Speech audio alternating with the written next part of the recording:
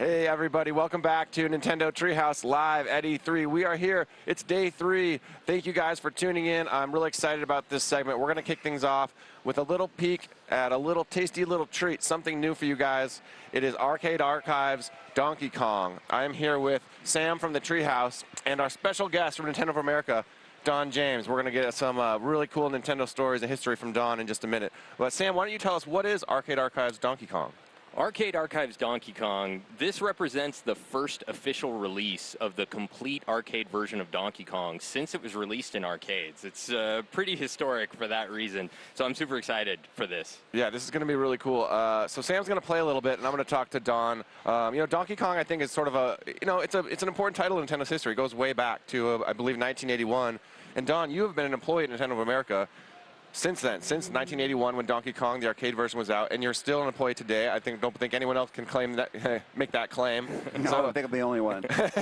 So you've seen the release of Donkey Kong Arcade in every Nintendo game since. Could you give us a little of your background at Nintendo of America and maybe talk a little bit about Donkey Kong? Sure. I was just a college student when I was approached by a company called Far East Video who was working with Nintendo, and I developed or designed a cabinet that would be used to sell Nintendo games in the United States. I went back to college, got my degree, and after they had moved the company back to Redmond, I went down to get a letter of recommendation, and as I was walking out, they said, hey, would you like to come to work as a warehouse manager? And I thought, you know, it's a job, it's the arcade industry, it can't last very long. And so that was 36 years ago, so it was an interesting coincidence on how that came about. Wow. So 36 years ago, Nintendo of America was literally a warehouse. Yeah, there were only 5 employees in a warehouse, and we were importing games from Japan, fully loaded, you know, complete. And then after that, we couldn't build them fast enough and get them shipped into the United States because Donkey Kong was so popular. So we started manufacturing them in the South Center facility. Oh, it's so cool. So just it's like a warehouse full of Donkey Kong machines, basically. What was that like? Do you remember when Donkey Kong sort of, like, when that game came out, what that was like? Like, was it popular? Well, it was pretty crazy because the first time we saw it, we immediately thought, Donkey Kong, what the heck kind of a name is that? And then Japan actually asked us one time if we wanted to rename the main character Jumpman, and Mr. Arakawa, who was the president, and myself looked at the character, and we had a landlord that happened to be named Mario as well, and we'd never met the guy, so we thought it'd be funny to name this main character Mario after our landlord in South Center, and that's actually how Mario got his name. That is a deep cut of Nintendo history right there. That's amazing. Do you think? Did he ever know? Did he get that? Wow. Yeah, he knows. It's been written in a couple of books, and so it's new to me. That is so cool. All right, well, Sam, why don't you tell us a little bit about what's? I'm chatting here with Don. Why don't you talk a little about what's going on screen? Okay, well, first off, let's jump back out to the main menu because we've got a little bit to discuss here. So let's go back to that. So this is, again, the first official release of the complete arcade version of this game. It's pretty amazing, but as you can see from the main menu here, you don't just have one arcade version, you have 3 different arcade versions here. And you can see that the title screen actually changes as I'm scrolling through these. But on the far left here, this early version, so this was the first version of Donkey Kong that was released into Japanese arcades. And it has a few bugs in it that are pretty cool if you can master them, because they'll actually allow you to skip the barrel stage entirely if you can do that. But those bugs were fixed in the later version. And this is what most Japanese gamers know as the arcade version of Donkey Kong. The primary differences between the Japanese version of Donkey Kong and what we know as the North American, so international here, but North American for us, the primary difference between those versions is the stage order. So in the Japanese version of Donkey Kong, you play every stage in order, whereas in the North American version, it kind of skips around a little bit. We'll see that a little bit later. But for the purposes of demonstration, we'll actually be playing the Japanese version so that we can see all the different stages. And then we've got 2 different modes here. We've got Caravan mode and High Score mode. And both of these are really cool because they emulate the experience of standing in front of an arcade cabinet and and dropping in a quarter and trying to get the highest score you possibly can in just your one run. So the high score mode and the caravan mode are pretty similar, with the exception that the caravan mode has a 5-minute time limit. Right. So the high score mode is where I'm hoping there's going to be a lot of intense action, because Like Donkey Kong with leaderboards, basically. Yeah, and online leaderboards.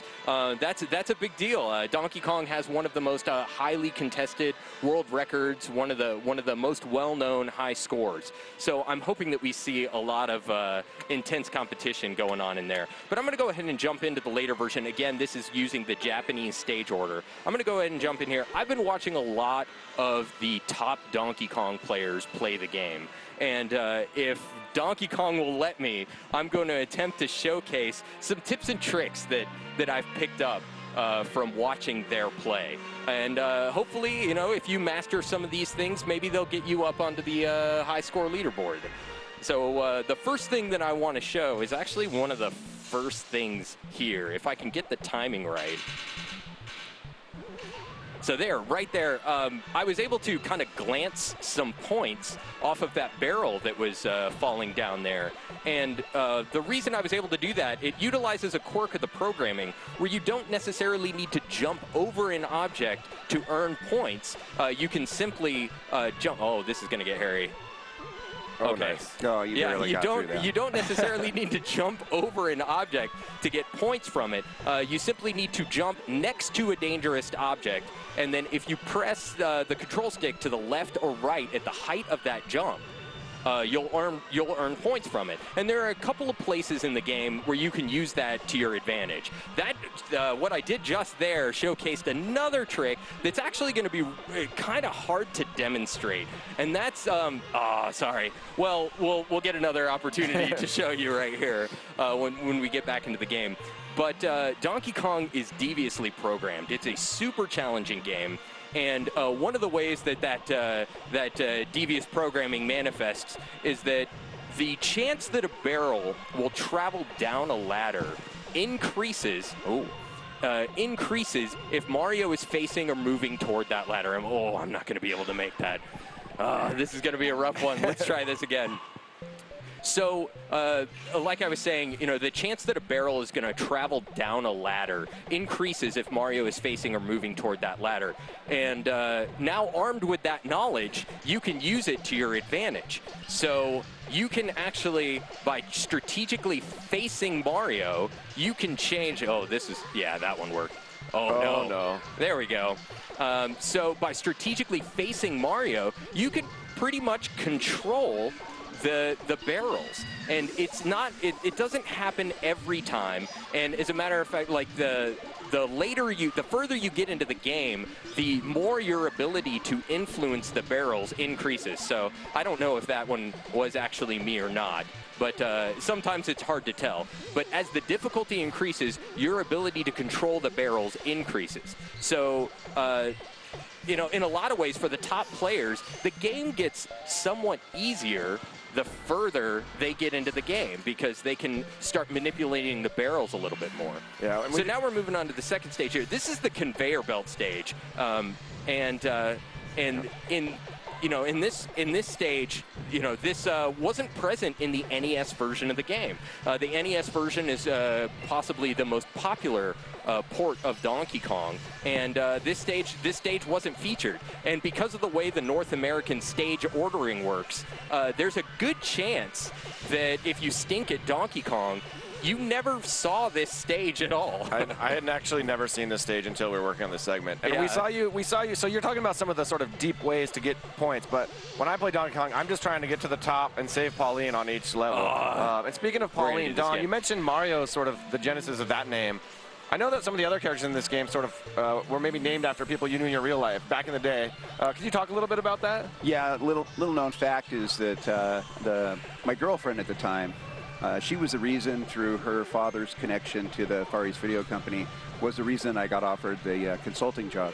And so after we named Mario, Mr. Arakawa thought it'd be really funny to name the heroine, of the female character in the game, Pauline, which was actually taken from my girlfriend's name. And so she eventually became my wife. So effectively, Pauline's named after my ex-wife.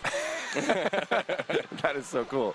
That is it seems like a little bit of a Wild West back then, you know, when things were sort of just, I mean, you guys didn't know, you know, it was Donkey Kong, it was arcade cabinets. I mean, was it kind of an exciting time back then? Yeah, it was really exciting. It was really fun because everyone was very young. We were all super energetic and very excited about the opportunities, and we all worked really, really hard. One of the funnest things I ever did, though, is I was shipping manager, warehouse manager for a shipping manager second, eventually becoming the production manager. But when I was shipping games, I was the only guy in the entire warehouse, so I got around on a skateboard. That was my mode of transportation. That is so to get 80s from the front. Yeah. in the best way. Yeah, Skateboarding exactly. around the Nintendo warehouse by yourself, Donkey Kong cabinets. Oh, man, I love that. And Sam, it looks like you're up to some more point pressing tricks here. Yeah, I'm up to some more shenanigans. So this is a pretty safe place to utilize that trick I was talking about earlier, where you can kind of glance points off of dangerous objects by jumping next to them and then pressing left or right on the control stick at the height of that jump. So I'm just, you know, as this flame kind of gets frozen up here, you can just kind of get points off of it. If you're good enough, you can actually do it off of the springs that are traveling here. I don't know. There we go. I got one on the spring. So I'm going to move on. Point pressing is fun, but I'm not trying to set a high score here. The springs are very, very complicated, but for right now, I'll just show you the two safe zones. So right here at the top of this ladder, a little bit to the left of it, is a safe zone. And then the second safe zone is kind of right here on the right side of this mechanism. Nervous. Yeah, the time is counting down. I need to go. And I think what Sam's trying to kind of showing off here is like Donkey Kong, there's one way to play it, which is just get to the top of each stage, take the bonus points that you have left in the timer, and move on. But right. The way that the guys that are going for those high scores, they try to extract as many points out of each level in the time they have by doing the kind of those quirks you're talking about, like pressing points off all sorts of stuff. All right, I'm going to let you, I know you've got a sort of talking point about this stage too. Yeah, so this is the rivet stage. So in most of the stages of Donkey Kong, the objective is pretty simple. You just need to get to Pauline at the top of the stage. But for this stage, you want to pull all of the rivets, causing all of the platforms to fall here. And the pattern that I took, so the rivets that I pulled on the left side of the screen here, I did so in a certain order. And I wanted to do that because I wanted to leave this rivet so that I could grab the hammer and still pass that area. So my objective on this stage is, if you see the central ladders here, so the one where my hammer is landing, it's kind of aligned with Donkey Kong's crotch area, if you will. So those central ladders divide the stage into two halves. And when I destroy an enemy, so long as I am on the right side of the stage when that enemy respawns, they'll always respawn on the opposite side of the stage. And because I pulled all of the rivets from the left side of the stage, now when those enemies respawn that I destroyed with the hammer, they're all trapped over there. So that was my objective, is to trap those flames on the left side of the screen. And I'm going to try and get these final two. I don't know if I'm going to be able to do it. This guy is camping. So the reason why I wanted to do that and try and get as safe as possible, and I don't know if I'm going to be able to show it, unfortunately, is that point pressing trick I was showing is I'm just going to do it. There you go. So that point pressing trick that I was showing, that where you can kind of glance points off of dangerous objects, well, there's no more dangerous object than Donkey Kong himself. So you can actually stand up there on that top platform next to Donkey Kong and just keep earning points off of his back as long as you have time left on the timer. And that's another trick that the pros utilize, or the top players utilize when they're trying. It's kind of amazing to me. Like, I'm learning some of this stuff for the first time. Like, some of this stuff from Sam as he's been training for this segment. Like, Don, it's kind of crazy, isn't it, to learn some of these strategies about, I mean, maybe you knew some of this stuff, but I don't know if back in the day in the arcades in 1981 people knew some of this stuff. They're just probably trying to get to the top and get the most out of their quarter. Yeah, for the most part, it was just try to survive, get to the top, rescue Pauline. And I didn't know half the tricks you're talking about. I think it'll be really cool when people get this in their hands to, like, you know, try some of this stuff out, you know? Yeah. I'm hoping that by utilizing some of those tips and tricks that you can get yourself on those online leaderboards, because that's what Donkey Kong is all about. It's about earning top scores. And again, I'm really excited that this version of the game is finally releasing and getting into people's hands. And unfortunately, I think that's all the time we have for Arcade Archives Donkey Kong, but it is not all the time that we have for this segment. because Hamster and Nintendo have something really special planned. And so we think of the Arcade Archives series as a fun way to revisit classic arcade titles. But how about meeting a classic arcade title for the very first time? And that's what we're going to be able to do with the first official North American release of the arcade version of Sky Skipper. Sky Skipper. And this is really exciting because, like I was saying, this game never officially released in arcades. It's a bit of a phantom, and there's no one better to tell us the story of kind of what happened with Sky Skipper than Mr. Don James. You were around during this time. Can you tell us a little bit about Sky Skipper and when it first showed up? Well, typically when we would get a new game from our parent company, we would put it out on test. And so one day, 10 of these Sky Skipper cabinets showed up, and we put them out at various arcades, and we sat around and played the game as well. For whatever reason, we never released the game, but we kept one original Sky Skipper cabinet in our archives at Nintendo of America. And suddenly all this interest became very hot about this Sky Skipper game, this unknown game.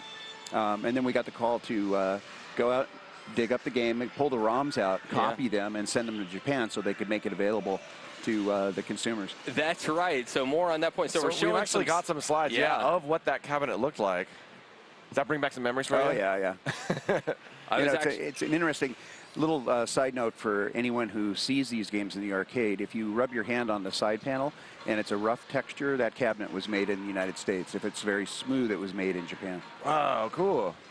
That's awesome. And you had a note. Yeah, you were able to confirm something super fascinating about the art. Yeah, I've been asked multiple times who did the art and whether Mr. Miyamoto was ever involved with this. And I was talking to him 2 days ago, and I got him to give me permission to say, yes, he did do the art for Sky Skipper. So the mystery is now solved.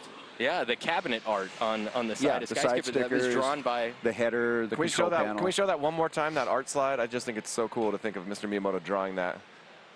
Yeah, that's incredible. But he didn't program this specific game, but doing the art for it, that just kind of goes, I feel like that kind of goes back to, I'm sure back in those days, you wore a lot of hats at Nintendo over years, and Mr. Miyamoto obviously wore a lot of hats. Yeah. Look at that. I mean, imagine him drawing that back in the day. It's so cool. It's beautiful. I was present during the photographing of this arcade cabinet, and that's an experience I'm going to treasure for the rest of my life. That I actually got to see the last. You got to touch the last cabinet.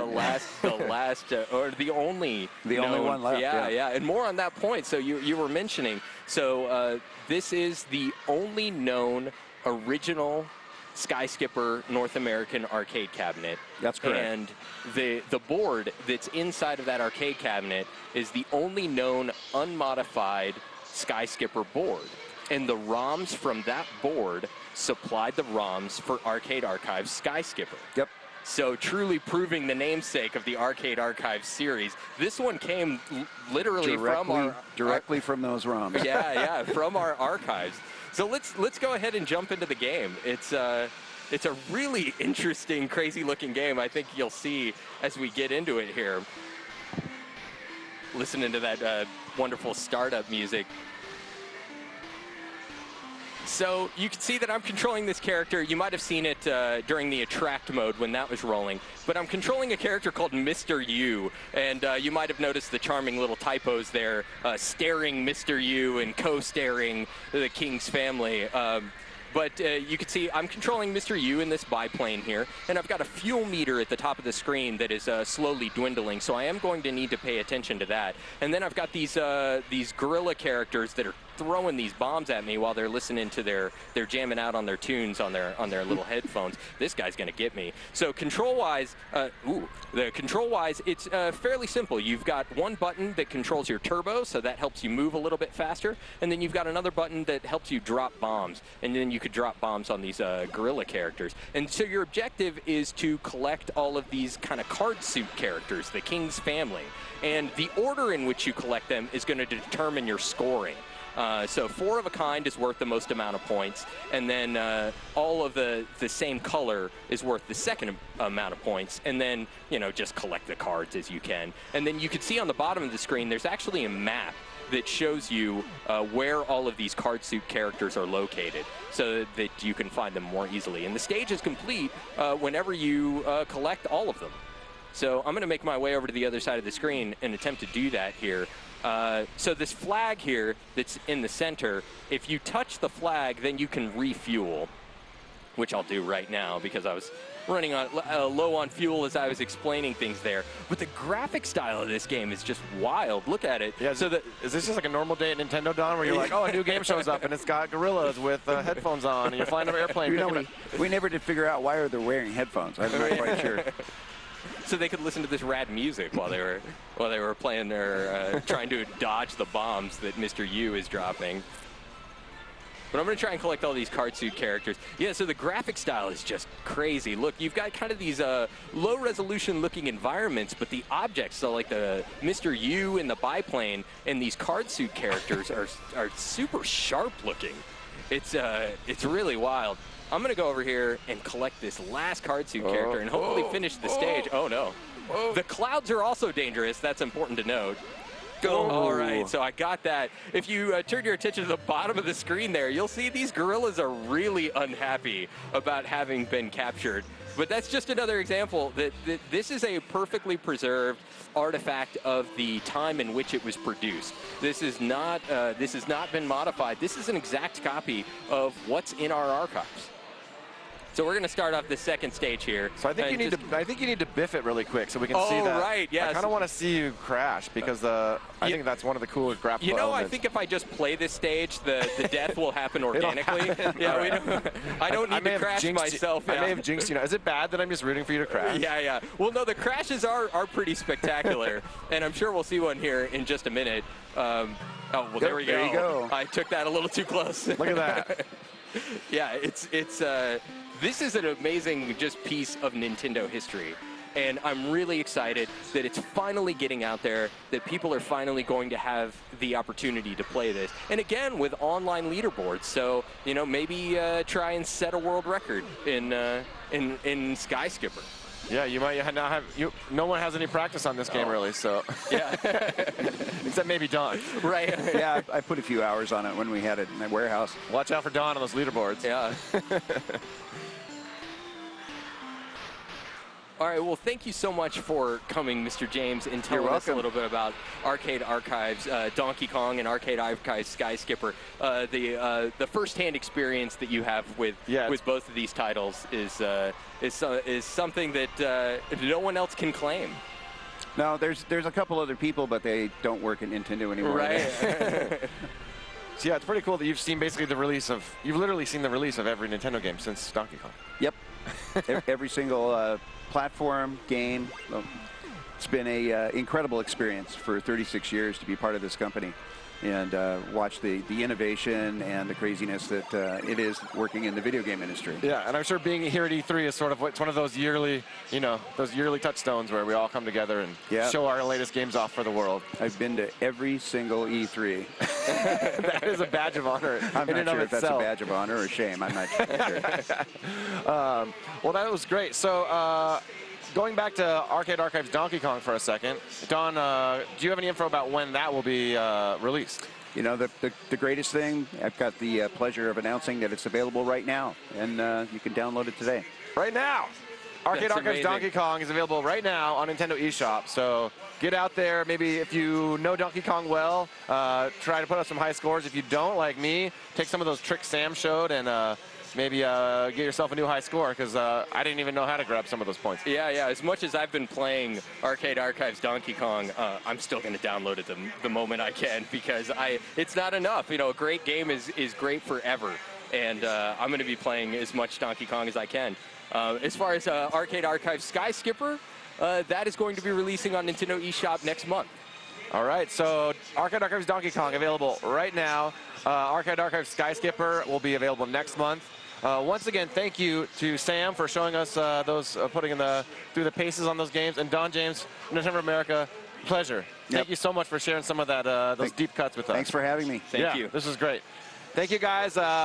Thanks for tuning in to Nintendo Treehouse Live at E3. We're going to be right back with a look at Starlink Battle for Atlas, so don't go anywhere. We'll be right back. Thanks.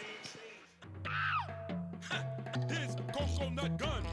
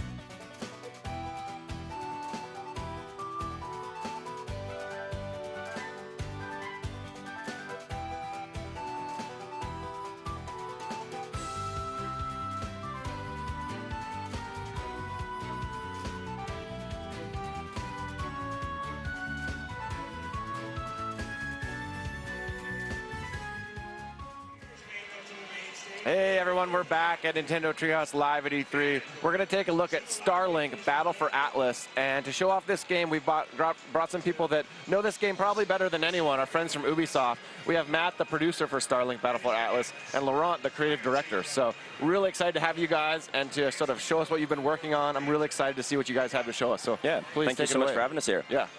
So Starlink Battle for Atlas is an open-world action-adventure game that's going to take you 400 light years away from Earth to the Atlas star system. And it follows the journey of a team called the Starlink Initiative who are blasting off there. And it features this really, really cool modular starship where every single piece that you put on instantly appears in-game and lets you adapt and reconfigure your abilities on the fly to take on any challenge. It's so cool. I'm so excited. So basically the game is based around this idea of a modular starship. So you can see here I got my Joy-Con on my Starlink mount, and the first thing you're going to want to do is plug in a character. So all of them have different abilities. So right here I'm going to take Mason Rana, who is in our story is the inventor of the Starlink technology, and you can slide him in, and as soon as you link it there you can see it getting ready into action on the screen. And so the next thing that you're going to do is equip yourself with a starship. So they all belong to like different classes. This one belongs to like a high performance class, so it allows you to be extremely agile. So I'm going to connect it right now. And you can see it appears instantly in the game. I'm going to plug in some wings. Yeah, probably need some wings. Look, I love that. Yeah, it's an absolutely instantaneous connection. This is a technology we've built from the ground up with our team at Ubisoft Toronto. And there's actually a ton of flexibility with how you build. You can see, Laurent, you can take parts off, you can stack parts, you can reverse parts. Anything you build will be instantly recreated in-game. And not only does that change the appearance of your ship, that's also going to change your abilities and your stats and how your ship works in the game. So the next thing to do after you build your starship is to link some weapons. So we're going to start with this Gatling here. It's a great medium range, high rate of fire weapon, and we're going to continue with the Frost Barrage here. Frost Barrage is great. You can deliver a series of homing missiles to our target, so that's pretty cool. So you're in the Atlas star system now, and you can go pretty much anywhere, but right now we are on a mission to track down a big unit from the Forgotten Legion, the enemy of the game, that we call the Legion Prime. So we don't know the location of the Prime, but we know that it just planted a big extractor on this planet, and it's destroying this planet. So we gotta destroy that extractor tower to be able to locate the Prime. And I see you flying into the planet. I really like that you have that sort of that. You obviously fly once you get to the planet, but flying into planets, I feel like is a cool part of making that world feel big. And yeah, absolutely. So this just completely seamless travel from space down to the surface of planets, from planets back up to space. And there's tons of things to discover in space as well, you know, different points of interest and derelict spaceships and outlaw hideouts, all sorts of cool, fun things to discover. I don't know if it'll work, but the extractor it planted, you need to go there. And these planets are actually real spherical circumnavigable planets. So Laurent's currently landed on the night side of Sonatas, but he could fly completely around this sphere, go to the day side, discover different secrets and history and puzzles. These are absolutely massive open worlds. Yeah, they look like vibrant ecosystems. I'm seeing foliage. I'm seeing some creatures running around. Oh yeah, absolutely. Each has its own unique flora and fauna. There's different factions that you can ally with, and you can actually, collect. So, for instance, the animals that you're seeing, you could go scan them, take DNA samples, and take that to the local scientist faction called the Expedition, who will help use that to craft mods to upgrade all of your gear. That's really cool. So right now I'm entering the electrical storm that is caused by this extractor tower. So we're going to land on the ground at any time. So you can fly in the game, of course, but at any time you can land and transition to skimming mode like this. This tower is protected by those Cyclopes from the Legion, so let's try to take them down.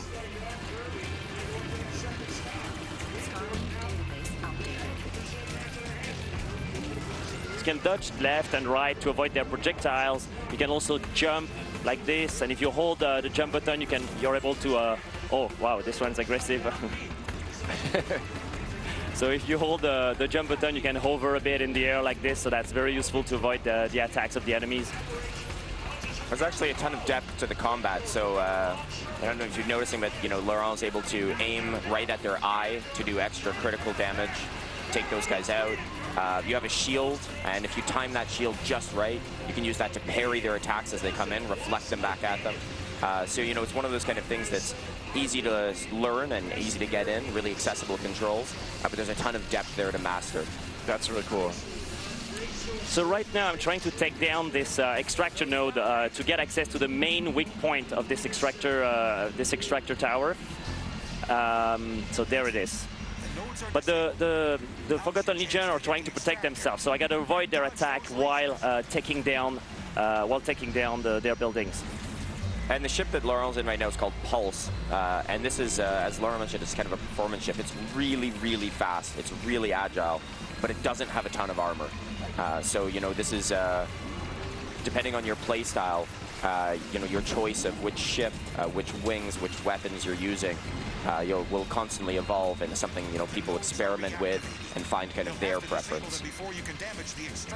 And I imagine you might even want to switch out sort of different things depending on what enemy you're facing or what situation you're in. Absolutely, yeah. So here, for example, I can decide to switch at any time my Frost Barrage for my Levitator. And Levitator is a great weapon. It will put the enemies in a state of stasis, so it will make them float around. It's also very, very useful against enemies like this Ice Cyclops, because it can make them float, and then they're not attacking me, so I can finish them off while they're in the air. I love that you just switched out that weapon in real time. It's almost like, I mean, you're the pilot as a player in this game, but you're almost also like the engineer that's like lurking in the bottom of the spaceship, switching out the weapons or the wings or changing the weight. Like, you don't usually get to play that role, I guess, and do it manually. And certainly, it's almost unprecedented to have that kind of ship customization in real time in the middle of combat, right? Like anything you can think of, you can experiment and try that out right away. So right now I just used my pilot ability, so Mason Rana can trigger an orbital strike from the Equinox, the mothership of the Starlink initiative. So it's been very effective against this tower. Now, let me see. The prime is there. Quickly, before it plants more. And so when you destroy towers like this, the storm will clear out, and you'll be able to take away this extractor core, and later on in the game to trade it for Nova, a very rare resource that will be useful for you to build your alliance. So I want to show you a different ship. So we just finished the extractor. Okay. We're going to go after the prime, but let's reconfigure a bit and link a new ship. So you can, at any time, you can remove your starship like this. I love seeing all these starships just laid out in front of us. It's so cool. Yeah, totally. And we can switch pilots. So I'm going to equip a Judge or alien robot from the Starlink initiative. And I'm going to link it. So Judge is actually a gaseous form alien, as you just kind of saw zoomed in on his head there. Oh, yeah. And the founder of the Starlink initiative, Victor St. Grand, actually built this containment suit to help him communicate and interact with all of the equipment that they have. And Judge has a super, super powerful pilot ability, which is all geared around slowing down time to give you these windows of opportunity to take out, weak points or take out bosses, or even just gain more control on the battlefield. So I just connected his ship that we call Neptune. It's a great ship that has a lot of defense. And for the moment, I'm gonna keep my. Actually, I'm gonna switch to my Volcano Gatling. It's a Gatling that is able to also increase the temperature of the enemies and make them weaker after that. So it's gonna be a great combo with my Levitator. We've got this overhead shot, picture-in-picture of the that starship in your hands. It looks so cool as you like clicked it in and. So this ship is like completely the opposite of the one that Laurent was using before. This is kind of a tank class. Tons of armor, really, really stable. No one's going to knock you out of the sky. No one's going to knock you around. But, a little bit slower, a little bit different handling to Pulse. So there's tons of things to do in the game, like here those lights belong to an outpost that later on in the game you're going to be able to interact with. You can talk to them, offer help to them, and to have them to join the alliance against the Forgotten Legion. You'll have to hurry. And this is a, I was going to say, it's like it's a fully circumnavigable planet. So we were on the dark side, but now we're making our way to the light side of the planet here. Oh yeah, I love the art style. I think it has a very, very attractive look to it, and it looks absolutely gorgeous in handheld mode as well.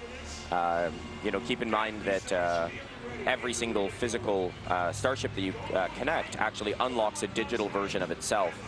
So that, you know, if you're playing on the go, you know, you want to play at home on the TV with your toys, and then you swap to handheld mode, you still have access to your full collection and this full giant open world experience.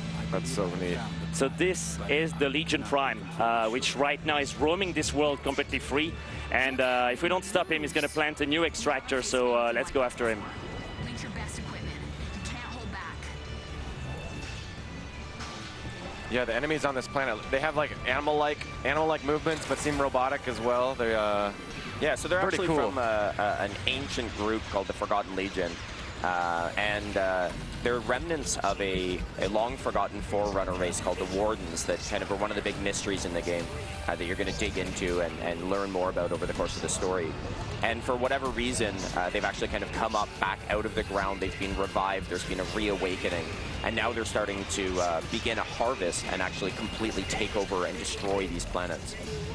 So, you know, not only are you fighting to save Atlas, but, you know, the implications of them completing their mission actually have much bigger effect on the entire galaxy beyond. So I'm going to use my pilot ability there, so Judge can slow down time. So it's great because it gives me more time to take down the main core weak point of this creature right here.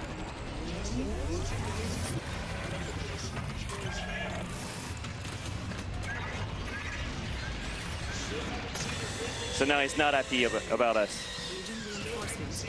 And one of the amazing things about the enemies in Starlink, in fact, not only the enemies, all units and all enemies and allies and creatures, is unlike most traditional open world games, every single enemy, every ally, every animal are always living their lives on every single planet on the game all the time. So it's completely dynamic. If Laurent were to put down the controller and walk away for a couple of hours, this Legion Prime would actually walk over the surface of this planet, creating more of those extractor towers, making himself more powerful. And ultimately, you know, that's happening on every planet.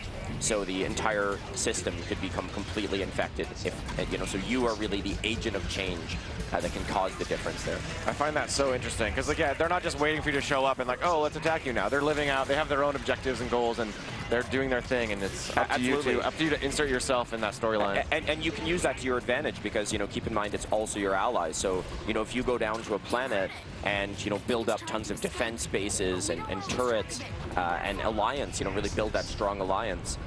Even when you're not on that planet, they're still fighting back against the Legion for you. You know, they're still taking over and helping save that planet. So right now, the Prime is trying to find what we call an electrum vein. The electrum, it's like a rare mineral that is in abundance in the world of Atlas, and he's going to try to supercharge himself to take me down. So we're going to have to finish him off. It's like the second phase of this combat. So now he's got those corrupted Nova Crystal on his knees, and he can attack me with those powerful lasers.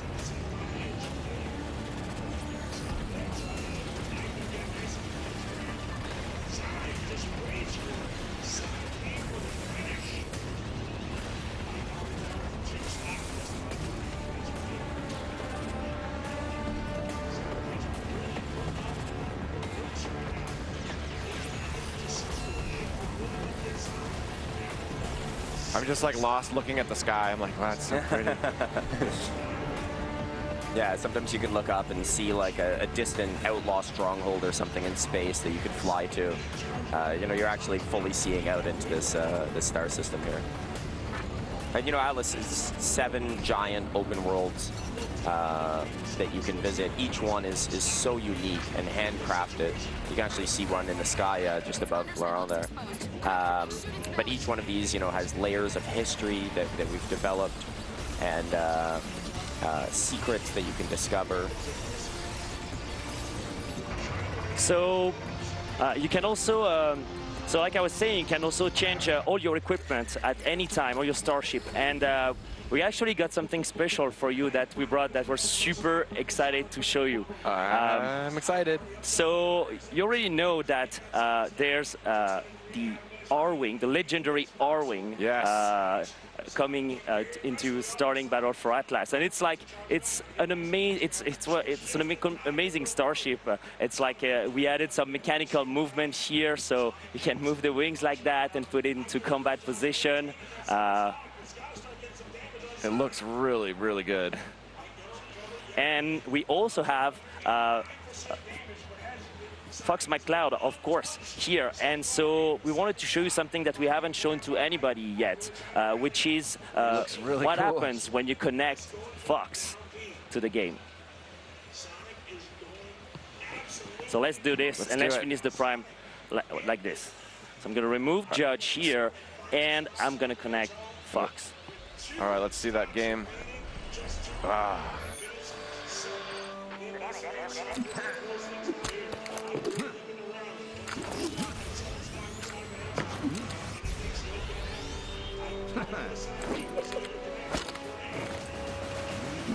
You can actually play as Fox throughout the entire game, the entire campaign. And not only that, exclusively on Nintendo Switch, of course, we also have a whole set of Star Fox missions. And it follows the story of how Fox came to Atlas and how he's teamed up with the Starlink initiative. And there may be some other familiar, friendly faces along the way. It's so exciting, yeah. It's so cool to think of Fox and his crew out, you know, in space, and then connecting with the star system, and then inserting into the storyline. Absolutely. And for us, you know, Star Fox was just such a wonderful, natural fit. It's been, you know, a dream of ours to be able to invite, you know, Fox and his crew into Atlas, and so it's, you know, it's just amazing. How closely and how naturally the two properties fit together. Yeah, it seems like a perfect pairing, and the R-Wing does not look out of place here. It looks awesome. Yeah, totally. And I noticed, Laurent, that you didn't actually attach any weapons to it. Yeah, but absolutely. you still have lasers, though. Absolutely, because when you don't attach weapon, and this is the only ship who does that, when you don't attach weapon to the R-Wing, you can actually use the laser cannon from the R-Wing. I can charge my shot like I'm doing here to do devastating damage on the Prime. And this is awesome because you can use the wings as weapons exclusively with those particular wings. But of course, you could also attach any of the other weapons to the R-Wing, which is like something we've never seen, is the R-Wing with like a, I don't know, a Gatling gun or a flamethrower or something. Absolutely. You can see there I just connected my levitator on my left wing, so I can still use my the laser of my right wing, but I can use my levitator from my left side. And of course, keep in mind, you know, you can go up, you know, fly at any time. You could exit the atmosphere at any time. It looks like Laurent's going to finish off this prime. We got it. Nice. I like how Fox swooped in. Yeah, totally. Exactly. Today.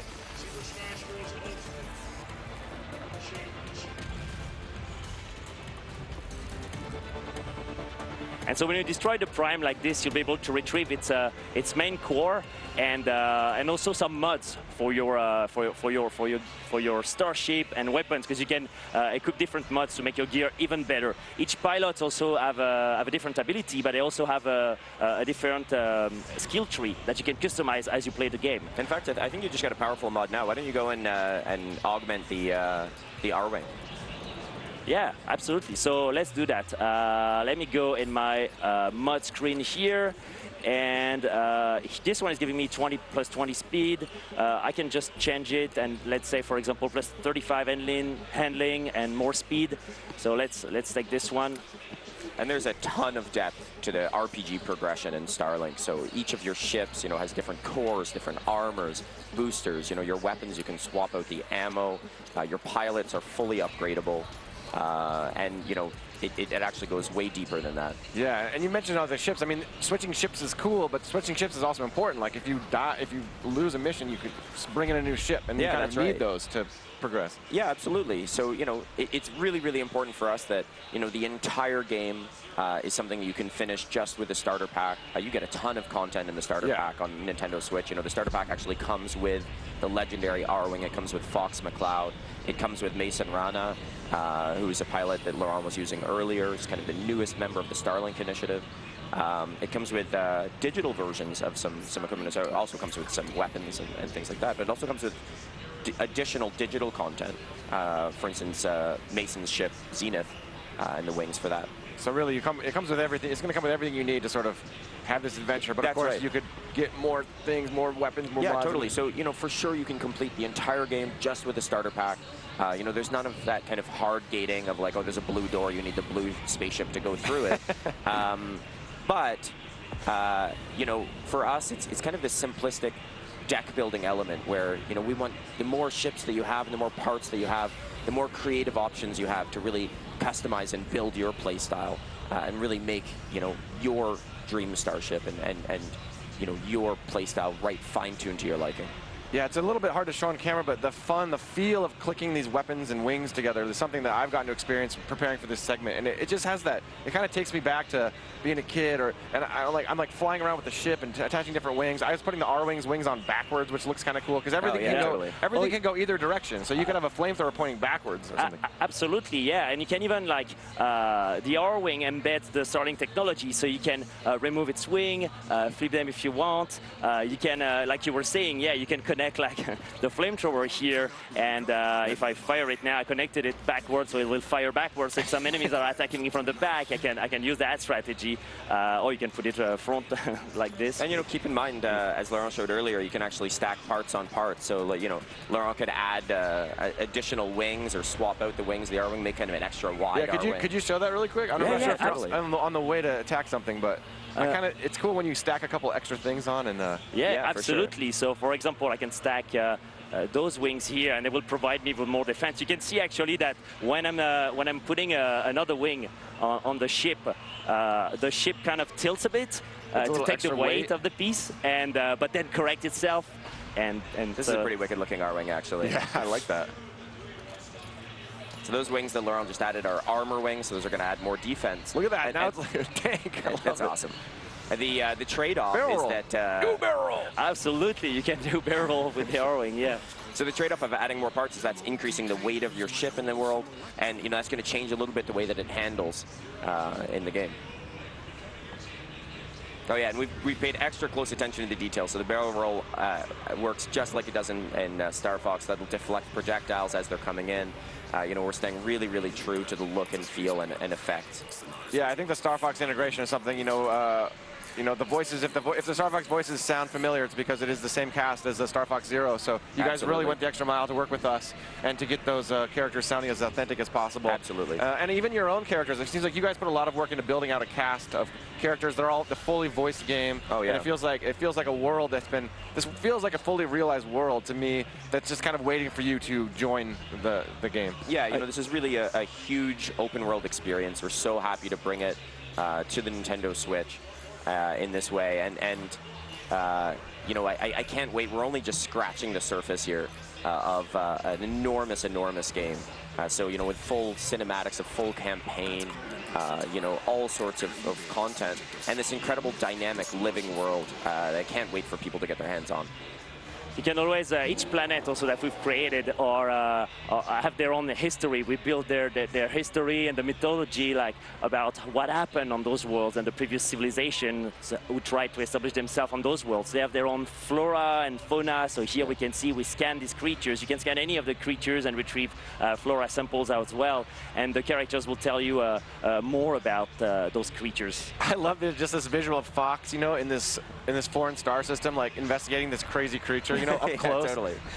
Yeah, we've got a lot of fun dialogue about that. We love it too. It's just the first time Fox appeared in the game, we were like, we were like kids. Like, I mean, generally we are a bit like kids in the project. We're so excited about like those starships and combining everything. We often play with those in the office. But when Fox arrived, it was like this magical moment. Yeah, it was cool. I was watching your press conference when you guys announced that Fox was in the game, and it got a really cool reaction. It's really exciting for all of us. You know, we're getting about out of time on this segment, but do you guys have any kind of closing thoughts you'd like to share with the Treehouse Live audience about your game? Well, first of all, thank you so much for having us. It's an amazing moment to be there with you and be able to show this. The game will release on October 16th. You will have, of course, you will be able to. I can't wait for people to put their hands on the R-Wing and play with it and with Fox. But the game also comes with exclusive Star Fox missions, and I can't wait to. We got lots of surprises in store to come. Yes, exactly. Well, thank you guys so much. Laurent, creative director for Starlink Battle for Atlas, Matt, producer. I hope you guys had a good time looking at that game. I'm super excited to get my hands on it. You say get your hands on it about a lot of products, but like this one, literally, you get your hands on it. I mean, it is so cool. Yeah. So thank you guys. And stay tuned. We're going to be right back with some Super Smash Brothers Ultimate at a look at some new items we haven't shown yet. So stay tuned, you guys, and we'll be right back. Thanks.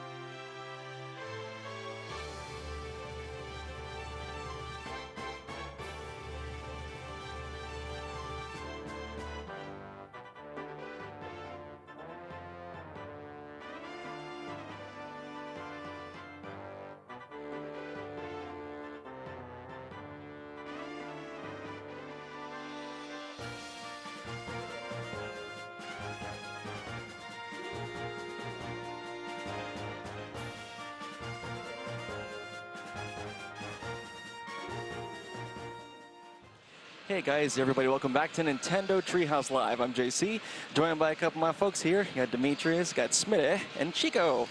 And, you know, we thought it'd be really cool to give you guys a nice look at a couple of the items we have in Super Smash Bros. Ultimate. So, D, what'd you get to show us, homie? Yeah, so what we're going to do here is have a couple of matches and show off all the different items and some of the new items that are in Super Smash Bros. Ultimate. In the meantime, Eric and I are just going to kind of battle it out between. So I'm going to start off and pick Villager, which is, oh my goodness, where did he go? In the middle. Up, right there. There you go. Okay. You know why? Because you've been playing too much Ganon. It really is. Right? I immediately went straight to Ganon. Okay, so we're going to start out on Battlefields. We're going to go ahead and get right into it. And we wanted to show off some of the new items in particular, and we're just going to call them out as we see them. Yes. That way it's a little bit more natural for you guys so we can explain it as you see it at that time.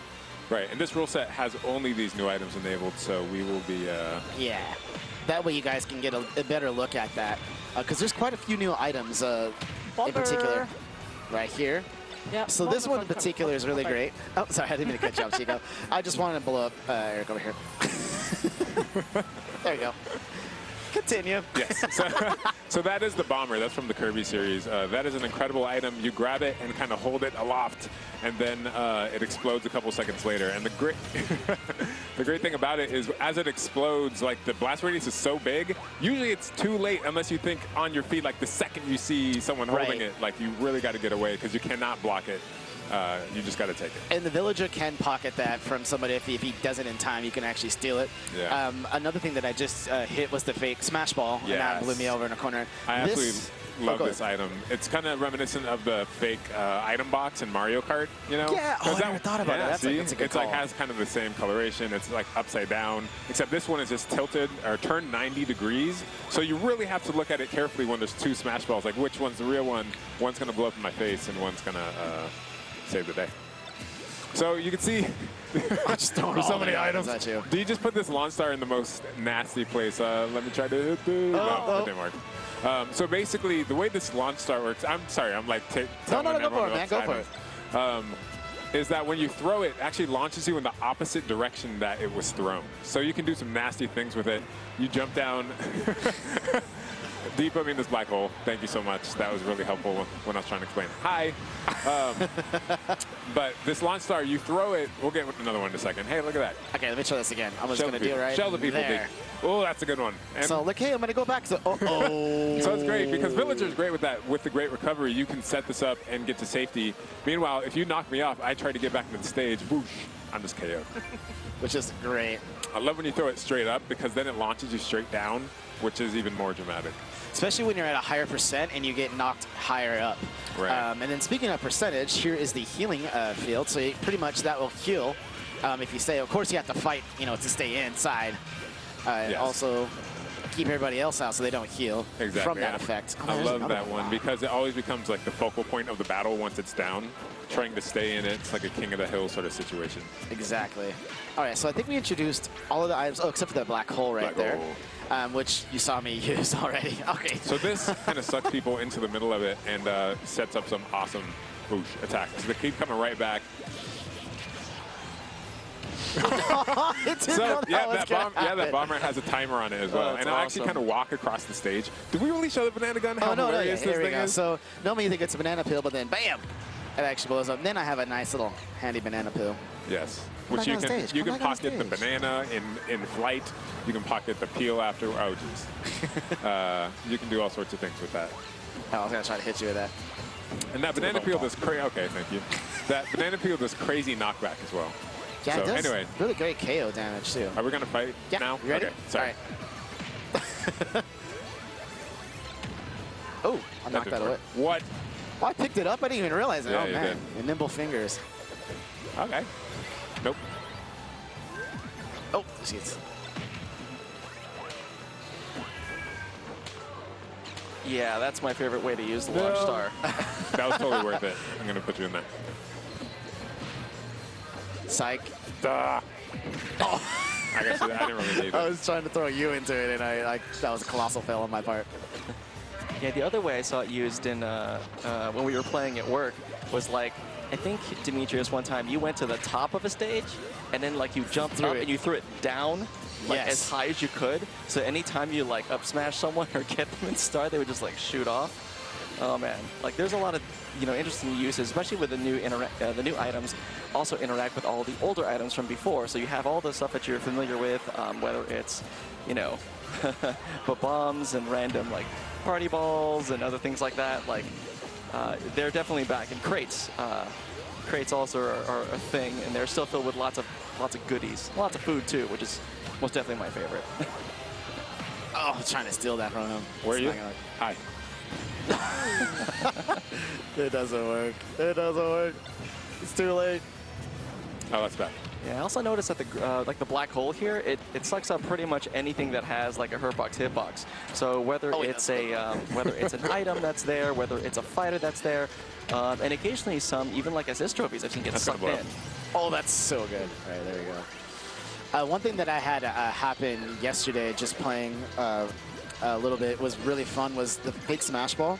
It can get hit in really funny opportunities. So I did a final smash with Sheik, and Sheik dashes all around the stage, and the fake smash ball floated in between my opponent and my attack. So I attacked the fake smash ball and the opponent, and both went off, and I KO'd the opponent. It was really neat. Totally planned. Ooh. Show the people totally the banana pocket. You got to, Oh, okay, yeah. You got to pocket this banana. This thing's knockback is crazy. Thanks for this. This is really great. Okay. I don't want to hit this. Oh, you didn't pocket the banana. Oh, why did I put his pocket? There's another one right there. Oh, no, don't. Oh, wow, that missed. I just want to hit you with a plant. Can I just... Nope. Nope. Just take the umbrella. Okay. Take it. Now that we've showed everything off, let's actually fight for real. Yes, I want to see this. Okay. And let's see. Oh, well, we're going to do this on Tortimer Island, correct? Tortimer's Island? Okay. Yeah. Works for me. And I am still villager, right? Yeah. Yep, it's going to be same setup. Tortimer Island's down. Where'd you go? Down to the left. Down Why right there. Bingo. All right. Sure. I'll take that. Okay. Let's gonna do choose it. your name. Oh, yeah, thanks. Oh, wait, are How we? do we do that Yeah, sometimes? we're good. I haven't spent a lot of time with Pac-Man. I need to get better with Pac-Man, but Yeah, I'm you doing my do. best. No, I'm kidding. Pac-Man is really difficult but fun. For me, at least, there are certain characters that, for me, I have a little bit harder time controlling. The Villager, JC's really good with the Villager, annoyingly good with the Villager, but it's always fun playing against him on it. Yeah. Okay. What's so funny is, frankly, I'll give a shout. I based off, my Villager against with a Japanese player and how he plays. It was Ranai, Right. and he has a really annoying Villager. What he'll do is he'll just keep distance from you and just constantly peck at you with like everything, but he'll constantly keep you distance until it's completely safe. So, Let's go to all right, so more items. Of course, you're seeing a lot of the items start to pop up here, but it's also interesting use for items. Like, I do love playing with items. It doesn't matter, 1v1, free for all, it doesn't matter to me. I love items because I love the randomness of it all, right? Because sometimes I'll expect to use an item one way, and then maybe it doesn't work out the way that worked out very nice. Oh, no, I can't swim. Oh, I was trying to hit him right back into the launch star again. No. Oh. What? Oh, Oh. that's bad. Oh, that's, yeah. Why would I? Okay. Probably you don't want to do that. I want to do this, though. No.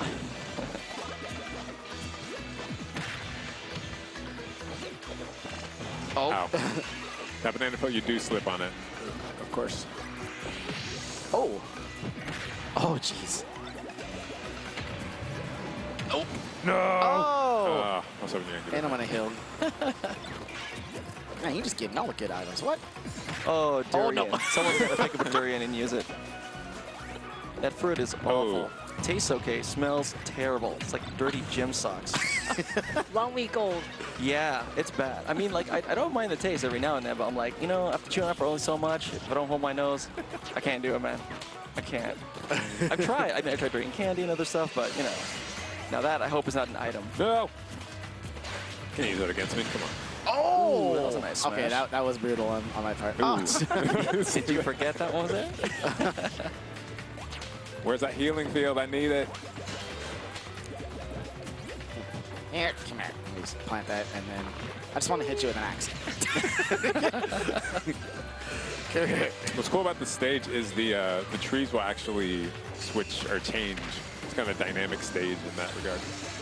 I remember like sometimes I'll play with like 1 or 2 trees. Sometimes it'll just be none. Oh, there's bees. Why is it so zoomed out? Oh, it's because of the shark. There's Yeah, a I shark. think it was, yeah. And the bees are probably attached to one of the trees or something. Okay. Or, I don't want to hit that. I want to. No! That's bad. That's real bad. Oh! and that's called a well-timed dodge roll. That was great. That was great. Ooh, I'm going to set up the shark, Sharknado. Shark. I don't know if I'm supposed to say that. Oh, fake smash ball. That's a fake one. Oh, I love how the careful now. I love how the fake smash ball doesn't go away from you. Like it goes towards you. Like Yeah, you gotta. I'm okay with it. The way it just happened there. Oh, I picked that up? I'm not sure what happened there. Hey, you can have the durian. Oh.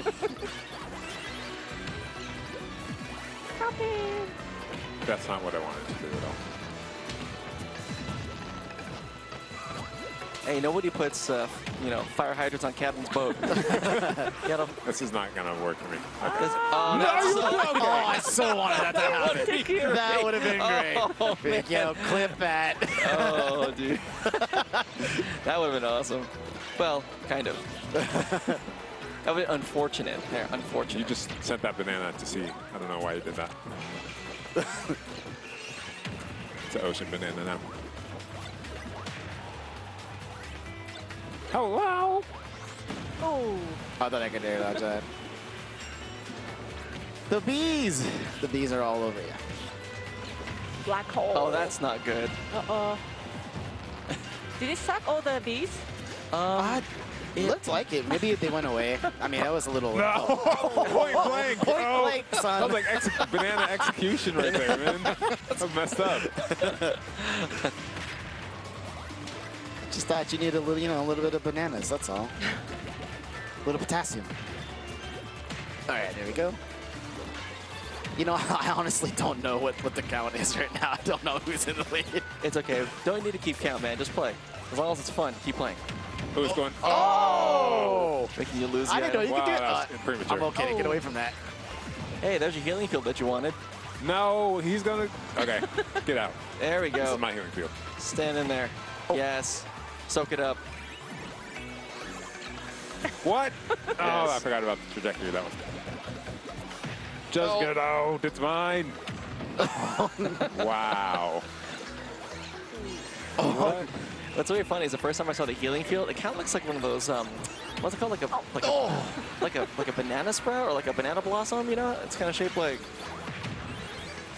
A banana blossom? Yeah, dude. If you see it like a banana tree when it's blossoming, it kind of looks like a thing on the ground. Is that or like a kind of like a bamboo flower or bamboo shoot or something? Oh, why would I do that? Sorry, I keep thinking about food because I'm hungry. Ooh. 30 seconds. Oh, that was a hard read right there. I really thought he was going to jump. Oh. I always got hit forget with that Pac-Man point goes blank. a bit further. There you go. Very nice.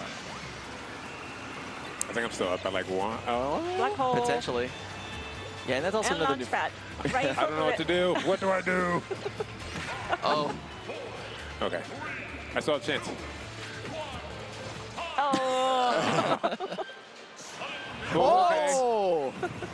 Oh, yeah, here we go. Uh-oh. Don't get hit by the flying. Oh, neutral air. I was trying to use my slingshot and just time it out right. Yeah, so that was good. I was trying. It's a good read. Good match. Good match. Good win. Yeah.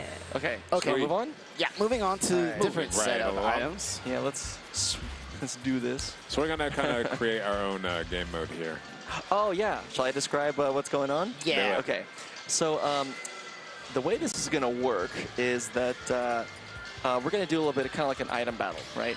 We're going to take turns, and we're going to try and set it up to where we can have like a couple Pokeballs show up. And I guess, how do we have the rules in? It was like whoever finds like the first Pokeball and they throw it, right? Yeah, whoever finds the first Pokeball can use it. Then the next person gets to use the Pokeball. Right. But they can guard that. Right. And not let the person it's like a turn-based Pokemon battle. So you're able to throw a Pokeball, and if that was your last one, it's the other person's turn to go grab that Pokeball. Or if it's the other person's turn, you can defend them from getting a Pokeball because you know it's their turn to pick one up, but you can deny them. So yes, Pokeballs only. Pokeballs only. And this is so meta. There's Pokemon throwing Pokemon. I'm not sure if I feel comfortable entirely with this. And there are a lot of new Pokemon too, right? Yes. Oh man. Yes, there are, and especially if you're playing, you know, the more recent Pokemon games, you'll definitely notice a few new ones, which I'm super. I do have a favorite though, and if he shows up, off to a wonderful start. Oh, man. Bye bye. And Smitty can just stand there and have a good time. Nope. You can also so I pick cannot it up. use. Oh no! I can pick it up, throw it off, but I can't actually use it. Oh yes. That's a new one right, too. Yep. Oh, that's really annoying. That's bad. This thing is bad news. And also. Oh, do you want that Master Ball, right? Family member. Oh, deny. Wait, did you steal that Master Ball? I did. Oh, Come on, totally. man. That was dirty. He just chucked it. Oh, that's so. Whose turn is that? Oh, you let him have it. Oh, bonus snow. Great. Get frozen. Get frozen. Oh, that was a nice nugget. Oh, smart. Oh, beware. That's new one too. Come on. Beware, also known as Murder Bear. Get him! Oh, uppercut. So Beware. good. Seriously, this thing terrifies me. Thanks, He's so Infiltration. evil. We'll take that from you. Hope you don't mind if I borrowed it. Oh, that's so good. No, you don't. Deny. I want it. Give me that. Another one. Yeah. Oh no, I didn't get it out. Oh, no. Okay, see. That hit you. I understand. You tried. You Another tried your new one. best. I won't touch that excellent. It's honor system Hey, here. I don't need your charity, man. Oh, no. this This is horrible. It's a new Abra. Why? Yeah, So he just Abra basically- just causes chaos. This is actually my favorite Pokemon, too. Every So time I play mean. Pokemon, it's my favorite design and everything. Oh. I love Abra. He basically just grabs the opponent or other opponents and just kind of teleports them randomly elsewhere off the stage. Ooh, that's not good. I'm just waiting to get the Master Ball, and it's going to be like a Magikarp. Because that's happened. I love my Goldines, though. I'm a Goldine fan. Alolan look. Vulpix. It's definitely an Alolan Vulpix. It's so adorable. Look at it. Yeah, it's so cute. It just wants to hit you with its ice breath. Nope.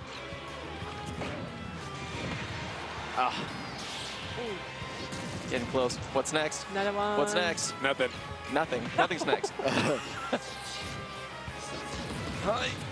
Oh! I did not expect that. Invulnerability period. Here it comes. The Another one Pokeball. See, coming. called Yep. it. I knew Oh, it. I wanted that one. Uh-oh. Come on. Right into him. Turning my own family against me right now, man. It's messed up. A lot of new one coming out. Ugh. Your own family. Oh, jeez. Oh, look. Zapdos in the background. Yeah, he's just hanging out. He or she could be it. Yep. He just hanging out. Ow. It's a long Tail tail. swipe. Oh, here we go. What is it? Oh, Metagross. No. Come on, throw him in it. Throw him in it. No, I'm trying. Oh, look at the Give me the defense, throw. man. Give me the throw. Oh, that's a Master nice Ball. Oh, goodness. It's so mean. That was pretty cruel. Oh, did that Cruel land than on the usual. ground? Did that happen? I'm sorry.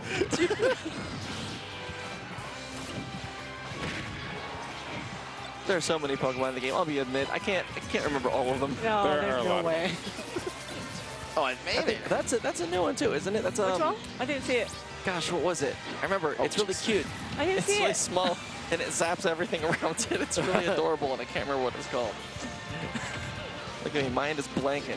Where's it? Where's Need it? more. Oh, it's so mean. Move! What? All right, shoot. So this Pikachu is male, right? The new Yes. one, the Ooh, female yeah, version is I totally supposed to have like a shows that heart-shaped tail. Mm-hmm. Can you Oh, pick yeah, one? that's Yes. Definitely. And so I do like that design, though. I do like that design in this one, where it's, you know, Oh, see yeah, your beware. tail, you can kind of Come flip on, through bud. the... The evil bear. Versions. Go. He's so scary. Beware's the best, dude. He just casually walks around like, yeah, I I'm know, but totally gonna... he's so brutal. Totally gonna uppercut you. It Yes! doesn't matter. He's just hanging out. Oh, you're still here! The 1-2 punch. He's just so like, happy. hey, guys. I blasted off again. Please don't hurt us. Ooh, okay. Oh, no. What? Oh, that probably just cost me the match. Hooray. Aw. No, it didn't. We'll see. Be positive. Oh, okay, that one did. Oh, shoot.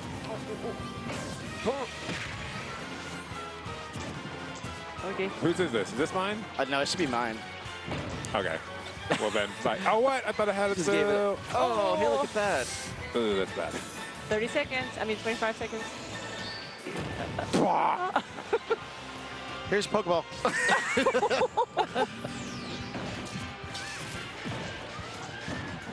Oh, almost. There's one more right there. That was mine. More of almost no. Okay, I gotta stay alive.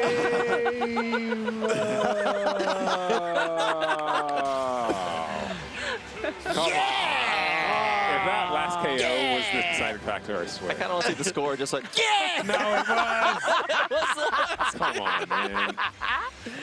oh, man. that made my morning. That is, I bet everyone that's played Smash, I'm sure, can kind of feel what that feels Okay. like. Oh, Okay. it's so good. Okay, let's switch it up a little bit. Switch it up, so to All right, where are we at now? We're doing, oh, I know. Let's do, We're going to be playing at Mario Galaxy next. Let's go. Okay, and then I will be, if What I remember is- correctly, I am Bayonetta. Correct. Right, yeah. Yeah. You're, I'm going Corrin. yeah, you're Bayonetta, and you're Cor. Yeah, Erica's Corrin. Okay. Smitty's Corrin. And for this one, we're gonna do a little bit of fun with we're doing assist trophies, right? Yep. Fun with the assist trophy. It's a time to look at some new assist trophies and give us a little bit of insight into them. And there's a lot of new ones. I know that Chico's got a favorite. Yes. I'm hoping they're up here. And it's crossing fingers, dude. I'm crossing fingers. Maybe you can give a bit of background on it when it appears.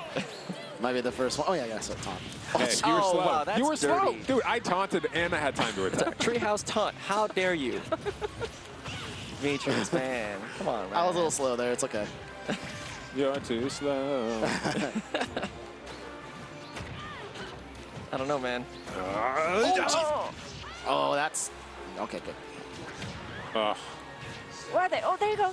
There's two of them. There's kind Now, of hanging again, out. same rule applies. Once you pick one up, so the first one goes to Smitty, second one can go to Demetrius. great. That's fine. Jeez. Cool. No. I get totally the take last that. retriever. That's so adorable. Just know you You did get this to the- yourself. Come on, Bomberman, do your thing. Yeah, Honestly, don't that's a even... lucky Did I just draw. run off the screen? I totally did. Yeah, so with those bombs, by the way, when they appear on stage, you can actually hit them and knock them into different places. So don't think just because a bomb is out like, oh, it's there, I guess I better. You can like, oh, it's in my way. Wait a minute. Smack it, smash it, do something with it, and it'll move. And You then can maybe KO it won't too. be in your way. You can definitely KO Bomberman too, which is really nice. Yes, Yeah. and you will get points from it too. So And in a time match like this, that's actually a legitimate strategy. most definitely.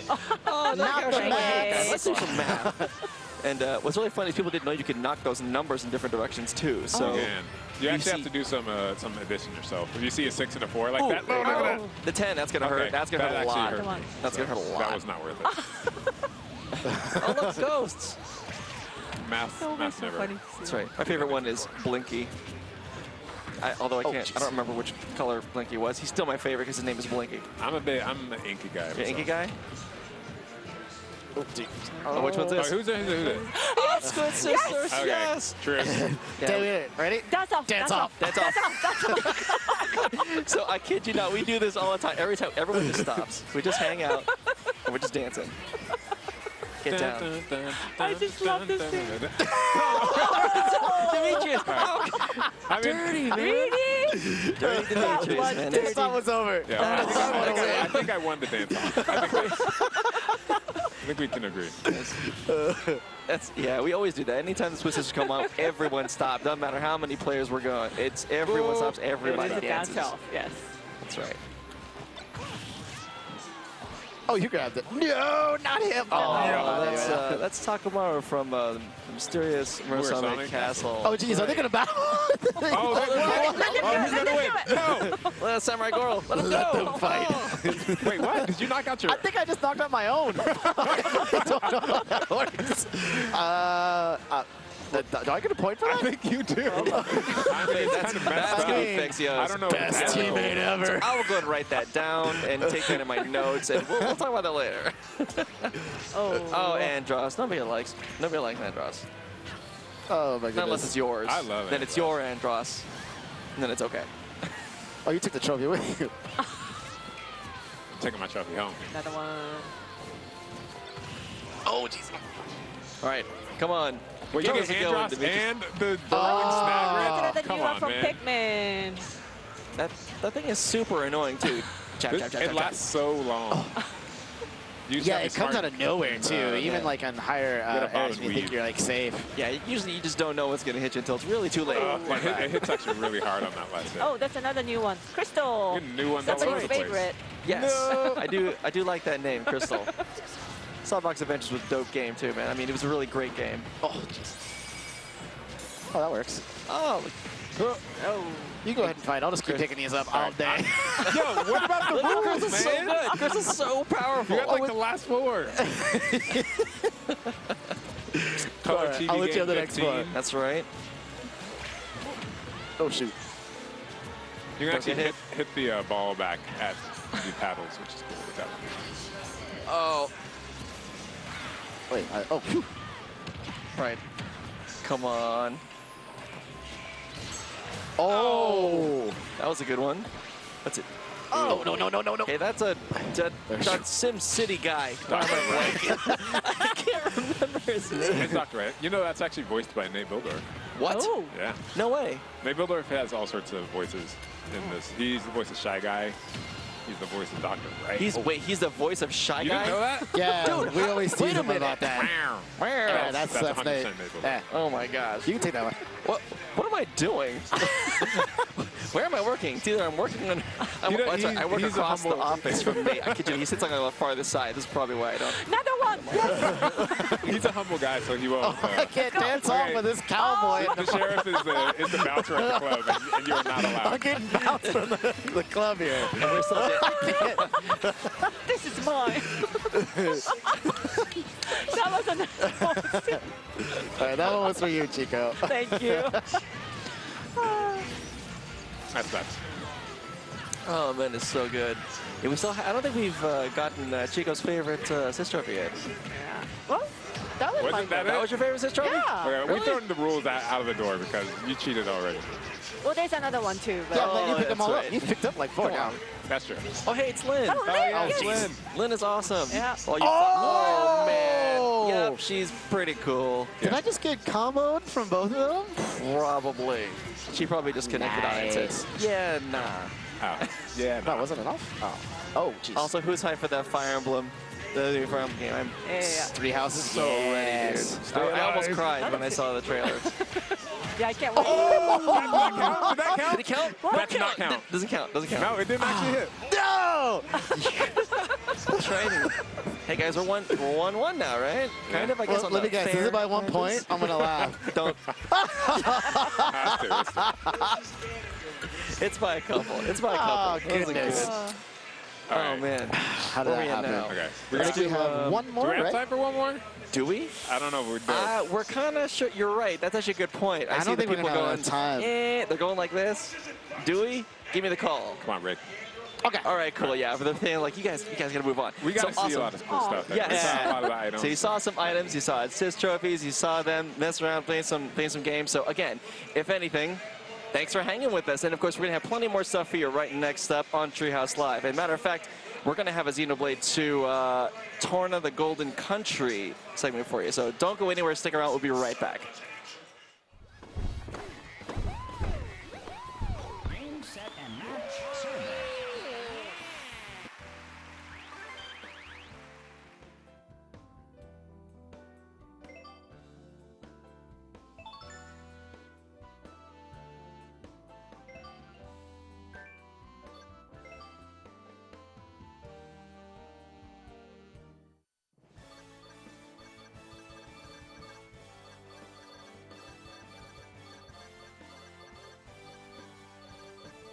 ready.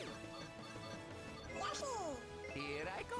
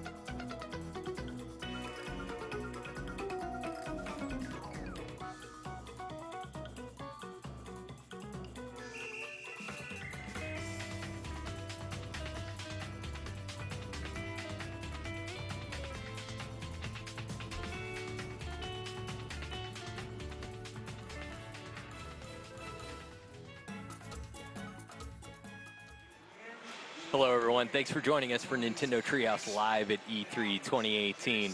I'm Sam, and we're here with Demetrius and Rich on the end. We're going to be taking a look at some new story content for Xenoblade Chronicles 2. So much new story content that it's practically a whole new game's worth of content. Yeah, so we have a lot to talk about. But just to give you guys a heads up, the full title for this is Xenoblade Chronicles 2 Torna, the Golden Country. And essentially, for those who've been waiting for this, this is one of the packs for the expansion pass for Xenoblade Chronicles 2. And essentially, it goes back 500 years and tells the story of some of the characters that were in Xenoblade Chronicles 2. Right now, I'm actually playing as Laura and Jin. And right away, I'm going to just kind of get into some basic combat because I just kind of want to start the explanation. So for those who have seen Xenoblade Chronicles 2 before, this kind of looks familiar. You see a little bit of a new UI. Things are still kind of similar here with combat. As I'm auto-attacking my enemy here, I'm charging up my arts, and I'm using Hungry Snake, and that just produced a health potion. It's all pretty familiar so far, all if you know the pretty game. familiar so far. But when I press up on the plus control pad, wham, I'm now actually in control of my secondary character. So now I'm playing as Jin. So what this means for those who are interested and really fascinated with this type of stuff, you can now play as a Blade and the driver. So this is a more refined combat system, and it's really exciting in the way that breaks down. So if I actually press the start button here, and go into the character screen, you'll see a whole new breakdown of how my team is currently. This is the very beginning of the game, essentially, what we wanted to show you guys. So for Laura and Jin here, they're broken down into enhanced arts. And their arts depend on their foreground, the vanguard, and then their rear guard, the background. And then I also have an art, or abilities for those who don't know, when I switch in and out. So it's really, really, really cool what they did here. It gives you a really cool look at stuff. On top of that, I can actually equip weapons now for my driver. This is something that wasn't possible in Xenoblade Chronicles 2. You would just get your weapon of your blade, so you just get the sword of like Jin or something like that. But now we share different weapons and use them back and forth. Super, super slick stuff. So what I'd like to show you guys today is like the first 20 minutes or so of this game and just kind of give you a tour of what's new. All right, so right now, I just defeated that regular enemy. I'm level 6, so I'm going to make my way through and get attacked by an owl. With a few fights along the way. Yes. For those who are listening, it got some new classy jazz music for the battle music here, which I really, really dig. All right. Nice that work. enemy was not ready for me. No, that was a piece of cake for you. Okay, so I'm going to go through this area right here. We're going to get a little bit of a story element, but I'm not going to play too much of it for you guys. I don't want to ruin too much and spoil too much. And in the interest of time, there's a lot of story to get through, and I want to make sure I hit the right story beats. But just a quick look. We're walking up to the village here, and we see somebody who's alone. Are you alone? Looks like the only survivor. Crazy Smash Brothers sounds in the They're background. going ham over there. These burn patterns don't look like Malice's handiwork. Must have been humans. Looting and pillaging while the world burns. Hey, it's okay. Would you like to come with us? You don't have to worry, really. So, We're all good people. what we're going to do next here is going to go ahead and pass through this a little bit. We're going to skip this. So I just wanted to kind of set the tone for this game. What you saw here actually was Mikhail as a kid. He's a youngin'. You can see he's joining our party as a little side character. But you saw that they're talking about Malos. And Malos is an incredibly tough blade who's pretty much wreaking havoc throughout the entire world. And what's really fascinating about this game is it's a very sombering, like a darker tone of this game. And it has a kind of a very tragic feel to it, so it's a nice, unique take on this. So now to progress here, what I need to do, I need to move on and collect some items. What happened in that, I need to cook. So I need to go to these collection points, make sure I collect enough items. So I kind of have to look around. Okay, here we go. Leave no collection point unturned. Yes. Grab some more. I think that's it. There's one more over here.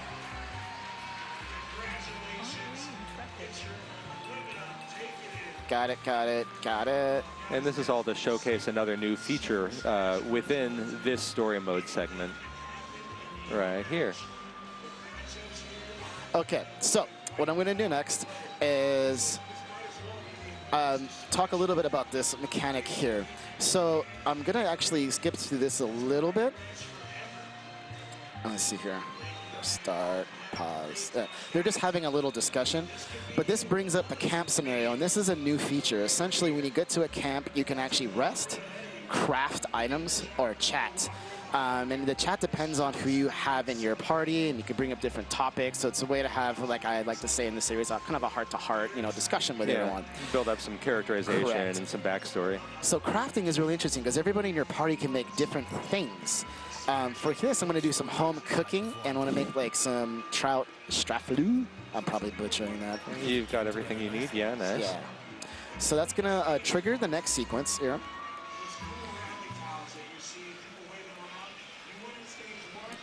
Do a little more. All right, so we're going to go ahead and skip this part. Seeing them passed out. Little kid's been through some stuff. All right. So my goal right now is to kind of venture through this area. Jin and Laura are working together to survive. They've been together for quite some time. As the story goes, Jin is a blade. He's a very, very tough being, capable of a lot of destruction, but he's very quiet into himself, and he really, really cares for Laura. Laura, as a child, actually was able to take Jin on as a blade, and since then they've had a very, very strong bond together. They care for one another greatly. So now they're just trying to survive, you know, the destruction that Malice is bringing down, and they're working together to create, you know, a way, like I said, a way to survive. All right, whoops, Jin, where are you going? For people who are wondering what's going on right here, you just came across a bridge that you couldn't cross, but you were able to use one of your abilities to create a path by knocking down that tree. Correct, correct. It's familiar to people who played Xenoblade Chronicles 2, but just wanted to catch up anyone who didn't know what was going on yet. Yeah, good call out there. And I am going to do a little bit more combat here now. I'm trying to make my way to a boss battle, but I do want to make sure I have enough on me, so levels on me, so I don't die. And you've got Laura up in the vanguard here, so you're seeing all of Laura's abilities charging up, all of her arts. I didn't get that combo off. I was going to try to combo him. All right, let's try the next guy. These are all going to be pretty straightforward battles for you. You're not going to need to do anything too crazy. No, I'm just doing a special right there. All right, I'll switch to Jin just because it's cool like that. And when you swap out, you get a switch art that triggers, and then... Correct, and you can do combos out that too. So I can use an art or ability that causes break, and then I can switch to Jin, and because his ability causes topple, I'll knock the enemy down. Oh, right away. So really, really cool combos in the way they set that up. And so it's a slight difference from Xenoblade Chronicles 2, but a welcome change, I would think. Yeah. One more thing too, actually, I'd like to cover for those who are curious about the crafting. I mean, you might be wondering, well, I know that we had to craft other materials before in the game, and Xenoblade Chronicles 2, how does that work exactly? So if I go in, if I go into Jin, some might be wondering, ox cores, you actually had to craft these in Xenoblade Chronicles 2. What's fascinating now is that enemies just drop complete ox cores. You no longer have to craft these anymore. Oh, nice. Right. So it's a nice little touch. Yeah, it really streamlines things. It's nice. Correct, correct. All right, let's make my way through. I think I'm going to get jumped here in a second. I know you're not going to be able to keep this save data, but it still hurts my heart to see you passing up all these collection points. I know, it's the completionist in me. It's like, oh, geez, I got all of them in here? No. Okay, good. It's fine. You're fine. Got to be careful not to hit me. This guy's a little tough. All right, trying to get this hungry snake ability. Yeah, you need those potions. There we go. Got break. Triggered. Sorry. Bam, toppled, Down. and activate my special ability and do some really great damage. So that topple came from you switching. Correct. And activating a switch art. Very, very correct. And there's going to be, there's break, topple, launch, and smash, and that's still in Xenoblade Chronicles 2. Excuse me, in this new title. God, such a full title to say. So I don't know. Yeah, you can go shorthand on that. In this title, this new title. That way I can save myself from constantly repeating the name over and over again. All right, so we made it to our first destination. We were trying to get to a new town. However, what we're going to see here is that this town is gone. We were trying to meet Hayes, who is another character from Xenoblade Chronicles 2, and also another blade that is under the command of Laura here. What the? As you can see here, it's a giant crater. Yeah, so that town isn't just gone. It's obliterated. So obviously, Malos does not play around. This is the type of chaos and damage that we're dealing with. It's almost like glass. Rumor among the mercs says that's the hallmark of the Aegis. But why would he do this? Okay, so I'm playing this cutscene so you guys can see the setup for the boss fight. And I love the cinematography for these scenes, too. Oh, they did such a good job. They've always, really dramatic. Monolith has always done such a wonderful job. I've seen this like 4 times, and I'm still like, oh, get it. Let's go. And the boss design on this guy is spectacular. Mm-hmm. Okay, so let's get down to business here. You'll make short work of it. Yeah. You got it. I just got to make sure I get all of my art abilities charged up. Yep, every attack is slowly building up your meters on your arts palette. And you still want to try and use those arts aligned with one of your auto attacks so that you're building up as much as possible. Correct. Gonna get that health. You really needed that. Nice. Swap out. Oh. And then just getting a up couple again. abilities. This boss is pretty tough, but if I just gotta manage to keep toppling him as much as possible, and it's a lot easier to get to. Yeah, you get all those free hits on him while he's down. Working up maybe possibly to a level 2 ability will be nice. Okay. There's level 2. You already got him down to half. Yeah, you're doing all right. Okay, break and then Nice swap work. and topple. And topple also allows me to deal enhanced damage. I need to pick that up. Heal. For those who are curious, in the bottom right-hand screen, you see like a little color, like an ice symbol. That's to symbolize what elemental effect that I'm currently using. Yeah, the UI enhancements are really strong on this. I really appreciate all the work that went into the user interface. Great streamline of a lot of the menus. There we go. Piece of cake. I actually defeated this boss compared to yesterday. It highlights the difficulty of challenge battle mode, you know? We don't need to go back to it, but that is a hard thing. This is no normal monster. Not Okay, an key scene here, Argonian key Titan scene. weapon either. Maybe it's Malice's. Okay. Get down, you two! So for me, this was the moment where I lost my mind and was super excited as a Xenoblade Chronicles fan, Xenoblade Chronicles 2 fan in particular. This moment, I'll let it play out for a second. That was a close one.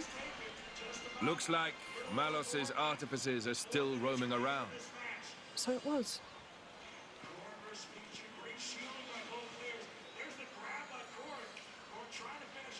Who is it? Who is it? Hey, wait a minute.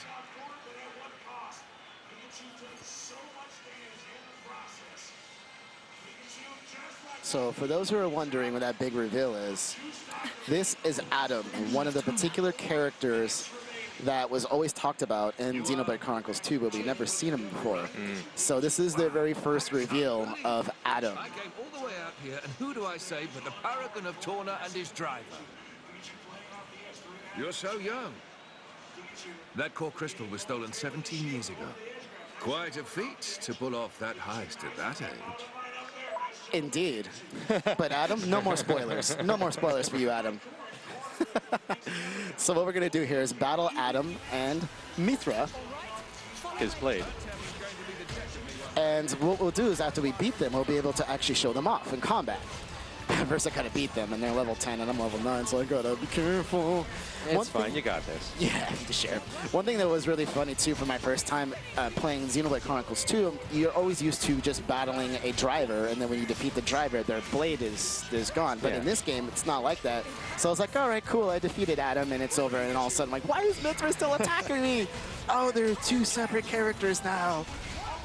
And this game is just filled with treats for people who know the Xenoblade Chronicles 2 story, but it actually stands alone really well as a prologue to Xenoblade Chronicles 2 if you choose to play it in that order. You can play it in any order you want. These stories do stand alone by themselves, but there is, connection to it. But any order you play it, it's still going to be great. I recommend this game also if you've been wanting to get into the Xenoblade Chronicles series and you want something that's a good starting point. This is going to be a great game for that. So Mithra's down, and you're taking care of Adam now. Yes. I'm doing pretty good so far. Nice. Oh yeah. There we go. Piece of cake. Shoo. Okay. So we ended up getting them. Oh, here's just a little cool cutscene. I'm going to skip to the segment just to kind of highlight again what we're talking about. Just the capture that they do, all the work that goes through these scenes. Like the look and feel of the cinematics. They're so great. The hell are these two? All right. They're just a driver and blade. Where's the strength coming from? Where is it indeed? Okay, so now that we battled Adam and Mithra, why don't we take a closer look at them and see what they have to offer. So my party formation has changed. I now have Milton as well in my party. This is part of the story, just for people like, what? And then since we also met up with Hayes, I now actually have Hayes in my party as well. So if you look at the bottom left, there's a couple things that just additionally happened. First of all, I can now switch between 2 different drivers, which is amazing. And if you see that little sparkly character icon, so this is my talent art. This is something that's returning from the original Xenoblade Chronicles game. So everybody actually now has their own particular talents. And if you're wondering, well, what exactly do you mean by that? For those who have played Xenoblade Chronicles, the original one, each one had their own particular talent art. Like Shulk had the Monado, and he had this Monado arts. So when I pick Laura here, you'll notice her talent art is Swallow's Flight.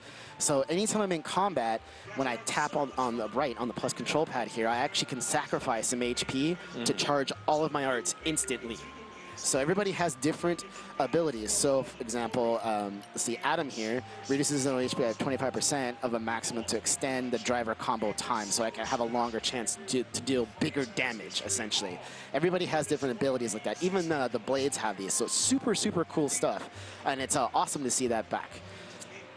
Now, Adam himself, right now he has the lightning element on his weapon, so you can actually change that out. If I were to change the different accessories owned here, but I don't have it at this time. I just wanted to point that out. If I go into Affinity Chart, all the Affinity Charts from Xenoblade Chronicles 2 are back. Each character, of course, has new tailored stuff to them in this particular game. There's also pouch setups. Let's see here. If I go into Arts, he has Rising Arc, Legion Slasher, Ogre Smash. And in rear guard, he has Fury Wave, Shadow Thrust, and Cutting Edge. And then his switch art is Illustrious Slash, which also can topple, so it's great. I can even go in and control them if I wanted to. So I'll switch out. And let's get into a quick battle. Let's go over here. I'm going to advance the story a bit because I want to try to make it to this new area. For those who are unaware, we are actually on the kingdom of Torna. This is a brand new Titan, a brand new world, I guess you would say, or continent, for those who are unaware. So this is all part of the story. So really cool stuff. This is going to be a pretty big Titan to explore. Yeah. So people who may not be familiar with Xenoblade Chronicles 2, I'll run through the sort of basic idea. Every continent is on the back of a gigantic monster called a Titan. And you've heard about Torna if you've played Xenoblade Chronicles 2. So this is your first chance to explore Torna in its entirety. Right, because again, this takes place 500 years before the events of Xenoblade Chronicles 2. Yeah, and that goes, again, like what you said, 500 years before, and just going back to, like we're talking about, playing this out of order in, you know, whatever way you want, it's cool to learn, you know, everything that happens in this game leads to the events of Xenoblade Chronicles 2, so either way you play it, it's really cool, just going back to that message. Oh, that was short work right there. Oh yeah, we have to fight a couple waves of it. I'm just going to keep skipping through this. I have to get to this little story quest here to get to the next area, so I'm just going to power through it. So pardon me if I know I'm skipping a lot, but I'm just trying to show you guys as much content as possible. All right, let's switch out when I can. Oh, there we go. Nice. Mithra does so much damage. Love it. I love it. Let's switch out to Mithra here. For those who have played the original, those who played Xenoblade Chronicles 2, really neat touch is Mithra's art or all her special attacks in Xenoblade Chronicles 2. So it's really neat. She has some new abilities. Also, you can tell it because I'm using Mithra, my elemental ability changed to light. So cool little effect. That way you know what you're using. All right, got rid of this miasma. Just got to dispel it, and we can be on our way. And this is going back to what you said earlier. Right. About each blade has your different special abilities to unlock certain things along the map, world map. Miasma's gone. Skip that. Okay. I know we're getting a little low on time here, so I think I'm right on time, though, to make this. I think we're fine. Yeah. We're racing against the clock. I think we can get there. All right. You can rest easy now. Give me all the gold, all the XP. and all the special points so I can make my guy stronger. But you left behind that collection point. It's the worst thing about demoing live. Like, it's honestly the worst thing about demonstrating these games live. It's like, I let it go. You're killing me. There's a little part inside of my heart that's like, yeah. Should we go in this quest? Nah. so much left behind. Loot this? Nah. It's true, though. I mean, especially in this game, this series is known for having so much density, right? There's so much stuff to explore. You just kind of point somewhere, and you're like, I'm going to go here and see what's up. Just before I leave this area, I just kind of want to show you over here. Back there is the Kingdom of Torna. If you just kind of scroll slowly around, you'll see how massive this Titan truly is. Really cool. Can you even see its head from here? No, I don't think you can. It's up forward this way. It's way that way. Yeah, I'm like pointing like everyone at home can see me. Look, it's right there. It's right there. Yeah, you can totally see it, right? All right, so we're gonna set out, and we're actually gonna go to Gormat. And the reason I really wanted to show this as the last part, for those who have never played Xenoblade Chronicles 2, this is an actual Titan in the other game. Yeah. But this is set 500 years ago. So we're going to see this Titan when it was just beginning to be developed. So Toragath, the main city, doesn't exist. It's not there. So there's cool touches and new enemies to explore and a new whole like idea of what this world was like 500 years ago. It has its own identity.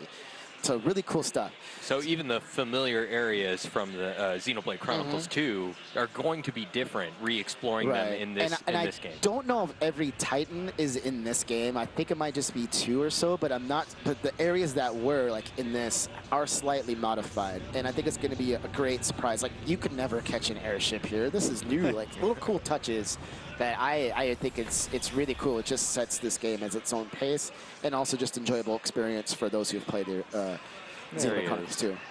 Gormat, hi. His head always in the clouds, always dreaming. And as you can see, beautiful area, huge, massive things to explore. And what we'll do here is I'll probably battle one final boss. I'm probably going to get wrecked because he's a way higher level than me, but I love this boss's name. Not boss, but this unique monster's name. It just cracks me up every time I see it, and I can't wait to show it off to everybody. Okay, let's get right through this. We've landed, we're here, we need to look around. All right, so Lasham Cove, let's go through this. And this is already, like, the terrain itself is familiar. I recognize landmarks in the distance. But if I turn to the right, you'll see that there's no Toragath right there. Yeah. And if I look at this guy, over-affectionate Murph. Oh, Murph. Whoever created this name, you're awesome. So let's attack over-affectionate Murph and just see what happens when... Oh, wait, come here. Hey, recognize me. You just got to get Murph's attention. Oh, right. That's one way to do it. Just a quick level check. You were 10 and 11 over there, and he's 18. So I don't expect this to go very well for you. I just wanted to attack to kind of talk about it and see how it goes down. Oh, I'm going to get destroyed. So I know we're quickly running out of time. So one thing I just wanted to recap is, of course, I said that this is part of the expansion pass, but we did reveal yesterday that this will be sold at retail as its own standalone game. So you have 2 different options. If you want to purchase Xenoblade Chronicles 2 and Xenoblade Chronicles Expansion Pass, this is one way to get the game. The other way is to get this game at retail. Wow, I died right on the clock. That was quick. Right on the mark. You survived longer than I expected, actually. I know. Actually, I'm kind of surprised by that. But once again, thanks, guys. Can't wait to show this off again sometime. Real really quick, happy. One other thing that fans are going to be real curious about on the yeah, audio. And just note, I saw, what was that? Oh, on the audio about English dub. And Right. This game will be in Japanese and English, so English language and Japanese subtitles. Excuse me, Japanese voice, English subtitles. As well, one thing we wanted to quickly point out. Yesterday, I saw people talking about Shulk and Fjord and whether they can be brought into the main game. Yeah. Just wanted to tell everybody that you can actually, if you work for specific sequences, you can actually bring those 2 into the main game. So don't worry about that, folks. I wanted to get that covered, and thank you for reminding for that. So yes. Well, that's all I got. Oh, thank you very much, Demetrius, for showing us Xenoblade Chronicles 2 Torna, the Golden Country. We'll be up with more Nintendo Treehouse Live coming up next. We're going to be taking a look at Super Mario Party. Stay tuned.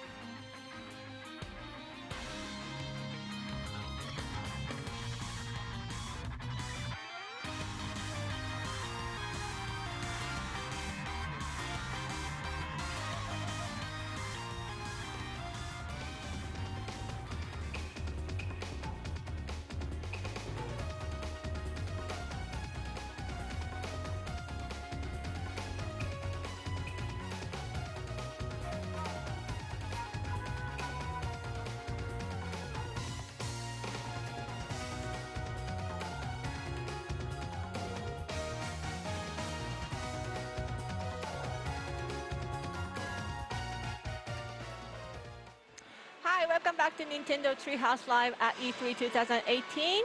We are back for more Super Mario Party. I'm here, I'm Chico. I'm here with Sam, Eric, and Morgan. So Sam, what are we going to see now? Yeah, so Super Mario Party has a whole bunch of different fun modes that you can play with your friends. Last segment we showed off really what felt like a traditional Mario Party, you know, all of us out for ourselves, traveling across the board. Have something a little different to show folks today. We're gonna hop into something called Partner Party. So you and I are gonna be squatting up. Dealing with these guys. Against these guys. Yes. We So can do hopefully this.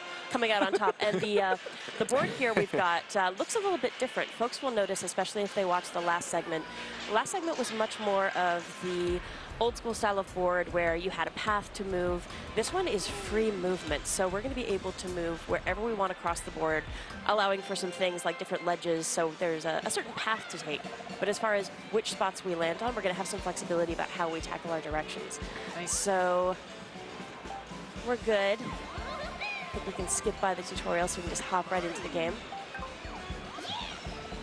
All right, so I think I am Rosalina and you're gonna be Yoshi. Yes. And then going up against Boo and Shy Guy, so we'll see how this goes. And we'll be combining our dice rolls here to see who goes first. Yeah. All right. I'm Shy I like Guy. this. We're off to a good start.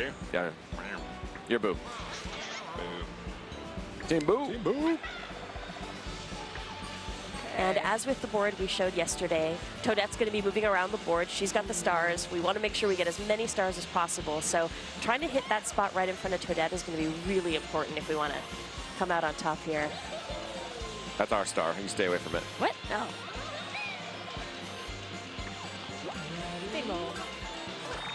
Oh, nice little high five to get things rolling. 3 coins. High five. So this game is going to be coming out in October, so still in development, a lot of stuff that we can't talk about or show off just yet, but hopefully with this segment and the last segment we did, we'll be able to give people a little bit of a taste of what they can expect.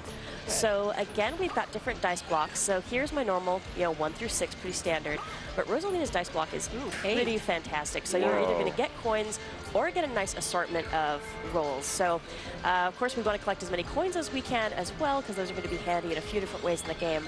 So I'm going to go with Rosalina's dice block and see how we do here. 8.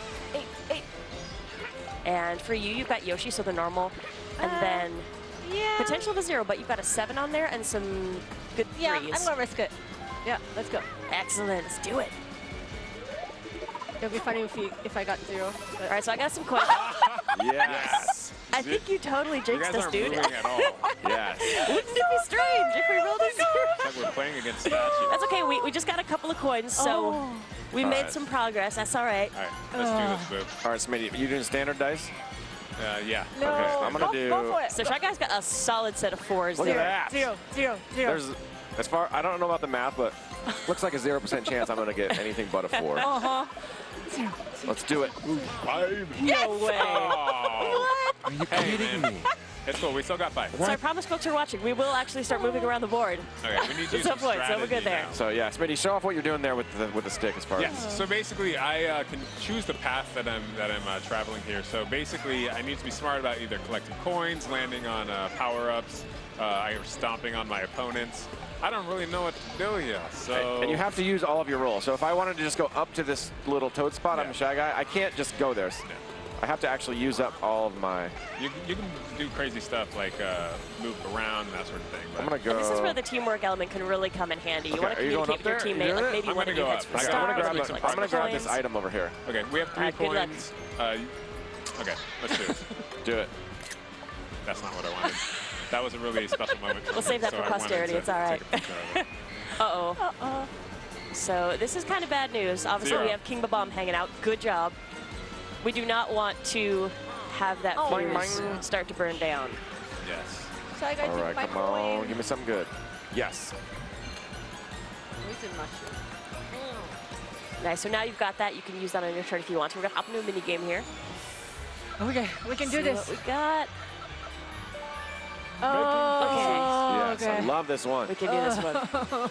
So for this one, you'll see there's a tutorial here. So every minigame has a quick tutorial at the start. So if you're playing with folks who've never played Mario Party before, it's going to be nice to give them a chance to get a feel for the game. But if you're with a crew who's played a lot of Mario Party, you know the minigames, you can skip them right away. So it's not something you have to watch, but it's handy if you're introducing somebody new to the game. All right, so we're going to make Bowser's face, and okay, the eye's got to go a little lower. What is it? Oh, it's his eye, right? Yeah, a little further. How's that look? It needs to be up. You have to go up. Think about the shadow. Go up Go further? up, right there. What do you think? Down? I'd say up. Maybe there. Oh, actually, that's not close, bad. right. Close up. It's in the face. I forgot. You know where eyeballs go? Yours is kind of a little low there, baby. What do you think? I feel like we should put it To lower the to make a match now. Or what? Like, it's Maybe got to a be little symmetrical. further. Oh, that's a good point. Oh. Okay, Too well, high. It's still on our his Bowser forehead. has- That's a good has start. a All right, point. mouth As down, long as we down. nail the mouth, we are fine. Maybe that's it. got Maybe a this little bit mouth further thing to the unlocked. right. You sure? Maybe That's there. up, That looks maybe perfect. up. Perfect. I was wrong Okay, about needing to go to the right. You know. At least ours look like a face. Bowser has never looked more beautiful. I mean, that was kind of poor. I forgot where the eyebrow went. All right, so we may have not made progress on the board yet, but we're sitting pretty good as far as coins go. We'll work on our face game. Yeah. Let's see if we can get up there. Okay, this time we have to move. Okay, this is a problem because they have more than 10 coins. If they get to that star, they can take the lead. It's not going to happen. It depends on the roll, you know? Gotta know the roll. All right, so Mario, if we manage to catch him, we could get his dice block added to our roll. It'd be super handy to have him. I'm going to stick with Rosalina. I'm pretty good with her dice block there. Okay. Should I'm traumatized. I'm going to go with this one. Let's play it safe, get some movement on the board. At least one. All right, there we go. So 3. Yes, nice. No. Good job. All right, so now we should probably figure out, one of us going to try to beeline for Toadette, the other one want to try to get some items or coins, or what are you thinking? Yeah, I'm going to go straight to the Toadette. All right, I'm going to try to get some coins for us then. Yeah, I'm going to still try to get some coins, but try to get there as quickly as possible. All right, here we go, so I can get some item. You gotta go one further, Chico. Okay, I thought, what? Oh, okay, sorry. Oh, perfect, 2 items. Oh my, why'd you tell me? That's very thoughtful, man. We appreciate it. Hey, I tried to be helpful. All right, Dash Mushroom +3 to a dice roll. Hang on to that. What's cool here as well when you're thinking about team composition, those character-specific dice blocks are really going to come into play. Because when you're playing this game, it's not always about getting as far as you can on the board. Sometimes you want to land on a specific spot. So it might be better for you to, say, have a character who's really likely to roll evens, a character who's really likely to roll odds. So you've got a nice kind of spread of the numbers. Do we have any items to use? Or maybe one dice block that's really good for gaining points, and the other one that's more focused on movement. Use on me. Use on me. What? Well, because they don't want them. Are you tricking me? Like, okay, I'm gonna do it. I don't want them getting to that star. Exactly. So. I like it. Okay. Take that, Yoshi. Because I always get 0, so it's, you know. Okay, that's a pretty legit die. I'm gonna do that. 5 and 7. Do that. I'm gonna go with this. You can lose some coins, though. And I will get us a 4 this time, for sure. All right, good luck. Let's find out. Yes. Yes. 7. Ooh, that's a good. Shoot. Okay, that's a good roll. Actually a pretty high roll. Now, how are we gonna use this? Well, we have need to get the 6 star. Coins. So, but I might be able to get enough coins to get it. You know what I mean? If I just rake in coins, and then you go to the star, can you get like 2 coins and then get to the star? But who's gonna go first? This is the catch. Oh, yeah, like that. Really? Yeah, that's pretty good. Kind of hoping you were gonna land right on that. But it's gonna work. It's gonna work. All right. Oh. Oh yeah. No. Oh yeah. Star time. Yes, please. You can have the first one, I guess. Yeah. I think we're gonna get all. What was that red coin? Was that 5 coin? That red coin was critical. That was 5 points. That was good. You got a star.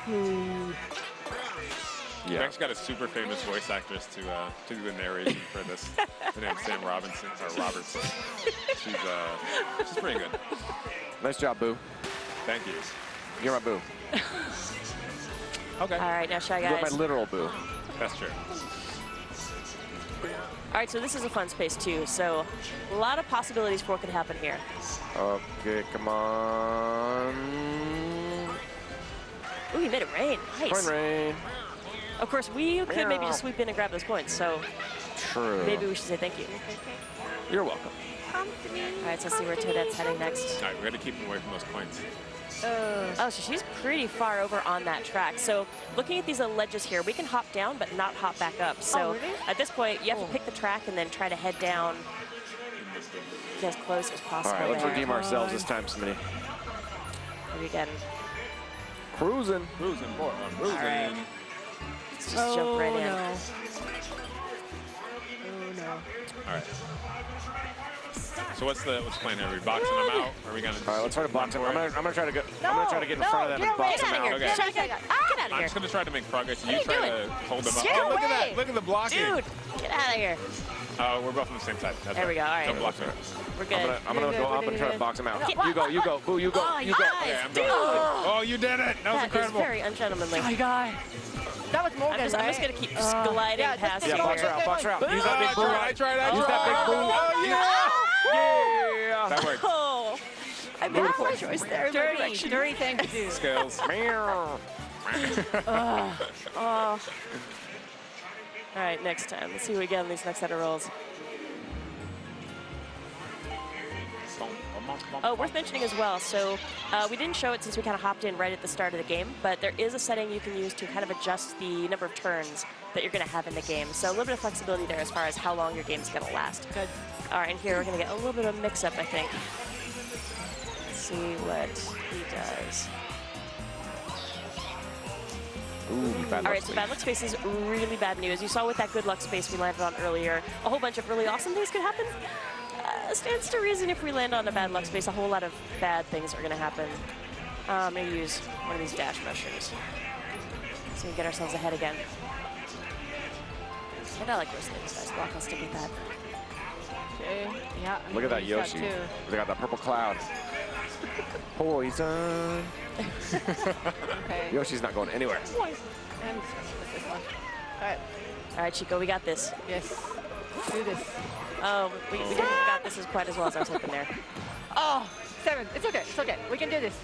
Oh, they pretty have the good. mushroom though. Dang it. They have the mushroom, so it kind of canceled out our. So another Yeah, I thing, can't set up the I have to poison. go up, right? kind of show off math-wise Oh, wait. here, so we can actually zoom in on ourselves as well and Try to get a closer look.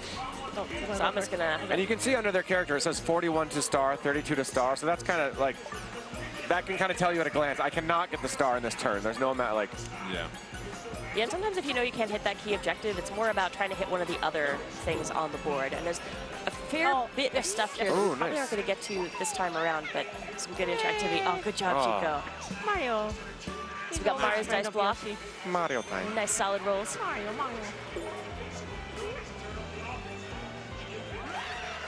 Whoa. Nice. Is that the evil? Oh, that's not the evil block. What? Chico, good job. Is it a good thing? What? Yes! Dun, dun. Even it up. What? Beautiful. Okay, all right. Okay. All right, that's okay. We can deal with that. Awesome. High five. Perfect. I'm not sure about that Yoshi's pose. I mean, I don't Just gonna have a know. little tail wiggle going on. we have more coins too, so. I think we use might our wrap this up ahead. And I'm going to take a look here. Where are you guys Yeah, we going? don't have any items. I'm gonna go with this dice block. I'm gonna go with standard. Go for a 6. We might have to wrap up after this roll, though. So that's bad. Not the best possible outcome, but that's all right. All right, let's just go a couple spaces. We got time. Can we get one more mini game in? I think we can do one more minigame, yeah, and then we'll swap over to the next bit of content. All right. Unfortunately, we got so much stuff to show.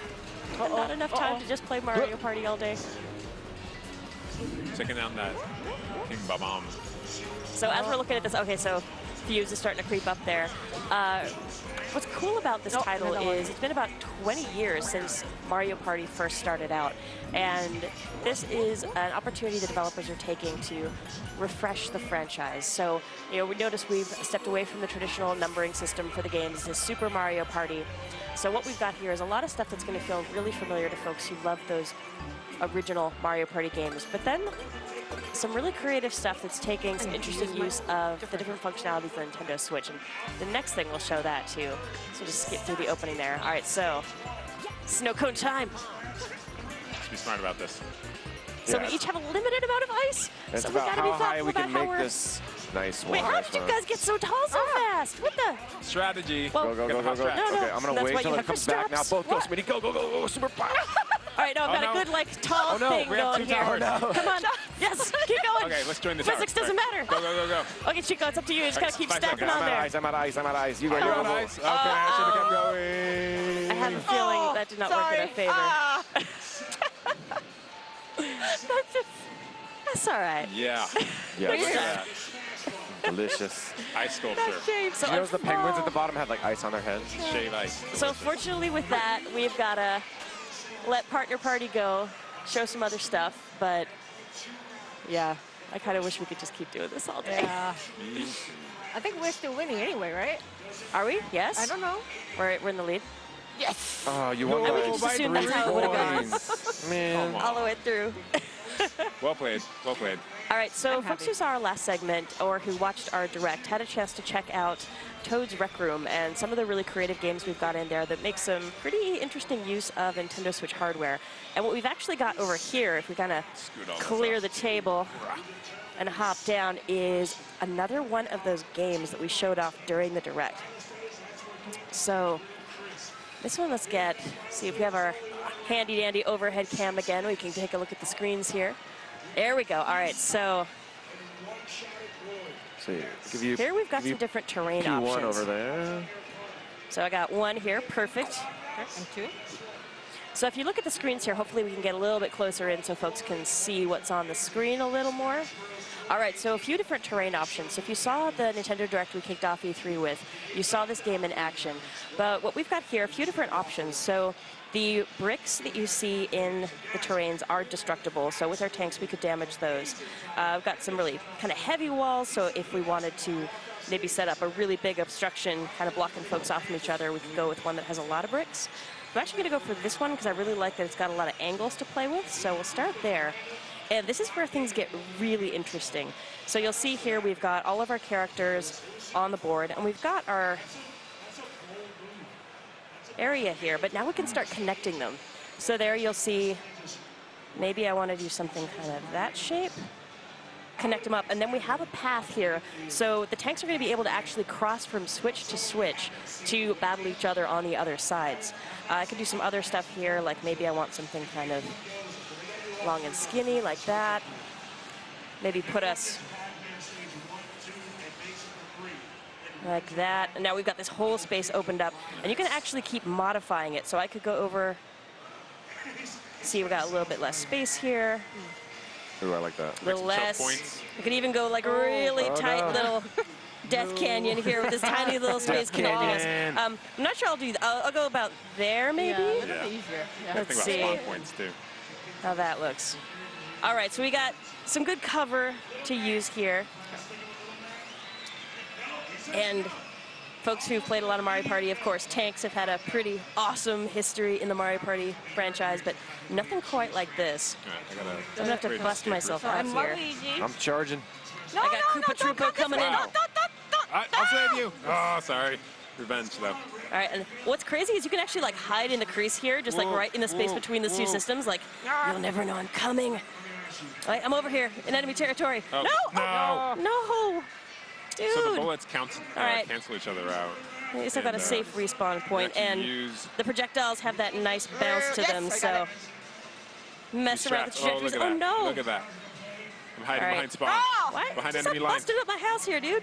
Those are my bricks. Leave them alone. Yes, there we go. All right. Hey. What's about to do here? Time to take my... Get out of there. No. Nope. Oh. All right. Yes. Oh, shoot. I think I sat right at his We got respawn both point of when he them. came back. No. No. I'm gonna hide. No, I'm getting flanked. me. I'm getting flanked. Oh, okay. Yes. Got it. Yeah. All right, let's see how that went. Yeah, we won. Yeah. Oh, man. Yeah? Okay. Are you Mario? I was wide. I was Luigi. Yes.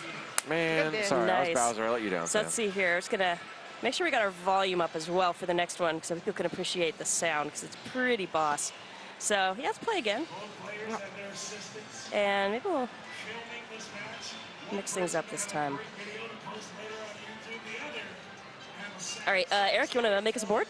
Yeah, let's do it. I want a big open field here. Just chaos reigning throughout. My bad. Okay. Cool. All right, let's go. All right, sweet. Wario. All right, Koopa Troopa, we got this, buddy. Not gonna let you down again. Break myself out of here.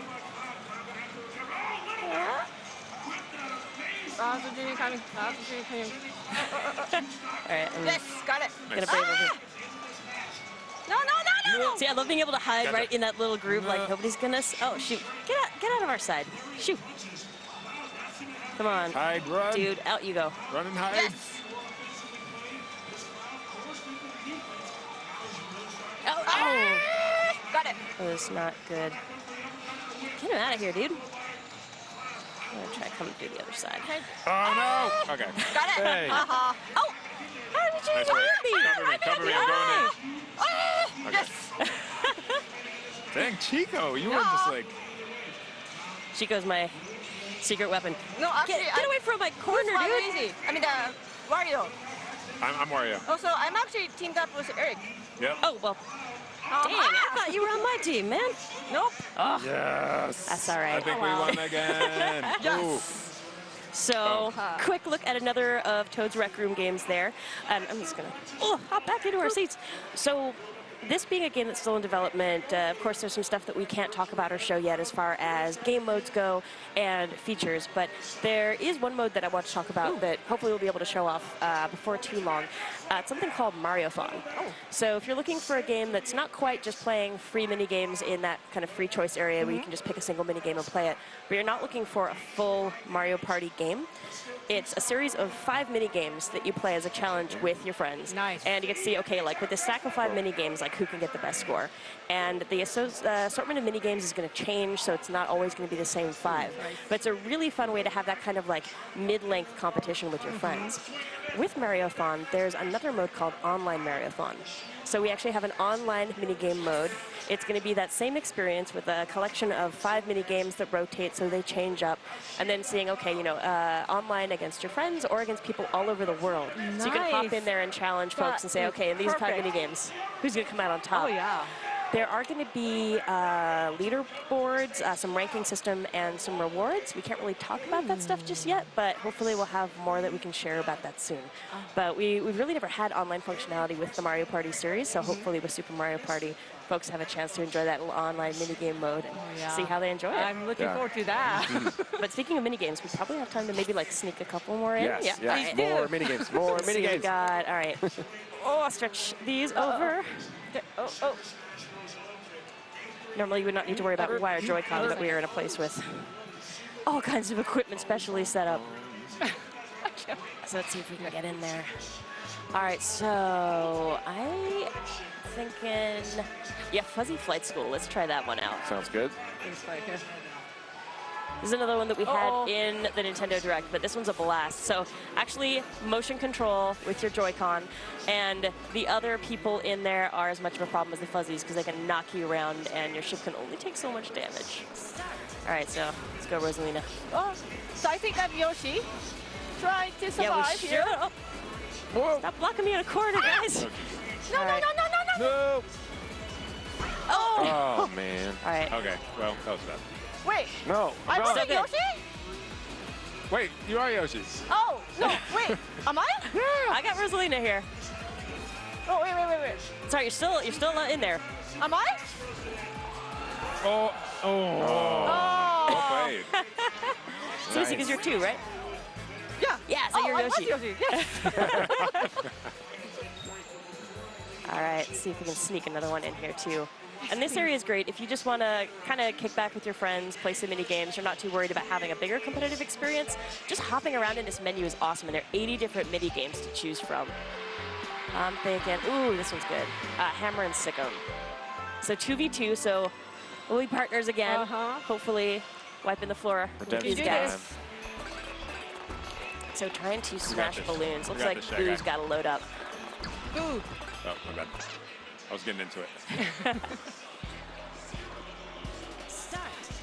All right. Coming for your balloons, green team. You got to be smart about Come here. like protect the queen in chess. No, my balloon! Oh, Oh, no, no, get no, out. no, no, no. Oh, man. My box is out. Yeah. Nice. Wait. Yes. We got it. All right. Nice. Yeah. Let's see. Another pose. I'm in my mind. I don't know if we have time for any more. I want to keep playing, but I guess know. we have to end up in here. I want to play all day. I know, we can. Anyway, that was it for Super Mario Party. Thank you for showing them games, Sam. yeah, coming out in October, so hopefully we'll have more information to share soon. Yeah. And I'm definitely buying this game. I'm sure we are yeah. playing more in Treehouse. Yeah, I'm going to be playing the rest of the day here on the show floor. We can just sneak off to the side. It's Yeah. good. Okay, next up is I'm doing this again. Super Smash Bros. Ultimate coming up next. Thank you.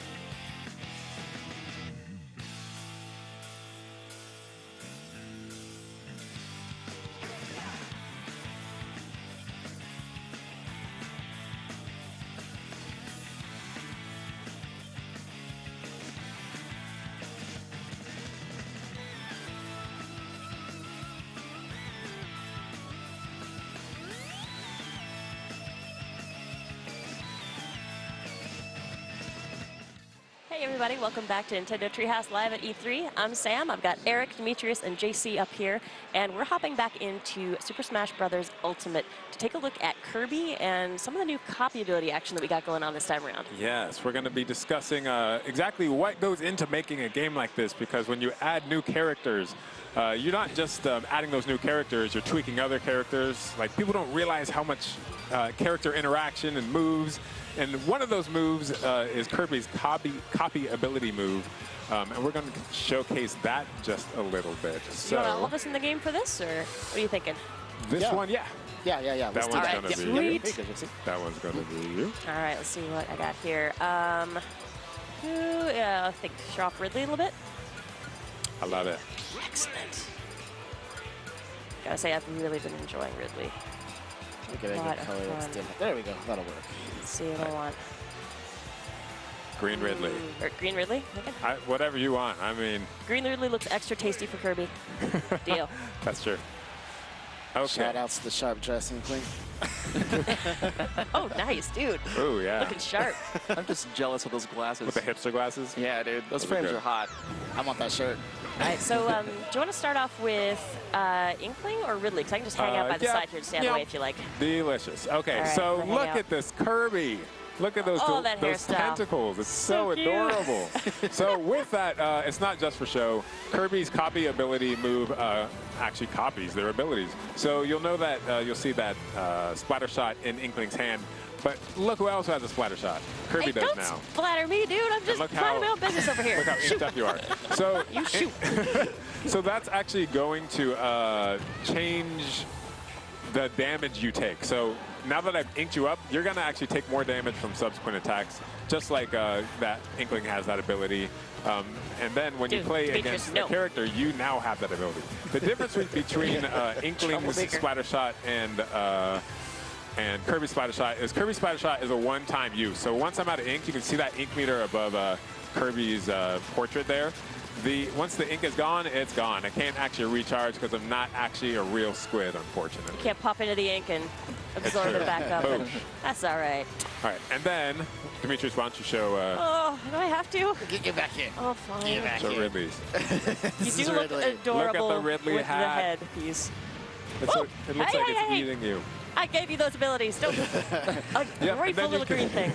Shoot. Then you the can see student Kirby has become the master, right? Kirby can now use Ridley's plasma breath ability. So you can charge it up as well. There you go. You can do it to one shot, or you can actually fight fire with fire and just have a little fireball fight. Nothing wrong with that. Cool. And with that, we're actually going to have a real fight. You're going to tell me that after I got 141% off of you? Here, let's reset that. Hey! Thank you, Demetrius. But we're actually going to not have a real fight right now. Okay. We are going to go back out. Oh, all right. That's all right. Yes. So let's do that. We're going to go ahead and back out. So do we need to do... Yeah. Let's go ahead and adjust the settings. You got that, JC? Yep. Yes. So one thing I love about... so hopefully Kirby players are going to appreciate this. New moves added to the repertoire. But it is a challenge. If you're a Kirby player, with every character that's ever been in Smash in this game, you got some homework ahead of you if you want to make sure that you've got a handle on every circumstance, every character you could meet, every copy ability you could pick up in a match. That's a lot of moves that you could have at your disposal. Yeah, you really have to be smart about knowing exactly what your opponent can do and then use that against them. Because Kirby doesn't really have... he's kind of limited in the projectile department or the ranged attack department, and especially if you're against a... You want to be Pokemon trainer this time, or do you want me to stick with Ridley? This time you are going to be Pokemon trainer, and then JC will be Ice Climbers. I do love this girl, Pokemon trainer, super cute. And we're going to team battle this one. Boom. All right. Oh, good. We're already... Oh, perfect. Set up. All right, JC, you ready? Let's do totally ready. Take this. Okay, so this is a real fight. We're not going to be going through, we'll be talking about the copy abilities. Yeah, you'll see them as they come along. Yeah. We'll just have to kind of remind Savage to change form every once in a while. Change it to different Pokemon, rather, let me correct that. And that is an interesting thing with them, too. So each Pokemon offers a different copy ability. So as I'm rotating, or I just glide myself off a cliff because I'm looking at what you're doing. Okay, two up, just like that. That's fine. I got Ivysaur up here if anybody wants to try taking a bite. Show off a little Ivysaur copy ability. Yeah, so the Ivysaur copy ability is Bullet Seed, which is incredible. It gives Kirby a lot of vertical range that he wouldn't have otherwise. And might as well switch over to Charizard here as well, just to give a chance to show that off. Because I'm feeling generous, I'll just stand here and let you take a bite out of me. And then you can see Kirby has donned, Pink Kirby there, has donned the parka of the ice climbers, and now can use this this iceberg ability to whoosh, to shoot out a ranged attack. This is not my day to stay on the stage. What is going on? I needed more sleep last night. At least the way that worked. Oh, I thought I got you, dude. Oh, I did. Oh, wait, we're actually playing? I was just waiting until you showed off. Oh, No, okay, dude, well, I was just trying help to me wait until you out. showed off all the stuff. I didn't want to. I'm getting brutalized. I keep falling off the stage. That's 2 Show it stars off in down. action. We're good. My yeah. bad. No, I mean, this is not a match. Shush. Bullet seed. Oh, man, I'm getting bullet seeded all over the place now. All right, now. I'm just going to stay in the middle and stop flying myself off the edges. Oh, ow. Seems like a better strategy. This bullet seed move is so good. Ah! Come here. Oh. Oh, wow. I thought I was going to actually get that. Nice, JC. So if you have a copy ability active as Kirby, you can actually taunt to get rid of it, and then get a new one if you want to. Oh, I could actually inhale nice, the JC. ice? I didn't realize Nope. that. Okay. Okay. Ow. Oop, no, Squirtle, I'm sorry. Oh, buddy. Oh. Oh, boy. Be honest. No, leave me alone. Be honest that still kind Okay, of. I want those icebergs. Give me those. Oh, I didn't know you could. Mine. Oh, Get away from here. thought I could sneak up. Oh, ow, ow, ow. Ow. Oh, JC. Oh, yeah, just hang right up above me. That's perfect. Just don't let me win. I was 2 stocks down. Don't let us win. We've got this. Come on, Sam. I'm trying, dude. I'm Oops, afraid that you've was a got mistake. a serious learner on your side here. I apologize.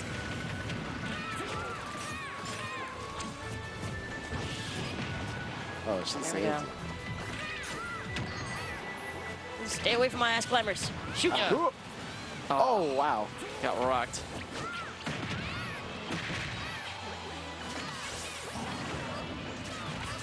Boosh.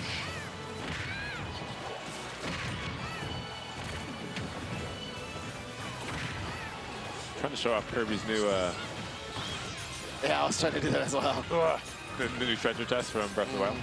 Oh, man. That is No! really a great team Oh, my mechanics. gosh. And I can't get through the... Next time, can we find Nice a like there. Tortimer Island or something without so much space for me to fall Thanks. off? Thanks for the save. Ah. I want to eat. Let's see if I can stop. There we go. Hey! Okay. Stop that! This poor little Ivysaur alone. What do you do to you? Oh. Oh, ow. Supposed to relax and Delicious. enjoy some Give me that. sunshine. Stop. Give me the bullet seed. So bullet seed is a great move because it actually hits in front of you as well as up. So the first kind of hit is in front of you, so it'll actually knock people up into the stream of seeds you're Oh, shooting into. wow. It's so tasty. But what I really want. Ooh.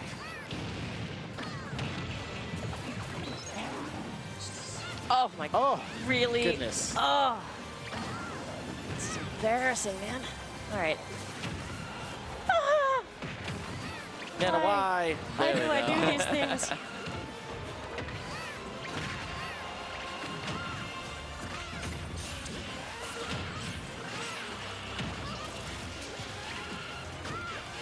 Oh, jeez. I just want to eat you. Come on. It's okay, buddy. Oh, I'm sorry. Oh. Hup.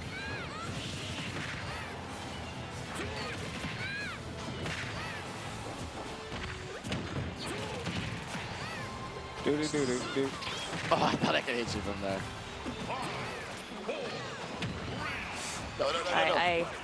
Kirby I away! apologize for Ooh. that, JC. No, it was good. Don't worry I don't about think we got it. it. It's okay. It's all right. All right. We got this. Good moral victories. We did well. Okay. Okay, We totally did I'll well. take that. Moral victory. It's all right. Okay. We're going to give him a chance for redemption, right? We are. Okay. All right. But we're going to change What are we gonna things do? up a little bit if I remember correctly. Yes. Okay. We are going to go over here. Yeah, we're going to Okay, change. cool. Right? Yeah. So let's Here, I'll switch this up. There we Bloop, go. bloop, bloop, bloop, bloop, bloop. Thank And you. one Got another one for for me? you. One Gracias. for me. Whoa. I gotta stretch over this far. Oh, there we go. You got it. Okay. There Thank you are. you. Oh, that's Kind of entwined here. That's the wrong way. There. That's that'll good work. enough. That's good. All Okay. right. All right, what are you thinking? We are gonna do another 2v2 Kirby match I think it's on Newport City. on a new port. And All right. this is actually be a little bit different because the launch rate has been increased. That's something you can Oh, do. yay. So there's going to be a just lot what I needed. of action here. There I am will I. be Kirby again. All right, I'll I hop want to early. be green Kirby. Yeah. Wait a minute. So, Sam, you're on what? You're P3? Yeah, Okay, I so want to switch over. We'll be blues We'll be or blue, and Demetrius got to go back to red. And Sure thing. There we go. And then some names. What do you guys want me to be? You are going to be Inkling. Ooh, fashionable. Oh, red Ridley. Okay. Yeah, looks great. Okay. Shall we? We shall. Okay, so this stage is ginormous. It's really big. So with the launch rate up, it's not exactly going to cancel that out, but it'll be something that you're going to still have to hit them pretty hard to get them out sometimes, depending on where they So are. many other places for me to fall off. It's okay. You got this, Sam. Oh, thank you, dude. Positivity. We got Power this. of positive So a good, thinking. Just side B until the cows come home. Oh, a man. good Okay. strategy here might be to try to get Inklings Oh, yeah, I'm inked, down. just so we can up the damage we're going to be doing to them. Yeah, I'm trying to get JC. I'll take that. Ooh, I want that. What I want. Mine. Ours. Oh, that's bad. Oh, no, they're not. Size orc. Okay, I'm gonna get rid of this Inkling, or this Ridley copy ability and try to get this Inkling one. Nope. Oh, man. All right, let's see. We get, oh, I lost my Oh. copy ability. No. Get back here. Oops. I'm glad. Okay, that was Gotcha. okay. All right, so now that I have the Inkling and copy ability, we should probably focus one of them. Maybe, who do you want to focus? Oh, Sam. Not Sam. Well, I guess no. maybe Sam. Yeah. She just got a double Okay. KO. Shush. Okay. Vengeance. I just vanished again. You're It's fine. that launch rate up. Ugh. You need to get that gotta Inkling be copy careful. ability from JC. It's too good. He's too squirrely. I He's trying to know. protect his abilities. I am. I don't want you guys to eat me. Oh, wow. Oh, jeez. Yes. Don't forget the tech. Wow. Okay. If I ever make it down to the ground. There we go. Oh, no. I'll take the Ridley copy ability for now. Just kidding. No. Oh, you can push me away. I'm just gonna eat that. I'll try it. Okay. Okay. Oh, yeah. no. So we got about, what, Leaving. 2 minutes Then we gotta left. focus I for don't this know if thing. we're actually going to have enough time for this. We'll watch the beauty Whip. here and Yeah, then that's true. sneak away. Yeah, I'm definitely seeing a sign like, hey guys. Okay. So I have the Inkling copy ability. Okay, Let's- so we'll okay, still JC's inked finish. up. Let's get some damage in on him.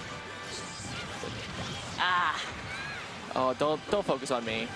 Demetrius, where? I need backup, man. I'm taking Can't out take Sam JC down here. alone. Okay, I'm trying to...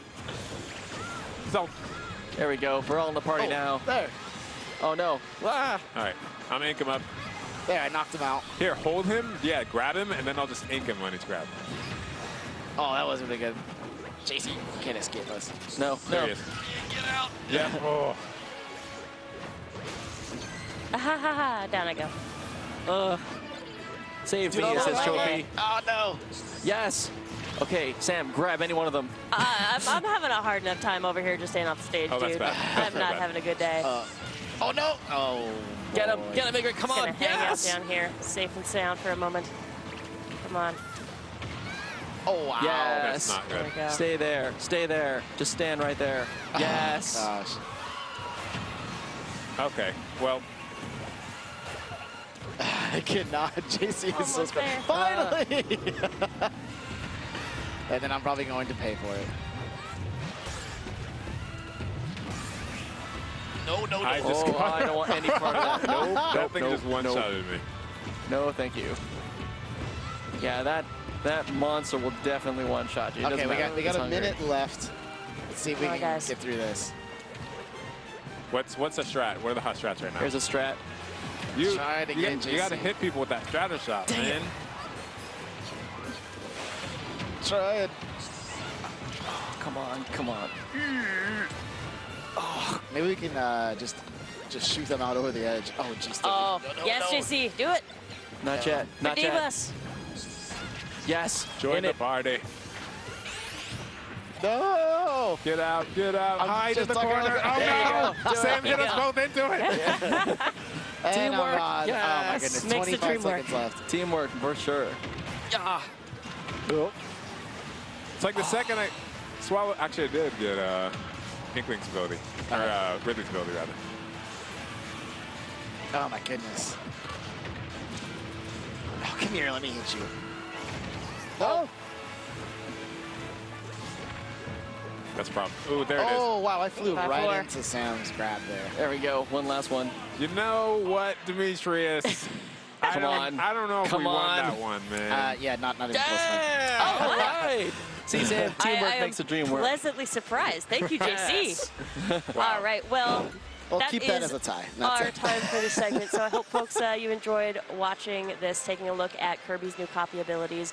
And let's see, next up, I think we got some more Mario Tennis Aces. So please don't go anywhere. We'll be right back.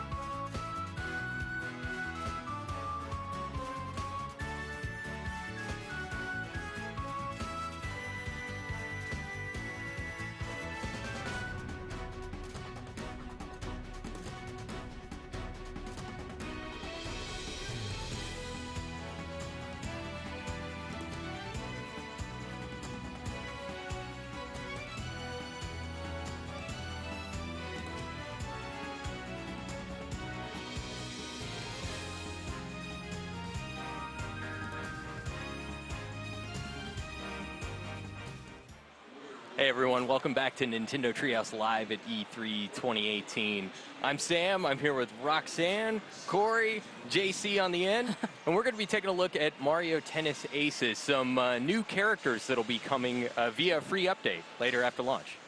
Right, we're going to take a look at some gameplay with Koopa Troopa and Blooper, who we announced yesterday. So Corey and I are just going to rally a little bit and show off some of their new animations, talk about some of their different play styles.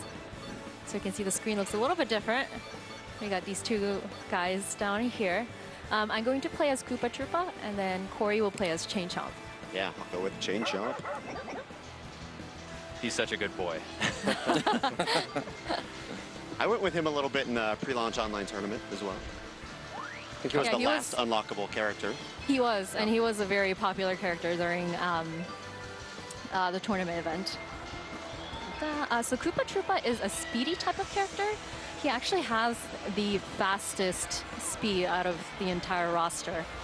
So for the speedsters, he's definitely a good character to start with.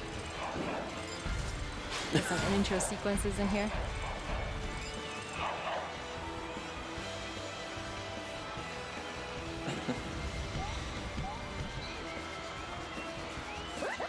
I love these character intro animations.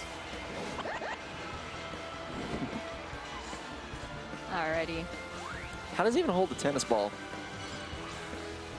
You can see right there. I mean... All right, so I am on the right as Chain Physics defying. Yeah, and you can see as Koopa Troopa moves around, he kind of withdraws into his shell and he sort of spins around the court. And he kind of pops out to take position and then hit the shot back. He's a very fun character to play as, covers a lot of ground in a short amount of time. Koopa Troopa's drop shot is excellent as well. It's kind of an homage to how he played in the Mario Tennis GameCube games. And this court in particular is a great one to showcase drop shot.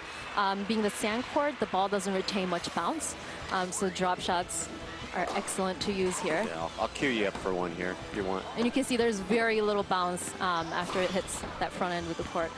There you go. Nice. Just dies in the sand. Chain Chomp's so dramatic. Get a good rally going on here. Almost have enough for a special shot. Both of your specials are full. I could use my special, but I will instead. Oh, no. Oh. No. I was going to try to use my trick shot. All right, now it's a game. Okay, now it's game. We've checked out the drop shot. Now let's really do this.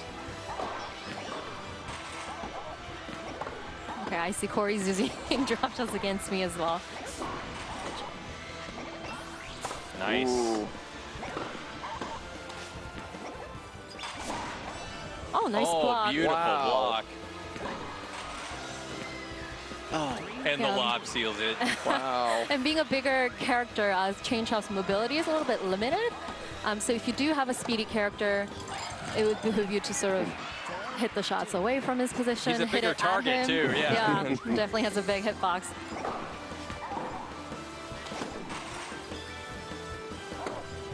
And speedy characters, they're great for getting into position and charging up the succeeding shot.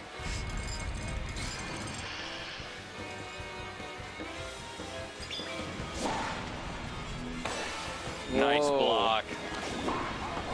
And Koopa Troopa, he is a smaller character, so he is going to take a lot of knockback.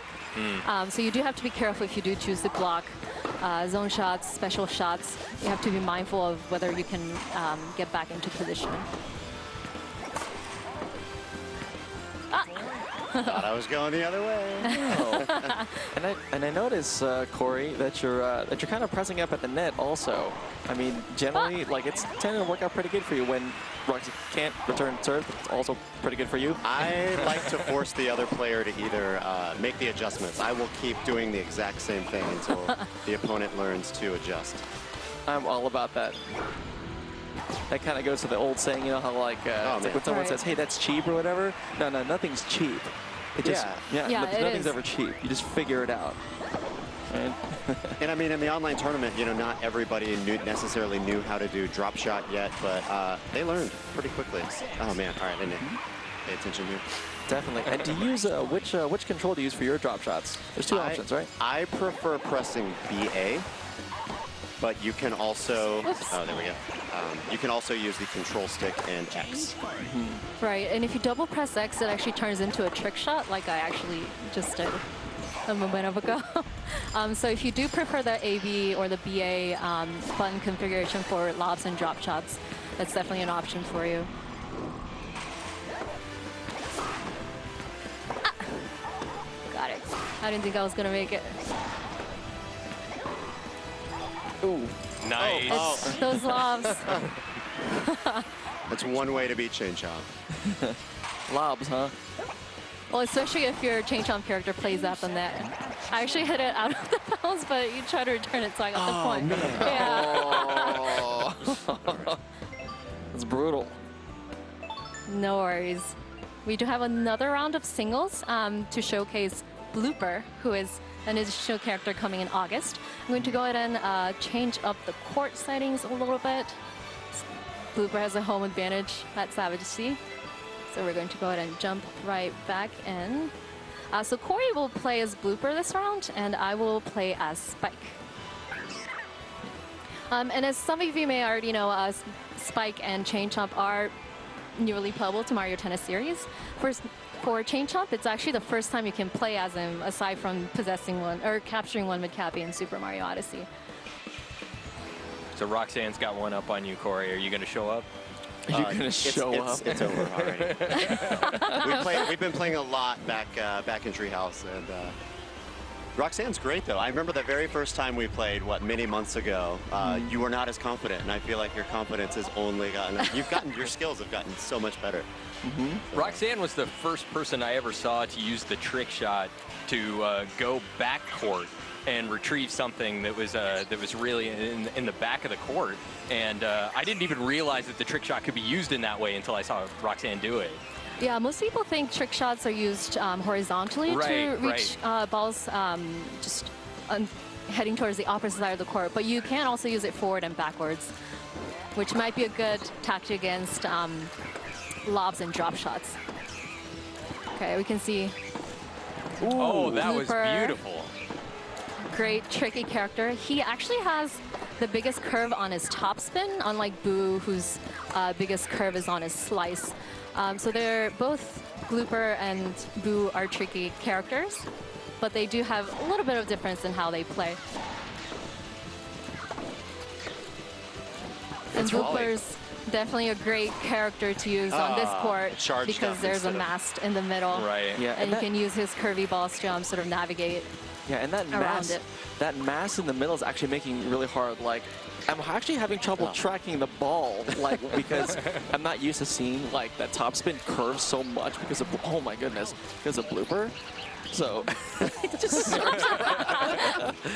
skating around. Yeah, it's actually really hard to track. I don't even know how to like react to that. That's really fast.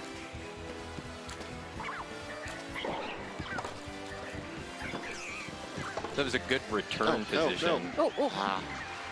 He just I love to charge up. Yeah, it just falls over. It feels so bad. It's not over yet, Blooper. The melodrama is strong. Oh, what is... Oh, yeah, this looks great. We'll go ahead and burn a special force. Roxy to... Splash. Oh, great. Nice great block. Ooh, it's a fast one. Blooper is a little bit slower. So if you're the type of player that likes to get in position and then charge up your shot, he may be a bit of an adjustment since it will take a little bit more time to get into the position you want. He has like the best His victory animation is so great. Yeah, that was great. I might just use Blooper just because of that. It's so good. Oh, that was a nice one. Feeling good now.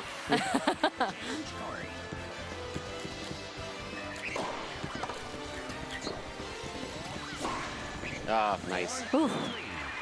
No, I'm afraid to hit it across the court because I feel like it might hit the mast.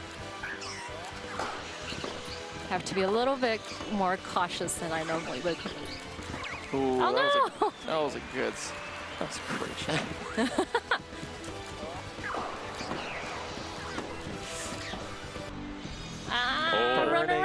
Run, Spike.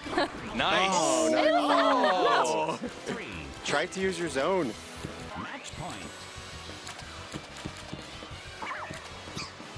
Yeah, Corey has an energy advantage here, so he definitely has the upper hand.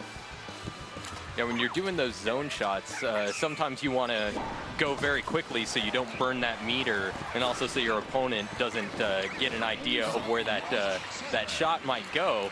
But doing it very quickly like that, sometimes you got to make sure that you're actually aiming inside of the court. Yeah, for sure. The entire time you're aiming, your energy is depleting. Right. So again, there's a split-second decision you kind of have to make. And on that one too, because I did the zone serve, I had to hit the serve in the front side of the court, not the back. I did a fault there. Alrighty, so we're going to go ahead and try out a different court. So Corey got one, I got one, so we kind of need to settle this score.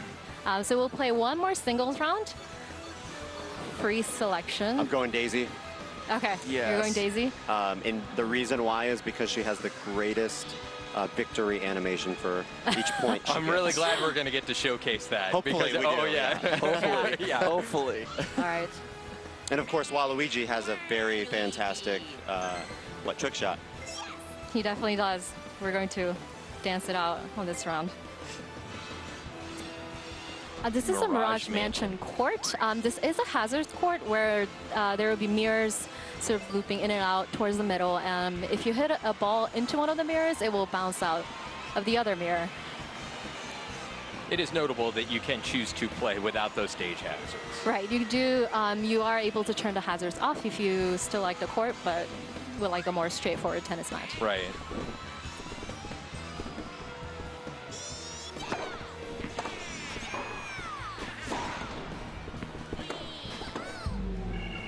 There we go. Yeah. See it in action there.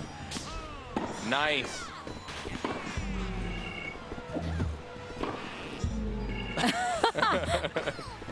I am really confused, guys. It's hard to get track of the ball in this court. Psyched you out. Yeah, I was totally psyched out. I don't know. Did you return her serve with a lob? Oh, I thought it would come out on my side.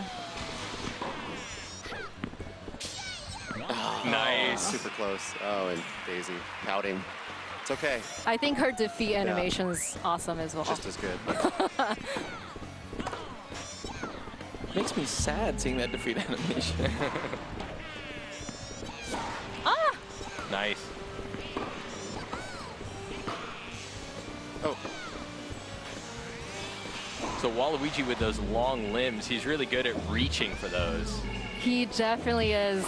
I love playing with him in the center of the court. I also like playing with him up at the net as well, or in the back. He's just all around. And that's part of his Pretty cool kind of dude. his defensive character type. Right. Bowser Jr. is also another defensive character that has wide horizontal reach. They do play a little bit similarly. And I'm also thinking about the strategy of the court too. I just realized, like, if you can read where those, you know, where the ball gets spit out after a mirror, it behooves you to actually place yourself, you know, place yourself where you think the star is going to be, because that star shot was like nearly unstoppable.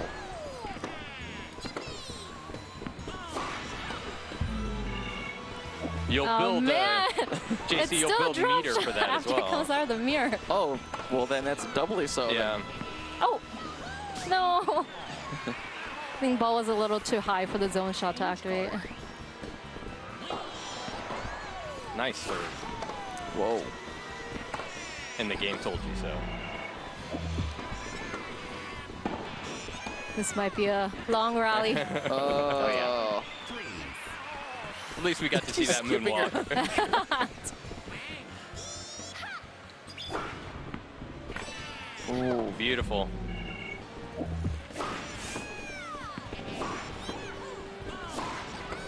Has nobody tried doing the block without using the zone speed? Are we not feeling that confident? Not in this round. Oh, look at that. We'll see when the time is right. It's super challenging to pull off.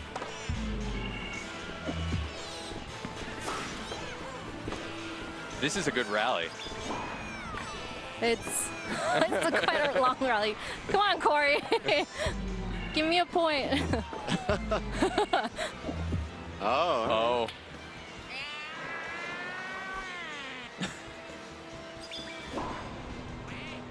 Oh, wow. Oh, wow. That was clever.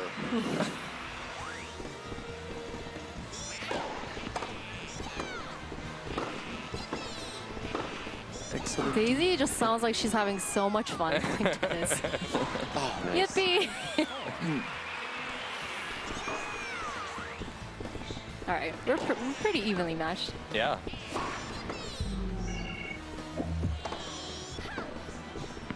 Oh no!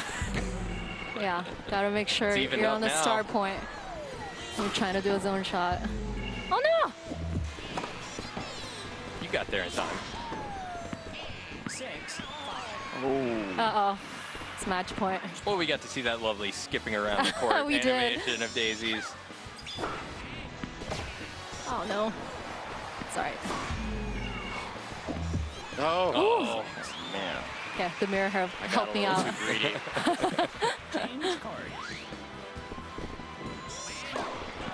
We're getting to see the conclusion of this rivalry that you guys have set up. Ah!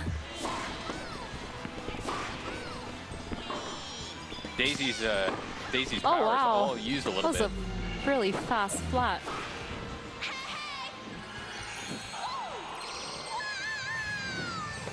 Right to your hearts, guys. Oh, great block. Nice block. Oh, made it.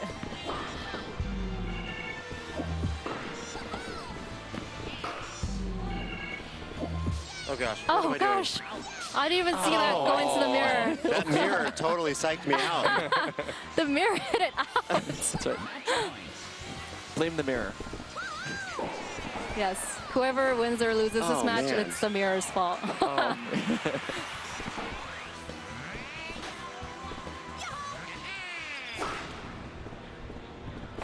Oh, why did I do that? Oh, thanks. I knew you did that to me in game one. And I just gave you another one. All right. It throws you for a loop. It does. Mental. It's a mental game. Oh no. Sorry, charging too early. You can actually serve using a special shot as well, which is, That'll really throw you off. it really, yeah. It's pretty terrifying when you that? see a special shot coming at you. Dude, this is heated. I don't even want to say anything. I just want This to watch. is, okay. Nice block. Whew. I'm sure you've heard us say it several times before, but getting those blocks right is really crucial. It was, We're done again. Oh, man. yeah, really need to take my time Those blocks actually feel, aiming them. Those blocks feel a lot like parries in a fighting game. Yeah, they do. It is, there is a very small time window for you to block a shot successfully. Of course, the zone speed helps. Right. But if you manage to block, your energy payoff is great. So it's very skill-based as to how you build up your energy gauge. Come on, Daisy, you got this. Yeah, you got this, because lunch is calling my name. I'm kidding. We don't have lunch next. Waluigi can get there.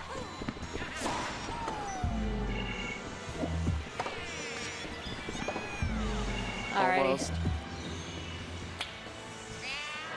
Well, unfortunately, I don't Waluigi. think we're going to be able to see the end of this match because coming up next, we're actually give you going to that play one. some doubles. Let's do some doubles. Yeah, We'll let's continue do this doubles. back in Yeah, Treehouse. you could finish this later.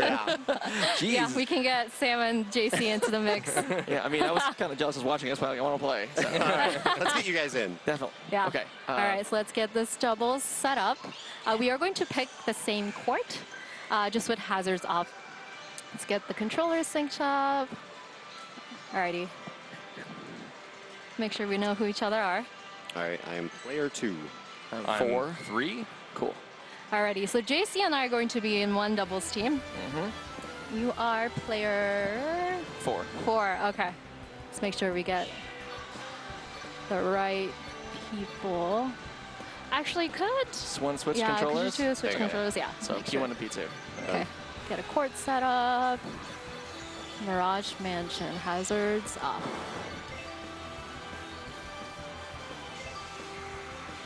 Alrighty, here we go. It's going to get pretty hectic. Okay. Also, we were talking about strat, weren't we? Are we doing this right now? Yeah. So we had a scrimmage back in the Treehouse, and Corey and Sam beat JC and I. And it was. So they're going to handily. pick the same team they used. I believe it was Choda and Boo. That's correct. We'll see if we can hold court. Right. And they don't know which characters JC and I will pick because we are going to switch up our strategy. Correct. So my thought is, and I guess I won't say it right now because then we'll just give it away. So I'm just gonna go ahead and pick the character and just play the game and see if what we talked about works. All right, we'll find out. All right, so the same setup, tricky and technical. Yep, tricky character on both teams. All right. Technical Wow, on we've both got the same teams. color schemes going on too. Right. This I is know. very. It's a pink and white kind of day. All right. Let's go. All right. All right. Hey, Corey, which one are you? I am Boo. You're Boo, and then I'm playing Toadette. You play Toadette. Okay, cool. Oh. All right. Yeah. All right. Toadette is a smaller character. She's going to have trouble returning lobs or high bounce shots just due to her height. Okay. Something Let's to be focus up. mindful of. Oh. Boo's there. Oh, that's nice. Oh, that was a nice save. Still saving him. How is that still? That shouldn't count. Didn't that curve around the net? Anime? Look what it says. That definitely should not count. Corey is picking up my slack there. Thank you for that. Yes. There you go. That was just a good read. I got lucky. I just flinched. All right, let's go.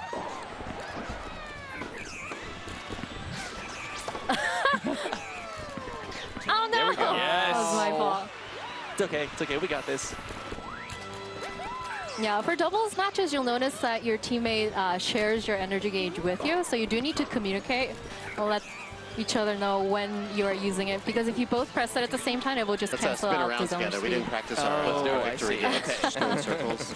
So I probably should save that for someone in the backcourt. Oh no. Nice. Let's do it. That was great. No. Yes. So the technical characters are really good at getting those shots to the edges of the court. So when Toadette is playing up close to the net like that, she's really effective at getting some really wide angles. Oh, wow. Oh, gosh, that was such a That was great such a good return. volley. Yeah. Man.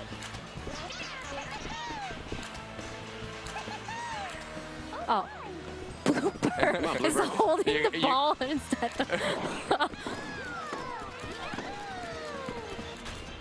Nice. Nice No! try. Oh. Yeah, it was... I tried. Don't let it be. We got this. We got this.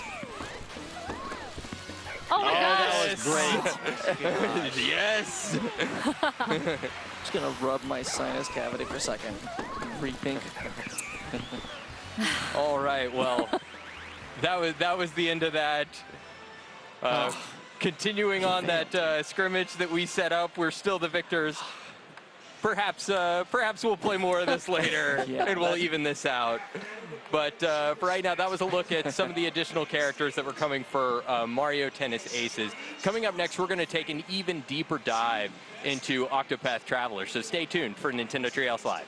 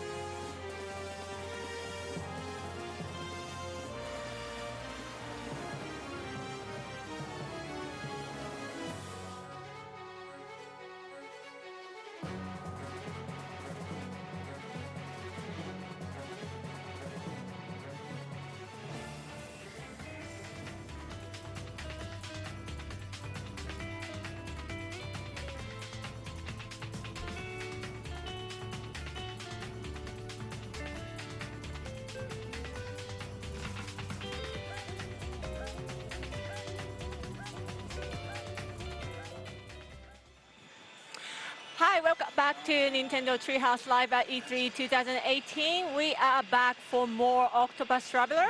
I'm Chico from Treehouse, and I'm here with Rich, and also another Treehouse member, Ryan, over there. He's going to be doing a translator job here. And we have a special guest, Mr. Miyauchi, who's the director of the game. Welcome, Mr. Miyauchi. Hey. Would you like to give some message to the fans? 自己紹介します。それにファンたちに向けてのメッセージをお願いします。はい。株式会社アクアイアのディレクターの宮内圭介です。はい。今日新しい体験版が、世界で同時配信されまして、皆さんには楽しんでいただけていることと思います。皆さんぜひ楽しんでください。よろしくお願いします。So I'm Keisuke Miyauchi. I work at Acquire and I was a director on this project. And today actually the new demo version of this game has already gone live, I hear. So I'd like for you guys to actually get your hands on it and have some fun with it. So what we're going to do now is, while everybody is out there, hopefully playing the demo of the game, we wanted to take a look at what it's like when you get when you get a full party rather of 4 characters. As you play through the game, you'll start acquiring more people who can join into your party, and you can swap them out as you're playing through the game. You can see now that I have a full party of 4 characters. I've got Cyrus the Scholar in front. I've got Ophelia, Olberic, and Tressa, the merchant, following behind. I have a few other people who've joined into my party as well, but these are the ones who are actively in my party, and therefore these are the ones whose path actions are available to me. If you've played the game already, if you've played the demo, if you saw some of the previous Treehouse Live segment that we did yesterday, you'll remember that I only had one path action at the time, because I only had one character in my party. Now I have all 4 path actions for all 4 of the characters who are actively in my party right now. Cyrus's ability is to scrutinize. That is a rogue action, because who likes being scrutinized? So there's a chance of success of 84%. I'm going to try it.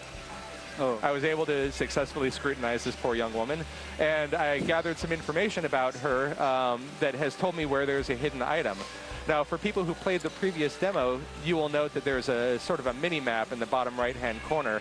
If I want to find that hidden item, I just head toward that exclamation point. You can see now there's a little flashing beacon on the screen, too. Go up here, and I found the hidden item that I discovered the location of by talking to that young woman. I'll go back and keep talking to her here. I'm also able, using Ophelia's ability, to guide her. And you can see that this is a noble action, and therefore I have to be at a certain level to summon her. I'm able, or to rather have her follow me. I can have her follow me right now, but I don't really want to for reasons I'll get into in a second. I can also challenge her. If you remember Olberic, I could challenge her to a combat, but that also seems somewhat unkind right now. So I'll jump down to Tressa's ability to purchase.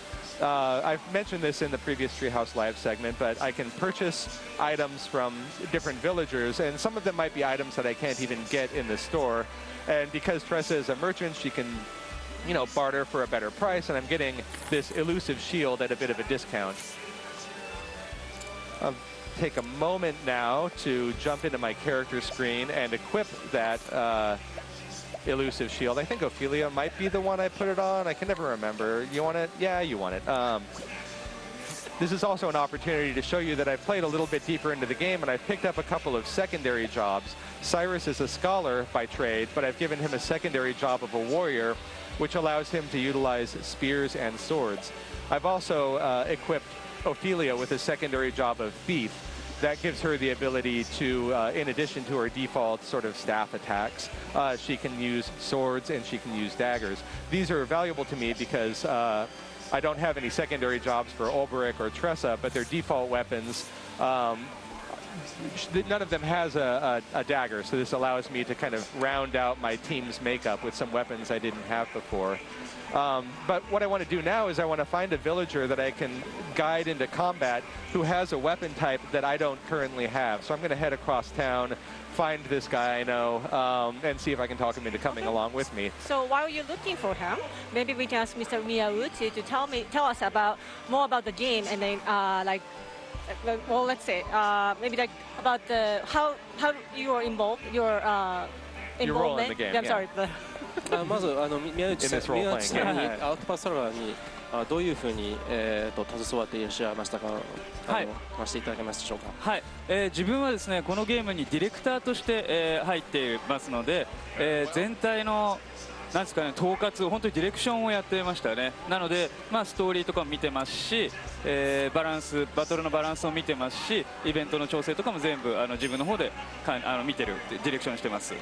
So I served as a director on this game, so I looked at every aspect of this game as a director, whether it's the scenario or the battle, balancing the scenario, those kinds of things. So I was involved in all that. Great. One other thing is about the 2D HD visual.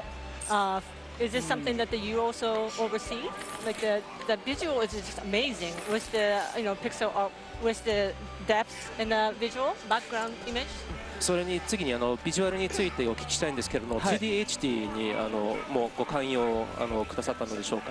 2DHD の発想について。はい、2DHD ですね。はい、やっぱり昔ながらのドット絵の RPG っていうのを再現したいっていうのがまずあってゲームを作っていって、その上でやっぱり今の見た目、すごいリッチな見た目とかっていうゲームも増えてきてますんで、そういうのにどういう風にやったらなんですかね、同じようにユーザーの興味を引けるかっていうところで、例えば今流れてる水の表現であったりとか、あと綺麗に差してる木漏れ日、光の表現であったりとか、炎のエフェクトとかすごい綺麗だと思うんですけど、そういうのをやっぱり足していってどんどん見た目をクオリティアップしていたっていう形になります。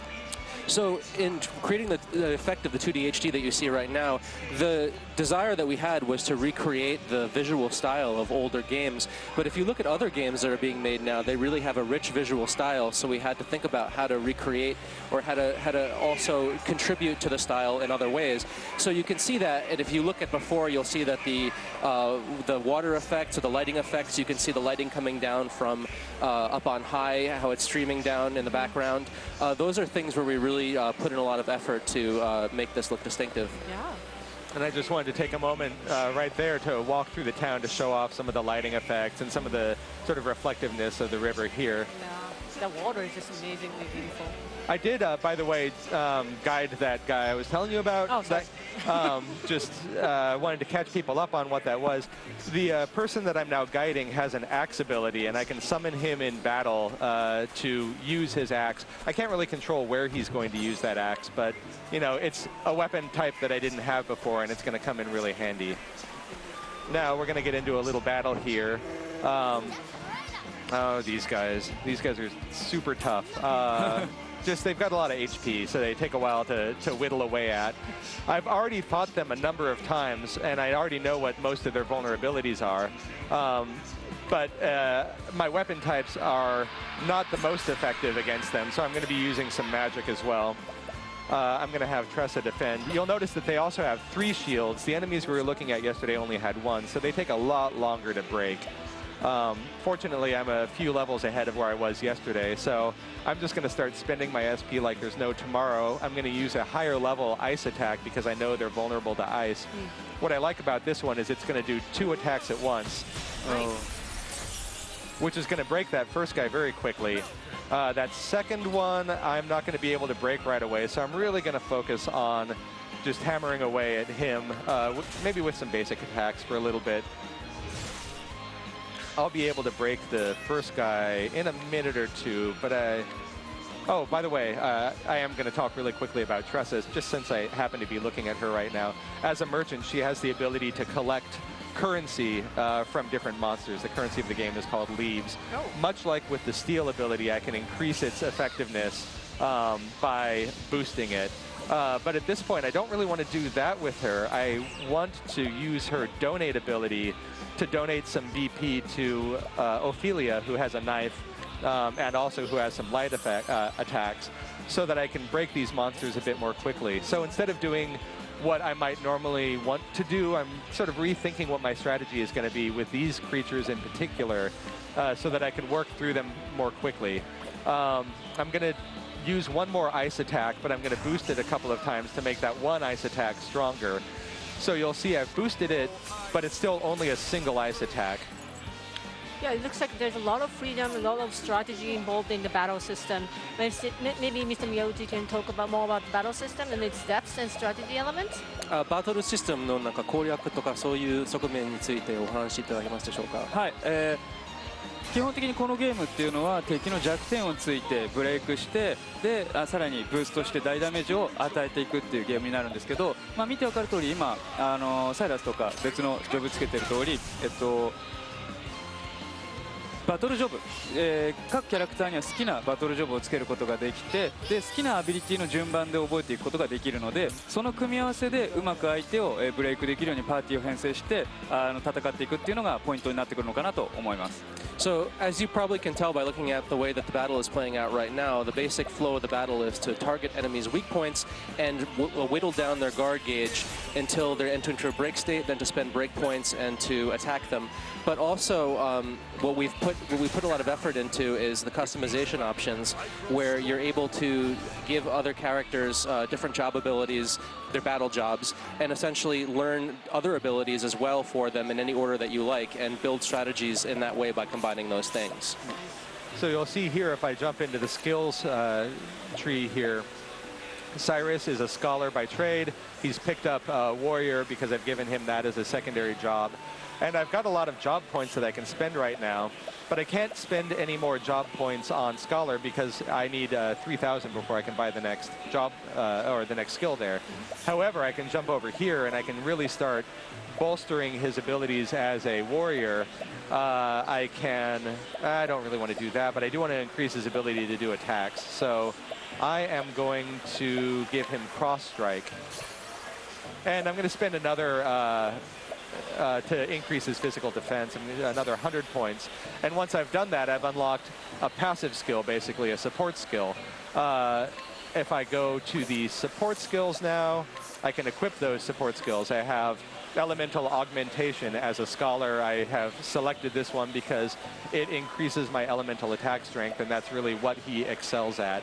I've also given him an incidental attack for when he does a non-damaging skill that targets foes. There's a chance that he'll attack along with that.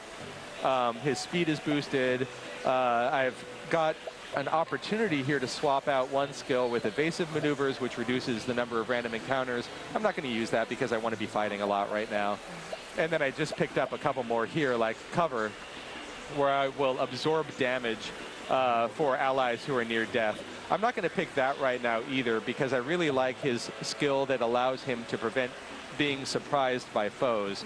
I don't want foes to get the jump on me, so I'm gonna stick with what I have here. As I'm going into the next battle, there's something I wanted to ask earlier about the previous demo version. I know that there were a lot of improvements to the game that were based on feedback from the previous demo version. We talked about the speed increase. What other changes were based on user feedback from the previous demo version? 第1弾の体験版に対しそのアンケートフィードバックに対する質問なんですけれども、そのダッシュ機能の追加以外の、追加というのはありましたでしょうか？はい。大きなところだとオプション画面で、画面の明るさの調整が、やりやすくなっているっていうところですね。普通のゲームの明るさっていうだけじゃなくて、画面の四隅の暗さの調整であったりとかっていうのができることで、ちょっと洞窟の中が見づらかった、プレイヤーの方とかも見やすくなれるように調整できるようになってます。まずここまでだね。So one of the things that we added was in the options menu. There's an option now because we received feedback about the ease with which to see the game. There's an option to change the brightness slider for the game so that now it'll be easier to see. And now, like when you're going around in caves and things, you will be able to see your character more easily and the surroundings more easily.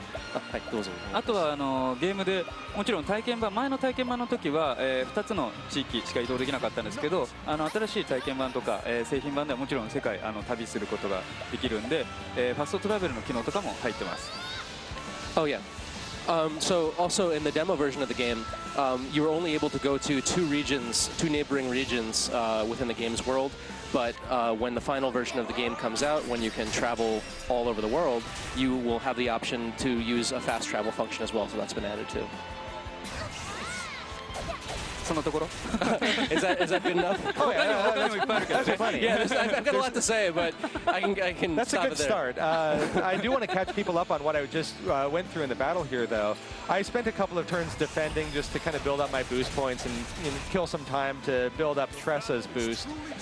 Because Tressa has a merchant ability. I'll show you as soon as I just go to town on him. Tressa has a merchant ability that I used a moment ago, Hired Help, that allows her to pay money to bring in different mercenaries, basically, bandits, to come in and attack on my behalf. I chose the bandits because they unleash axe attacks, and this creature is only vulnerable to axe attacks. It's not quite enough yet for me to steal money from it, but that allowed me to put it into a break state so that my other characters could attack freely. Now I'm just going to lay into it with everything I can while it's... everything I can is 2 hit points worth of damage. Oh, that was rough. Oh, goodness. This guy's really, really unpleasant. I want her to defend this turn, and I'm going to ask everybody to just sort of bide their time until I can help out here. Let's see, what am I going to do here? He's feeling pretty poor, so I am just going to see if I have anything that helps him. Am I out of, like... Here you go, buddy. Could use a little pick-me-up. I'll do my best. And now I really need to... Oh, I'm torn. She's the healer, but she's also got my one. I picked this guy up specifically for his axe attacks, and I'm gonna use it because I want him to use his axe to weaken this guy a little bit. He came all the way with us, so we have to use him, right? It's use him or lose him, and I don't want him just sitting there mooching off my party. Exactly. But I am gonna waste Ulbricht's turn healing up Cyrus. That was a bad attack. And then I'm gonna pay some money to bring in the hired help. I'm only gonna boost this once because I am gonna boost it once because I might need it again. This will bring out two bandits this time.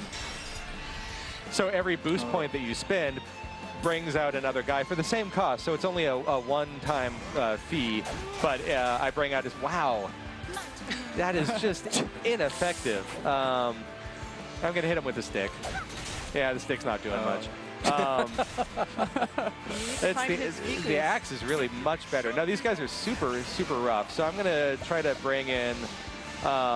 Maybe we can ask Mr. Miyauchi what would be the good way to do this. Yeah, fix my strategy. このままの倒すコツとかはなんかおすすめとかありますか？そうですね。ブースト、サイラスとかが攻撃魔法使えるんで、サイラスは物理攻撃じゃなくて攻撃魔法を使った方がいいんじゃないかなと思います。Let's see. Boosts. Well, Cyrus uses attack magic, so I think it'll be probably a good idea to use Cyrus's attack magic to clean this guy up. That really is where Cyrus is best, but that was not the answer I was looking for. So I'm gonna defend with Tressa again because I want her on deck so that she can spend more of my precious money. To break him, because now I can spend all of my boost points to break this guy in one round. So I'm not vulnerable to his attacks for too long. This guy's a little rougher than I remember him being, so I'm just going to go all in. I'm going to ask Cyrus to abide for a turn to build up his strength. You see that's going to last me for about 3 turns. I could steal something from him. That might be a good use of my time. Because I did make Ophelia a thief as her backup, so now she has all of the same thief skills that someone like Therian might otherwise be deploying in battle. In the same way that I've got warrior skills here, and I'm just going to continue to spend them in hopes that this is much more effective than the magic was. He is pretty resistant. You could also use the thief abilities to lower his defense as well. That's true. I will, Ryan. That is a fantastic plan. 盗賊の敵の防御力を落とす方法、そういう手もありますよ。盗賊で覚えてますかね。Have you learned that as a thief? Have you learned that thief ability? Well, I was just going to check because it's been a while since I looked at all of Ophelia's thief abilities, so I don't really know if she has if I've spent the job points to get some of those yet. Oh, you did it. I'm going to run away from this area though, because this area is difficult. Take a look. I'm going to spend some points right now, right there. First thing I want to do though is take a moment to heal up. No, everybody's good. Okay. So I'm going to go down and take a look at Ophelia's skills and see. Steal some HP. That'll be a good one. Yeah, that's a good one. And then that's probably the best one for right now. I don't really... No, she's not super strong with her dagger right now, so I'm not going to spend anything there. That's a good one to add to my repertoire. I am going to go down to my skills, and I'm going to equip the... that skill I mentioned earlier that reduces combat, chance of combat, because I want to get out of this section and show you some new enemies, and also not have to fight that guy again, because he was kind of a jerk, I discovered. He was a little too powerful for you, wasn't it?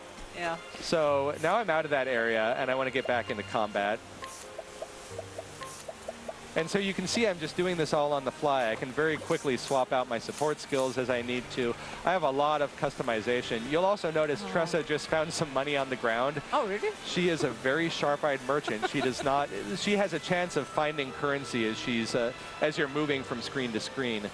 I also want to draw people's attention to the really cool lighting effect here with Cyrus's lantern.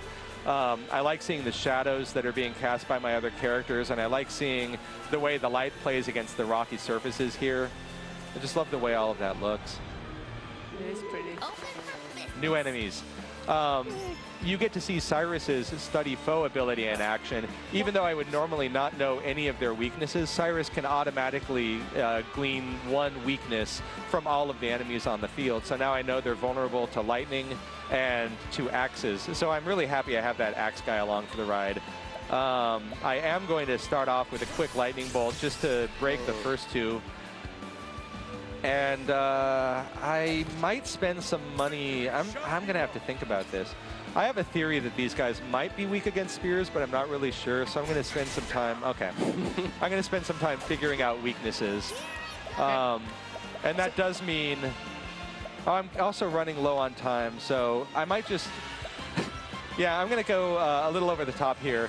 I've been saving up money for a while. This is going to be overkill, but I just wanted to show you. I showed you some low spending hired help. I'm going to go for some high spending hired help. I'm going to bring in a couple of veteran soldiers at 30,000 leaves. That's going to be most of my money. So this is not something I would normally do at this point in the game, but it looks great. Wow, Whoa. that was overkill. Just kind of, you know, eliminate the problem. You know, what can't money do? So, while build retirement homes for these guys, apparently. No, they're not thinking long term. While Rich is still exploring the forest, I wanted to ask Mr. Miyauchi about how they came up with the idea of having this like an independent storyline for each character, or, you know, in addition to the overarching epic, you know, storyline for the game itself. メインストーリーとは別で、その個々のキャラクターのなんか一人一人のキャラクターのストーリーを作るとの発想について話していただけますでしょうか。それは8人の人が分かれてることの理由みたいなってことですかね。はいはいはい。そうですね。このゲームやっぱり自由に旅をしてもらいたいっていうゲームなので。基本的にはどこから始めてもいいようにしたかったっていうのがあるんですね。なので一つのところから始まって、同じような道をたどって同じようなというか一つの道をたどっていくっていうゲームではなくて、好きなところから始めて好きなように旅をできるっていうのをコンセプトにしたかったので、8人に分けてそれぞれのストーリーを楽しめるようにしてます。So the concept for this game was to be able to choose from any one of 8 characters and start from any point that you wanted to go from any point that you wanted to start from and go anywhere that you wanted to go so that you weren't just following one straight line, a story in one straight line. Yeah, that makes this game really unique and then maybe very interesting to me too. それはこのゲームの特徴的なところだと思います。もちろんそうですね。Yeah, that's right. We're getting a little bit short on time here, so I just want to remind everybody that the demo version is now available on Nintendo eShop for Switch. And that the game is available for pre-purchase right now as well. I am going to probably I'm going to go for one more round, let the enemies attack, and then I'm just going to spend the rest of my cash on one last of Tressa's hired help because I think they're hilarious and wonderful. But do you have any final words for the audience before we murder the rest of these最後に見てる方に guys? なんか対するコメントとかを。コメント、いや、OK、お願いします。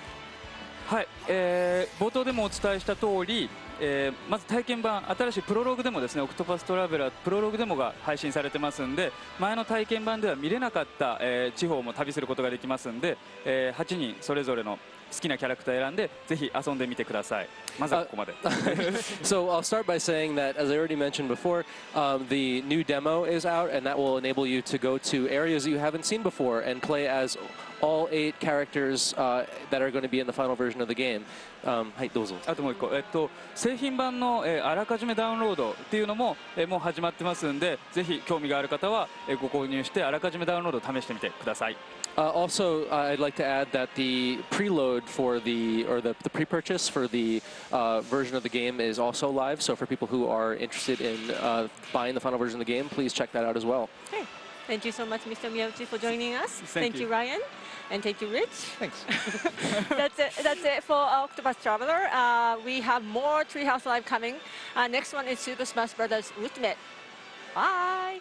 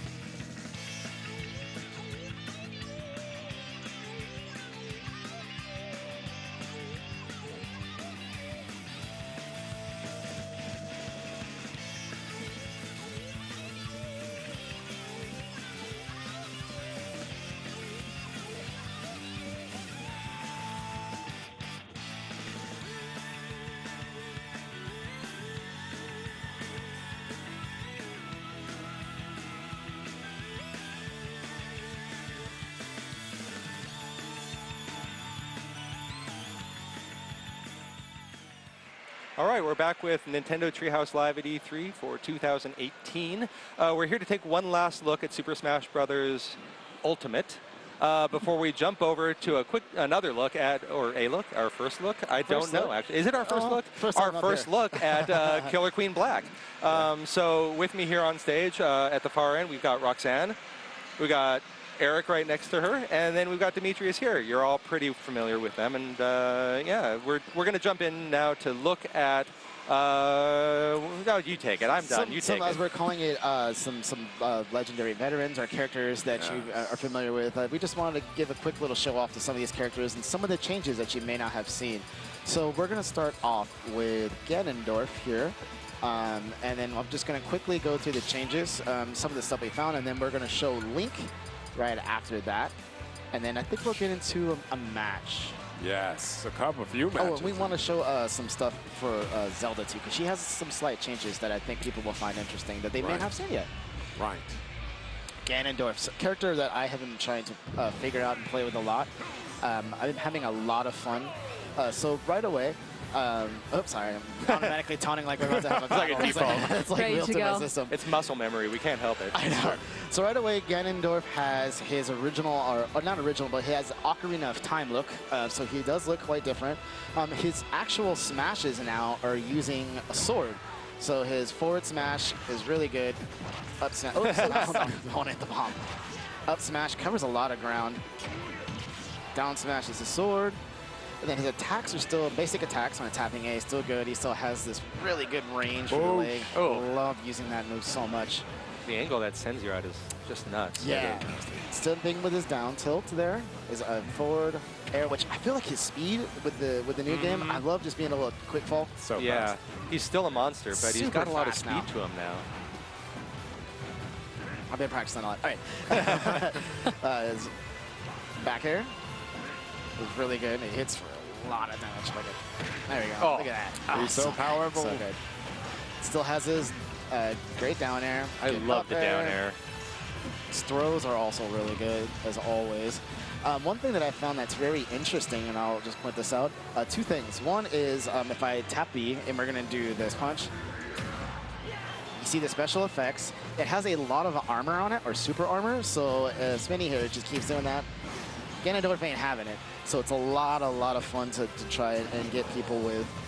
Another thing that I found quite interesting is if I do the down B, it comes out a lot faster now. Yeah. And if Smitty tries to block it, why don't you put up your guard?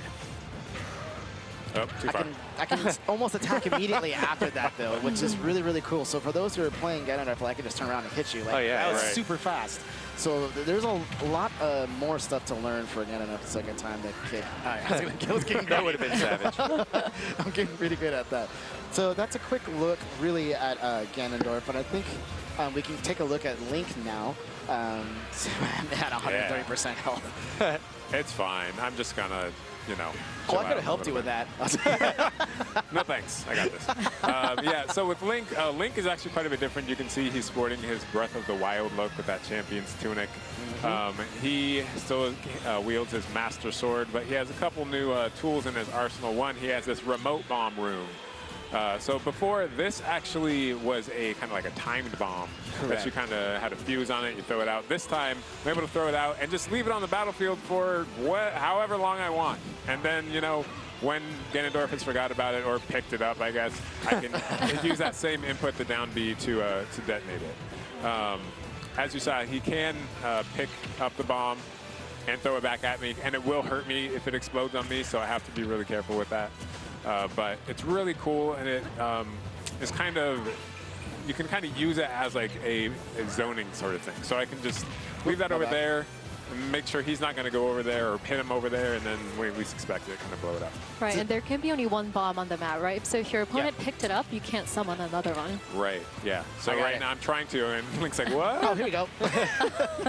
Okay, I'm just gonna. You just did something else as well, too. Your throw is different.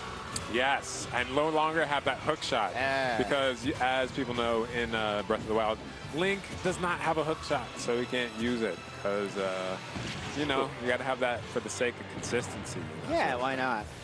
Another thing would be the boomerang. They did change the boomerang. It's no longer the Gale boomerang. Boosh. I think the coolest change, though, is the bow and the arrows. And just what right out of range for the boomerang. Yeah. I know, I really have all the range for right in the nose. All right, this arrow thing is super cool. So Link, as you know, can kind of hold this up, charge it, and unleash an arrow. But now Link, the arrows are persistent. They stay here. I can actually pick them up. You can see Link is holding it. I can either throw it at Ganondorf, or I can pick it up. And if you look closely and get really closely so it zooms in, and then throw it in your face. Yeah, I saw that closely. That's how I roll. Here, take a look. Take a look at this. Okay, I'm going to get close again. And so you can actually see 2 arrows knocked there. And it's actually going to hit for double damage. That's 2 hits with one drop of bow, which is super cool. And then you can just do that. I tried children that. Yeah, and you know, all these characters have been tweaked quite a bit. You're gonna have to learn how exactly they're different. There's a couple moves that Link's Master Sword actually glows bright blue, kind of like it does in the presence of evil in Breath of the Wild, which is a really cool touch. One other thing I'm gonna go down to 0%, is that you'll see that my smash attacks normally it would just be a straight attack, boosh. Now send out a beam, a sword beam, when I'm at 0%, which is a great nod to the Zelda series. Nice blocks, by the way. But you're not going to block this one. I gotcha. Which is super cool. And, you know, you can actually use that to do damage. Obviously, Link already has range and spades, but it is another tool in his arsenal. I take that. Okay. All right, so why don't we move on to some additional characters, and Let's we'll go do ahead and that. change that. All right. To do that, we are going to jump over here. Why don't you want to take that one? This one? That one? Yeah, that one works. And we're gonna go to FD once again, and we're just gonna show really quickly Zelda, who has some really interesting updates, I think, especially when it comes to Phantom and the ways you can summon him. Not to mention that her Link Between Worlds look, which I find to be a really cool look. It's probably my favorite Zelda design, I would say. Yeah, she does look awesome. Especially when you use the color where she has black hair, or like dark brown, I guess it would be? Dark brown hair? Yeah, it's a really cool look. So with that, that down B is going to summon that Phantom, and there are actually 4 different levels to it now. So that's the full Phantom summon. You can see the Phantoms all the way put together. If you do it for a little less time, again, that's the full one. If you do it for a little less time, yeah, there's one. So that you can only there's the 3rd level, and then there's actually one level that's even a little bit smaller. Yeah, you have to do it quicker. It's like pretty super quick. Yeah, there it is. Yeah, that they do a little like shin kick, which is like hilarious. Call it the watch your toes. And then one of the biggest changes is once you summon that at full strength, Zelda can just kind of run around and do stuff, and a few seconds later, that's going to follow up, and so you can kind of like hit at the same time and she could have got you with a toe right there. That would have been a good combo. Some really cool stuff. And I think that's the the really quick look at her. To be quite honest, there's some additional little things that just like her attacks have a little bit more swirl, a little more oomph to them. It's true. Basically, we need to fight. So yeah, so let's go ahead and get into this. Let's fight. We're gonna drop that, pick up this other one. All right. And this first one's gonna be Link versus Ganondorf. Okay. All right. And then I'll be Link, right? Yeah. Okay. Link. Rich will be Ganondorf. And can you remind me which stage is this again? This is at Great Plateau Tower. That's right. Which is a Breath of the Wild new stage in Super Why would Smash it not Bros. be it? Ultimate. Yeah. I love this stage. Load up the Ganon. I will be getting the settings. Boop, boop, boop. All right. I cannot let evil win today. I wouldn't worry about that too much. I think you're going to be fine. Too much. I think you're going to be okay. You're gonna have you got to this. You got send you back from whence you came. That's how I'm going there anyway, you know. So what I love about the stage. Oh, what happened to the taunt? Oh, my bad. Come on. Okay, good. Hit me. Amateur hour. Oh. Hey, yeah, that's right. Equal exchange. There's not another equal. You're the one who messed up in the first place. Anyway, I love this stage because it's very simple. It's a single platform at first, but it's also you got dynamic. me out of that. And we may see a little bit of that. Ooh, nice. Ooh. So Ganon with those smash. Do you see how hard he That's hit a him? big hit. Quick work of you. Really It's that sword, man. That sword, it adds Come here. range. Oh, I it's really still wanted- super powerful. I really Ganon wanted to get is that an on you. absolute powerhouse. Oh, dirty. in this game. I don't think I'm coming back from this unless your arrow. Nope. Oh. Why'd you have to let it just hang there? So one thing I love about Ganon's down smash there is it hits in front and then kind of rockets them to the back and like ejects them out the back, which is a really cool thing you can do to kind of send them off the stage. You coming? Come here. I want a hug. No? No hugs. Oh. Get rid of that for you. Where are you? You see the stage Ow. actually crumbles and a new platform is born on the top there. I'm going to hang out down here and... Oh. I thought I was going to come around the other side.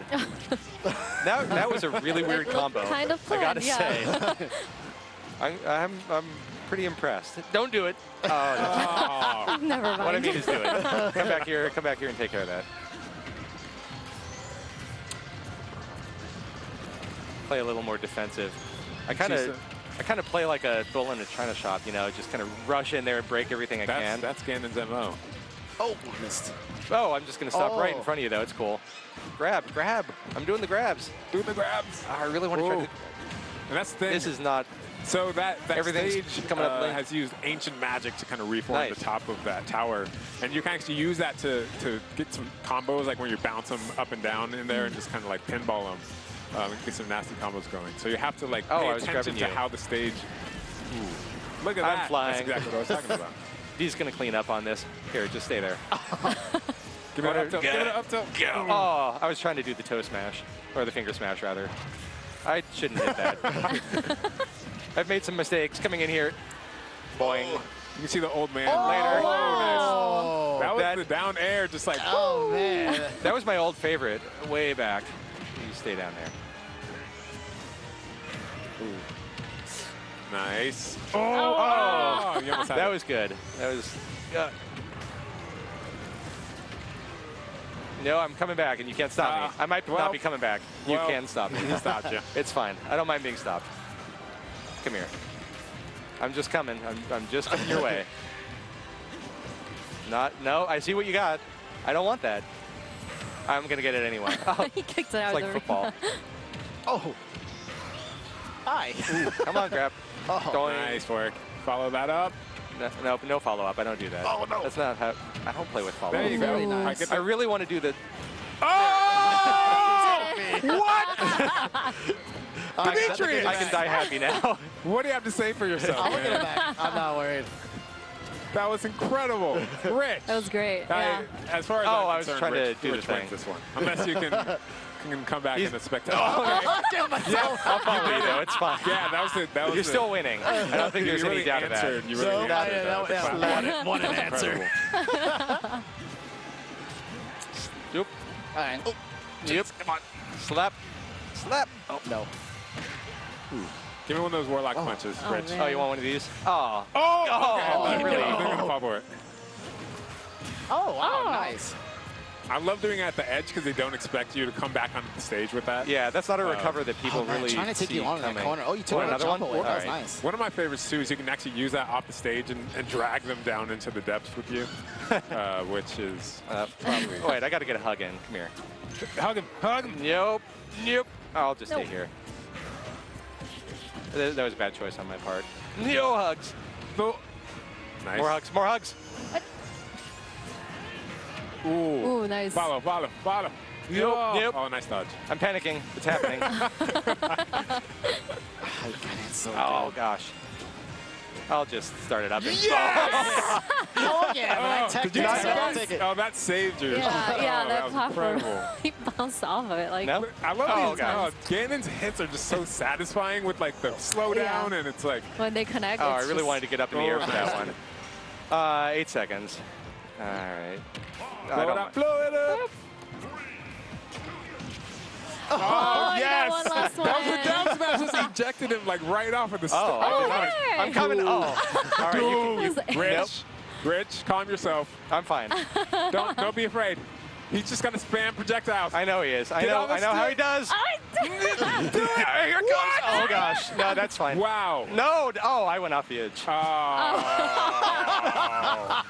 I love how in the sudden death it zooms in now. That was amazing. But the edge, I could have sworn I was going to make contact, but you shielded. I went right through you. The edge was tightening in. That was I rolled right to my own death. That made my day. Honestly, good match. Good match. That's representative of my gameplay style right there. I can't believe the comeback you made, though. That was incredible. Yeah, Like, Ganondorf is no joke. You get someone stuck in a corner, you deal that damage, and all right, we will now play another match of our legendary veterans. Oh, yeah, that's right. So let's fire that up. We're going to have Zelda, Roxy, Link, D, Spirit Train. Let's do this. Oh, man. Oh, man. Okay. Spirit Train, by the way, is brutal for Ganondorf. I'm just bouncing along the tracks constantly. It is. It's hard with Ganondorf because if you get caught in the back of that train, it just zips you right off, and he's not necessarily the fastest of characters. There you go. All right, ready to go? Ooh, I love ready to the costume choice. It's incredible. Oh, yeah. It's good. Gotta represent. I mean, D's like the most stylish dude, so, you know, he's he's got to live that persona. In I gotta go for it. He's actually super dressed down for Treehouse Live, is the thing. I mean, yeah, that's true. I don't see a tie on him, so. Someday. This is an interesting stage. So this was a 3DS stage. So in Super Smash Bros. For Nintendo 3DS, this stage was only on that platform. So now it's been remade for this new game, and it's absolutely gorgeous. Oopsie. Hide in the smoke. Oh, you actually got what?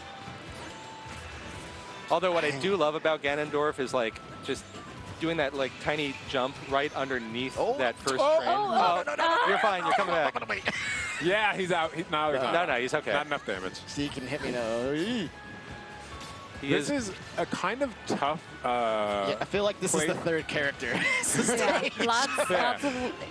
It's kind of tough for Zelda because Zelda has a lot. Oh, nice. The sweet spot. I think he's coming back. Toad. Yeah, the problem is be smart. Be smart. Yeah. Uh-oh, you're in trouble. No. Out of all that, you just got up smashed. This is a hard one for Zelda because using that Phantom, there's like not a lot of contiguous platform. You know what I'm talking about? Where you can actually use that to its full potential. But, and if you use that toe and launch him to the left, there's a good chance that the stage is going to bring him back. Exactly. There you go. So and you can defeat that Phantom as well. That's dirty pool. That's just dirty pool hiding Link, down there. has dropped that bomb, just waiting for it to. Toe. Oh! He's in. It's like I was saying. You can come back. This might. Oh. What? Stay down there. Die down there. Wow. No. Oh, Roxy! That was amazing. With the up beach and the angle, and that was great. That was incredible. That was good. And D knows the Phantom range, so he's just staying right out on the edge. I'm trying to. I got a battle getting back onto the stage. Oh no! Nice. Oh, I love nailing that. The toe to the right, though, is brutal on this stage because I couldn't get back. Okay, wow. That stage carries you away. We got a match, people. Oh, really? I love. Oh man. I love imagining what led them to this point in their relationship. No, not the only one who did it. Zelda and so that's Link. what it's like. Oh, okay. Yeah. This is the darkest timeline for them. They're just trying to figure out where to eat. I just. Like in the car. Yeah. Like fighting essentially on the train the way to the restaurant. I don't want the monsters man, yeah. That was a good span of time.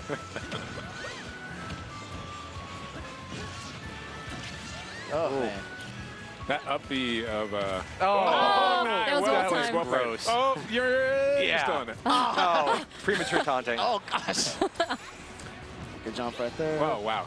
Yeah, that was. It was like running on like the. Yeah, just. There's no cow pusher on the front of this thing either. Man, the priority of Link's moves, that up B and the down B, like most characters, you cannot come down on top of another character. Yeah. But Link's sword on his down air has so much priority. You can pretty much safely come down on most characters. But you are just Okay. in a bad spot. Wow. Wow. Yeah. That was cool. Did you guys see that that was was really cool. Dude, That was great. with the grab and the Oh, throw, yeah. and then it bounced off the The- side, yeah, and she did the upbeat to like the thing and launch, the- like And the stuff. That was crazy. that was incredible. That was really great. I'm getting styled on. Good. That's awesome. Oh, I can summon the Phantom midair. Yeah, That's good to know. That is sick. Oh, man. I want to see that toe. Give me that toe. More toe. Oh, Lord. Oh, that's the stage brought the edge back in there. All right, 50 seconds. I think Zelda might be in the lead. You got to Yeah. do something here, D. It's now or never, man. Yeah. I recommend panicking that as always a helps. strong Rachel's strategy. recommendations are. You know, it's proven to work really well for me. Oh, Woo. Careful now. Careful now. That edge is getting Nope, close. nope. You really do have to think about positioning. You don't want to be on those back cars of the train when it's moseying. Good job keeping him away. Whoa. No. Oh. Get it. Come on. Oh, come on. 11 seconds. So both at 90%. 9 seconds. Do you and stay, she is do you not stay leaving. safe, or do you go for that last second KO? What do you I do? don't know. I think he's going to get it. Nope, you got it. Oh! He's still in it. Hanging on there. That was so close. I think Roxy got it. No. Oh, shit. Dude, 2 sudden deaths in a row? Oh, my goodness. Wow. You got to watch what you're doing. Wow. He was just like, hey, what's over there? The kingdom is safe. You just usurped the princess of You your just kingdom. assassinated the princess. How is that Yeah. safe? Okay. It's your new king. Ow. Oh, wow. Good game. Yeah. That's how it is. All right. next up. We're going to do one last match. We don't have a ton of time, but we're going to try to fit it in. Let's go. right. Lightning round. Lightning round. And am I going to be Mario, right? Yeah. Okay. You're going to be Mario. We got to find this quick. It's There a it is. 3-minute match, and we've got 3 minutes and 6 seconds to go. All right, I'll quickly Oh. pick Mario. Okay, I'm going to be, who am I? Link. Oops. No, not a CPU. You're a human. Switch. You're a You are a human. human Not disconnect. There you go. There you go. Own your Not humanity. random. Oh, my goodness. This is the power of panic. I'm shook. There we go. Boom, boom, boom, boom, boom, boom, boom. Seriously, Rox, I know that bounce off with the up B, that was really nice. like comboing off the back of the Yeah. car. There you go. Thumbs up. Good stage. I love the chaos on this stage. No, my beam. Oh, you've already taken a little bit? Yeah. Ooh. Okay. All right. I can deal with Had this. a real gentle start there, but things turned violent fast. Oh, nice. Ooh. A little sidestep to get out of that. Oh, no! Careful Oh, now, there you Link. go. Let's make smart choices, man. Wow, Oh, perfect. yeah, Didn't nice, perfect. Capitalize on it. Demetrius was at 0%. That whole exchange. It's a problem. It's a problem. My Link game isn't all that strong. I'm really, like, Mario's one of my characters. Yep. Oh, I thought that was going to be it. You're fine. You're doing good. Okay, we have a There it big is. We have bomb a coming guest. Don't Oh, be in it. oh. Oh, you're going for it? Oh, yeah. Always go for it. Smitty's playing the edge game. Oh. I don't know how much of the Still music's in. getting to the home audience from, you know, from the booth, but it's Yeah, getting it's pretty very dramatic loud. out here. Nice dodge. Ah. Oh. Ah.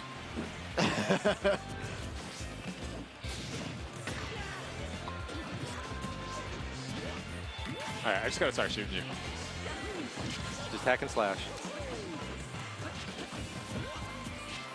Okay, that's not very helpful. Then neither is that. Oh, God, No, that made we're it doing like just in immediately. time.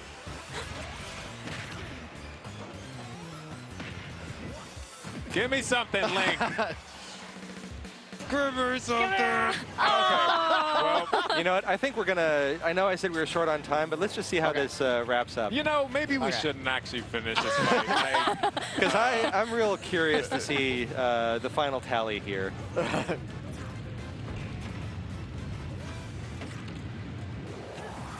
Now, because when I play, I rely on the chaos of the stage a lot.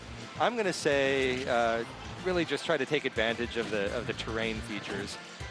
Items, bullet bills, bullets bill. I'm not even sure what the plural of that is. I think it's bullet bills. Oh, that was too high. What am I doing? Although I think he goes by William now. Bullet William. He's grown up. He doesn't really like the nicknames anymore. Whoopsies. Just get out! Get out! Oh, there it is. I let go of my shield too Well, fast. something, He just right in the toes.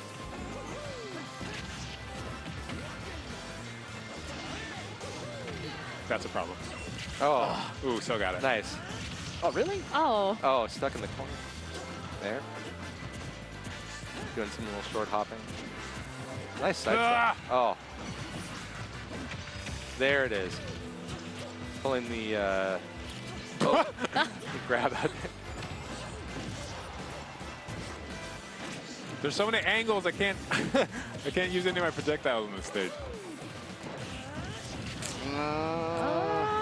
That is a good approach, though.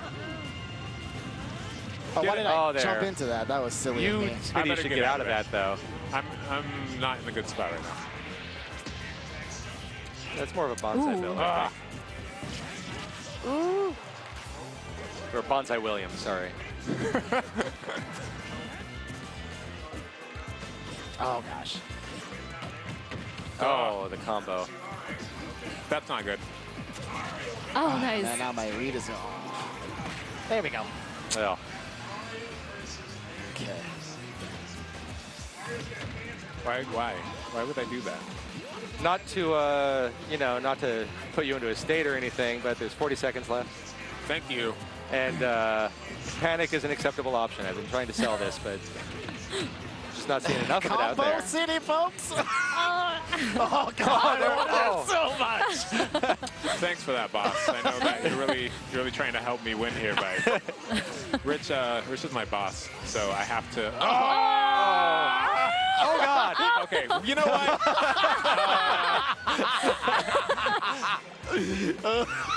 You can do it. 10 seconds, 80%. You can do it. What's the point of anything anymore? Why do I even play this game? That's so good. Well played. Well played. Dee's cleaning up today. Okay. You know, all right, well, there it delete is. Things from the internet, like, is that something you can do? Just erase things from the internet? I think it's pretty easy to take stuff, just, you know, erase it entirely. Cool. Yeah, well, I got styled on by Roxy, so I can't say much. It's great. It's great. This game is good. I can't wait to play this mode with y'all. That's all I'm going to say. Thanks for taking that close look at the returning Zelda characters. We are going to jump into Killer Queen Black next, so just hang on a few minutes, and we'll be right back. Thank you, everyone.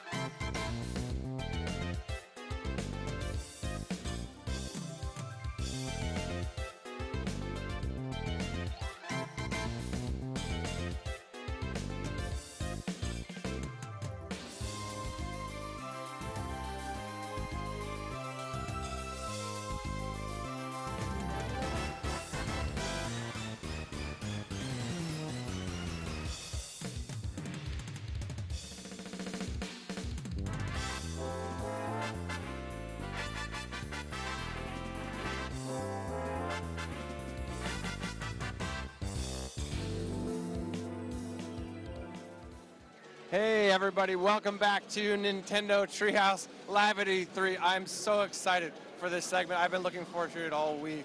I'm not kidding, I'm in love with this game. It's Killer Queen Black. And this game is a blast to play, it's a blast to watch, a blast to learn about. So what better than to bring the people that have created this game here to show it to you. So I'm here with Nick and Josh from Bumble Bear Games.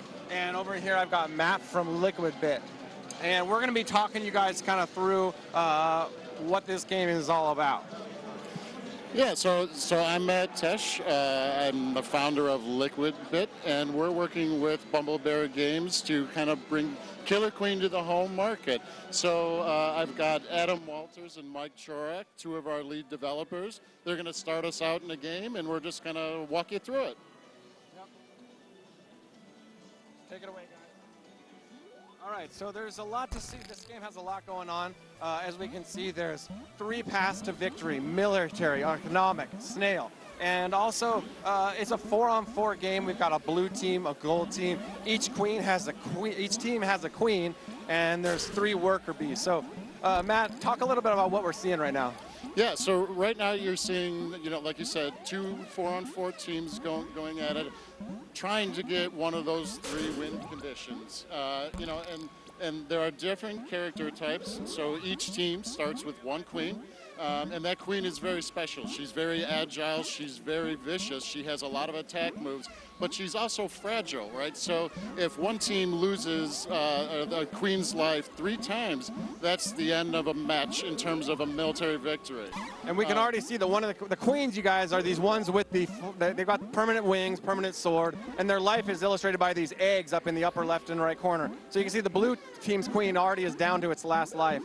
Gold has 2 lives left. Right, and that blue team queen has to be super careful now, right? So if she gets killed by the opposing team, that is game over. So, she's kind of just hanging up here, doing her thing, trying to stay out of trouble. But you also see an economic victory happening over here in blue on the left. He's trying to toss it in. You've got a queen ledge guarding, making sure that they don't win with that specific victory condition.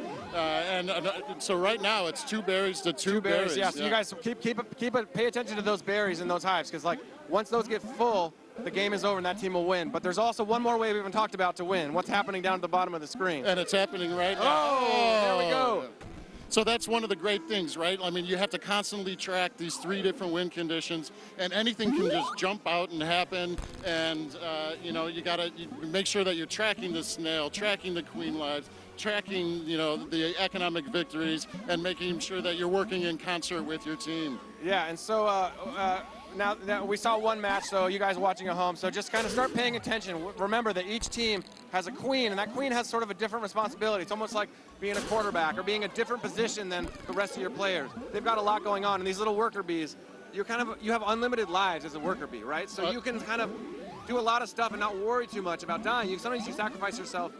Sometimes you absolutely sacrifice yourself as a worker bee. So right down here we talked about the snail. If somebody's going to get on there and ride the snail to their side, that's one way. But that will also draw a lot of attention down, as they get closer and closer. And some of the snail victories, or at least getting close, will force other victory conditions as you kind of have to pay attention and adapt to what's being played. This is really cool. This gold team member is riding the snail.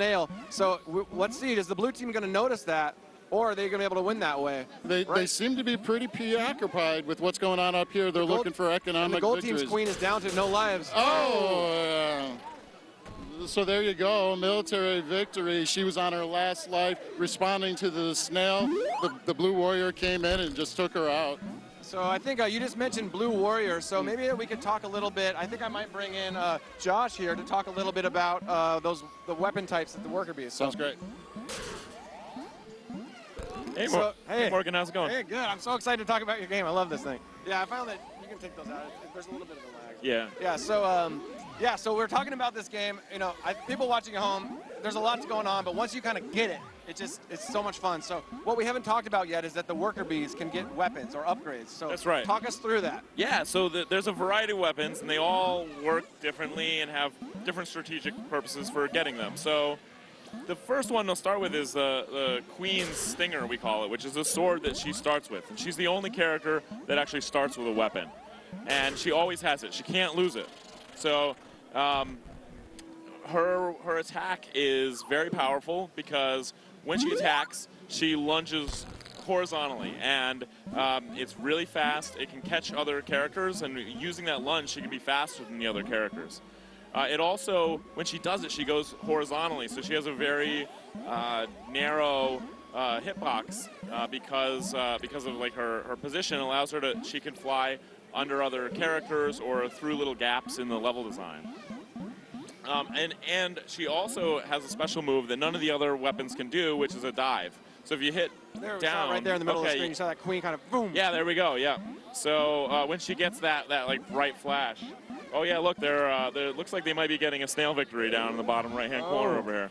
Okay, so that dive move is really powerful too. You just hit down on the stick, and she'll dive really fast, and it's also an attack. Oh. Okay, yeah, so we got another economic victory. But I mean, I think that, to me, that shows one of the really exciting aspects of the game when, like, one team is going for econ, the other team is going for snail, and, you know, it's a race to see who gets it first. Yeah, and you can never really relax because I feel like the minute you're, like, get tunnel vision on one type, then something else, you're like, it happens to me all the time. I'm like, berry, berry, berry, and I look down, I'm like, no, the snail. Yeah, yeah, you gotta always be watching the whole board.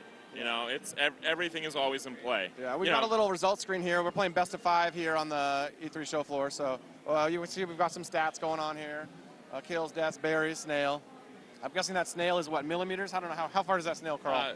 Well, yeah, so that's, I believe that's in pixels. And yeah, so I mean, sometimes I can go up really high if the snail is going back and forth. And you know, it can be very variable. So in this next match, we're going to look for some of the weapons that the worker bees themselves can get and sort of how they upgrade. Right. So, yeah, and so there's the way that you get a weapon. I think it's maybe worth explaining this first. Yes, so if you're perfect. So the queen starts with a sword, but everybody else, they have to get it through the gameplay. So the same berries that you've been seeing them bringing back up into their base for an economic victory, those can also be used to get weapons or other power-ups. And you do that by bringing one to one of these gates. And so first of all, you have to have the berry in your hands, and then you just stand in front of it, and it has to be your team's color. And the way that happens is the queens can tag it. See, the blue team, blue queen just tagged this top gate here, turning it to their color, so only the blue team can use it. So as a queen, that's one of your duties is gate management, flipping those gates to your team's color. Yeah, I think the two most important things I tell a new queen is first, stay alive, because if you die 3 times, you'll lose the game. And second, tag the gates as much as you can. If you can control all 5 gates, it prevents the other team from getting any soldiers out, and so it can be a very powerful position. Well, we've got a worker here getting the speed upgrade. Yeah, so this middle gate, that doesn't give you a weapon, it gives you a speed boost, which that speed can be very powerful. It lasts until you die. So if you get the speed early in the game, and you know, you can have it throughout the entire game if you don't get killed. And it's really useful. Like right now, they're using it so that they can run berries really quickly. But it's also very useful. Like for instance, if you were riding the snail, I think actually they might even have a guy with a speed boost on the snail. We might be seeing our first snail victory. Oh no! Oh, there we go again. It was that tight tension between the two, and so that speed, you can, if you're riding the snail, it'll move faster, and then also if you become a soldier with the speed boost, you'll be a really fast soldier, which is an incredibly powerful position, but it's also a lot of risk. Like if you get killed, you're losing a lot of time that you spent leveling up twice. We can see a blue worker getting looks like a laser. Yep. So laser weapon up there. Yep. There's the laser rifle. So this is this weapon is Look at the blue team. They've got all 3 weapons right now. That's right. Yeah, so yeah, we got a Morningstar at the bottom, a sword on the bottom right, and the laser rifle, where is it? Oh yeah, there it is, right in the center. And they all have very different purposes. So the sword that you see on the right, that one is like a really fast attack. It's really good it's more of a general purpose weapon, and you can use it for really hunting down any other characters. And it also, because it's so fast, you can attack a lot, which can be very useful. The Morningstar, which looks like he may have got killed, right? But so and that's an important point. Well, I'll let you make your Morningstar point first, but yeah, sure. Morningstar, the way that works is it's like a long-lasting attack and a large area of effect too. The Morningstar spins around your body in a very, very wide radius and for a long time, but it also has a little bit of a cooldown afterwards. So that is really effective, I find, at killing other workers. Like if you're trying to... Oh, there we got a Morningstar right now. Yeah, okay. Cool, yeah, so I'm guessing he's probably going all out for a military victory right now. They have no berries on the blue team, but they have the queen down to its last life. Yeah, so we'll probably see them going for as many weapons as possible now. And I can hear them yelling out, "One more berry, one more berry!" And actually, the Morningstar might be really useful here because I find that the Morningstar is good at getting kills on the queen too. Oh, look at that! There, oh. Military victory, yeah, wow. And they almost had the econ, with yeah. the last berry in the Two hole. at once. Two at once. I think a point to make too about getting a weapon as a worker bee is so it requires a berry, and you take it to a gate and you get your weapon or your speed boost. But that only lasts until you die. Right. So you have to be kind of judicious in what you do once you have it. That's right, yeah. So yeah, I mean, you have infinite lives, but when you come back, you lose any power-ups that you had. So it's about efficiency. This game is all about efficiency. Yeah, and if you have a weapon as a worker bee, you can't then decide, oh, I'm going to take some berries to the hive. You can't carry berries to the hive. In fact, yeah, sometimes you may be a soldier and you want to be a worker, in which case the only way for that to happen is for the other team to kill you. Yeah. So a lot of times you'll take like a really risky move, try and kill their queen. If you get a queen kill, that's great. But if the queen kills you, that's not so bad because now you're back to a worker and you can run berries or ride the snail or, you know. The layers of depth and, you know, I think like hearing you talk about this, there's a lot of, this game is both simple and I think incredibly complex. If you guys are watching this for the first time, you're probably thinking, wow, this looks really finely tuned, finely balanced. And I'd like to bring in Nick and sort of talk about the history of Killer Queen Black, because there was a Killer Queen before Killer Queen Black. So I'd like to bring in Nick to talk about that. Okay, great, yeah. Hey. Hi, Nick. How's it going, man? Good. So I'm here with Nick, and he's one of the creators. And why don't you tell us a little bit about the history of Killer Queen Black and also Killer Queen, the arcade game? Sure. So the Killer Queen started off as a field game with people running around and like foam swords and like real plastic balls. So like, it was like a literal out in the field. Yeah. Literally people like berries, sweating. So the berries must have been like purple balls or something at some point. Yeah, they were like fun balls. So anyway, we decided to make a digital version, and it became very apparent very quickly that we needed to have dedicated hardware because it was like really hard to run the game and stuff like that. So we built an arcade machine. We thought it was going to be the only one in the universe, but that did not come to pass. So we've built about 100 since then, and they're all over the country. And there's a lot of basic differences between the arcade game and Black. And so that's why we named it a different name, we gave it a different logo, and Black is really built from the ground up to be a console game, whereas Arcade is built to be an arcade game. Yeah, so I'm seeing a lot of, like I have played the arcade game. I'm sure people watching, there's some of you out there that have played the arcade game, and it's awesome, but there's so many little differences. Can you talk about some of those specific differences that are, it took me a while to figure some of them out. Sure. So the most obvious one is that in the arcade game, it's 5v5, right? So you have 1 queen and 4 workers to start off with. Another big difference is that you don't need to press a button to kill. It's just whoever's on top or behind. Right. And there's only one type of weapon, which is a sword. In the arcade game, the queen only has 1 dive, which is the vertical dive. In the Black game, she also has the horizontal dive. So that's an important difference. But really, I would say the most important difference is like the fact that you only have the sword in the arcade game, and that it's always like the top is the winner, means that the zoning gets really, really different, right? So you're constantly doing this thing called crown scraping, which means you're hanging under a ledge and like just hugging the ledge so you can get the most height out of there. Because you always need height advantage to it. Exactly. In the arcade game. Exactly. So whereas in Black, because height is not so important, your zoning is very, very different. So you can almost attack from any angle. It's more about who gets there first. Exactly. And a couple other little things I've noticed that I'm excited about. Sure. So you can carry the berries back to the hive, but now you can actually, because you have a button, as a worker bee in the arcade, you don't have a button. Now you have a button, so with the berry, you can actually throw it. Yes. Which I love, because I've been in situations where somebody's guarding the base, doesn't want me to bring that berry in, and I can lob it. Yep.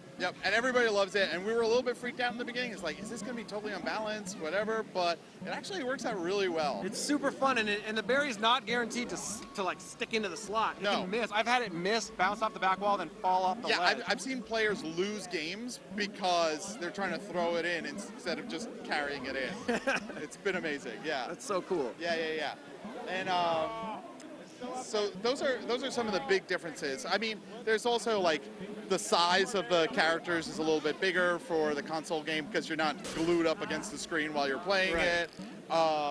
And I think a really big difference, of course, is that Killer Queen Black is online, whereas arcade is only local and only in arcades. Yeah, that's so exciting. I love that this, like obviously right now we're playing it 4-on-4, local multiplayer, all in the same screen style. But I'd love to hear you talk more about like bringing this game online and the partnership between Bumble Bear and Liquid Bit. So I'm actually going to hand my mic over to Matt here and bring him in to have you guys chat a little about that. Sure. Yeah, thank you. Yeah, so you know, it's been a dream come true for Bumble to work with Bumble Bear and bring Killer Queen to the home console market. We approached Bumble Bear, I don't know, about a year ago, and said, hey, we're huge fans. Yeah, we love this game. We want to talk to you about bringing it to the market. And they were kind of like, well, a lot of people have talked to us about this before, but we're going to entertain the conversation, which was very gracious of you. And we ended up actually showing them a tech demo online from Chicago to New York of a really, really basic prototype of Killer Queen, saying, here's our proof of concept. We think that we can deliver an online player experience, that is going to rival the home local player experience. And what do you think about bringing this just to the world? And I mean, and that was the big selling point, right? Like the fact that you guys had a tech demo proving that the networking could work, because that was really our greatest fear, that like the networking just was not going to be any good. And the fact that we could play with you guys, like we could be in our office playing you guys in Chicago, it was like that was the point where we're like, well, we at least need to have a conversation with these guys. So no, right. And even through development, it's happened, like how we play test, everything is remote, right? It's all over online. Since we're in Chicago, they're in New York. I mean, but we still act as one company. And I think that the really interesting story here is the fact that we're two small companies. Liquid Bit is 3 employees. Bumble Bear is me and Josh and a couple of people to do logistics. But our combined skill sets has really created a product that is greater than the sum of our parts, right? With the design and the artistic direction and the obviously the Killer Queen expertise that Josh and Nick bring, coupled with our technical experience and the way that we can produce things and really, bring it to the mass market. None of us could have done this without each other, and I think that's the really cool story here. Yeah, it's been great. It's been really an amazing journey working with you guys, and like making this happen has been really amazing. Oh, it's as surreal for us as it really is as fans of the game, and then being at E3 and starting with the conversation and announcing at E3 with Nintendo. I mean, it doesn't get any better than this. I mean, this is as cool as it gets. Right. I mean, like pre-GDC, we were like, maybe we should talk to Nintendo about this or whatever, and we talked to Kirk, and then he was like, oh, I want to show this at E3, and we were like, what? That's like a month and a half away, and we don't even have dev kits, and but Nintendo really helped us out. They really made it happen, and I mean, according to you guys, you got it up and running in 4 hours. Oh, Nintendo's support for indies has just been absolutely incredible. I mean, yeah, we showed it to Kirk at GDC, and he's like, hey, I want to show this at E3. We said, like Nick said, we don't have dev kits. 3 days later, dev kits arrive in our office. 4 hours after that, we had a really rudimentary version running, and about a week and a half later, it was polished enough to show. So, I mean, for all the indie developers out there, Nintendo's embracing us, and it's awesome. The tool sets are great. That's so great to hear you guys talk about that. We're so excited to have you guys. And, you know, I'm really excited to be able to play this online. And I've been someone who's been evangelizing about this game and going back to the arcade. So to be able to play this with my friends online is so exciting. And I kind of want to, right now, if you guys are okay, I'm going to bring Josh back in to talk a little bit about something we haven't talked about yet. Hey, Josh. Hey, what's up, Morgan? So, one thing we haven't really talked about yet, Killer Queen Black. I see a gold team and I see a blue team. Right. So, tell me about the title and what's the black element? Sure, yeah, it's called Killer Queen Black because at any given time, there is a single black team. And they look really cool. We have not yet revealed what they look like, but they look cool, trust me. And if you beat the black team, you become the black team. And you keep that until somebody else beats you. And also, we plan to be streaming the black team at any given time. So you can go to our Twitch channel or our website and view the black team playing. So you'll be up playing online, and you might just you might run across the black team. There's only one black team. Right. If you defeat them, you become the black team. That is correct. That. Yeah. And I can't wait to see how that changes hands and to be able to look at look back at footage someday. Right. I hope that maybe I could play that team, and then I could go back and find my footage and. Yeah, exactly. I feel like we'll see a lot of. Oh, go ahead. Yeah, I think it'll even be exciting just being able to play against them, right? Like every once in a while, you'll get a match and you get matched up against the black team, and you know, even if they beat you, it'll still be a really exciting moment. And if you beat them, then that's great. You have your moment of glory. And I feel like those matches, like you might just be like sitting around like, oh, I'm just playing another game, and then like, oh my God, here they are. Yep. So tell me about this game is it's like we said, Bumble Bear, small team, Liquid Bit's a small team. I'm sure I'll see some like hardcore strategies that play online. People are going to learn from each other. What are some of the strategies you might think? Like, what are some of the higher level play that maybe like when you're the queen, like what are you thinking about? Or when I'm the queen, I'm often thinking about trying to take out the other queen and the soldiers. I find that in this game, unlike the arcade game, the queen is not very effective at taking out the workers. They're very small and hard to get with her attack, and so I'll usually focus on being like very dominant militarily there, and I won't try to use her to, for instance, ledge guard, which that's a term that came out of the arcade community called ledge guarding, which is basically hanging out in the base, almost like actually the Gold Queen is doing it right now. So hanging out in the opponent's base, right on the ledge, preventing the workers from getting in.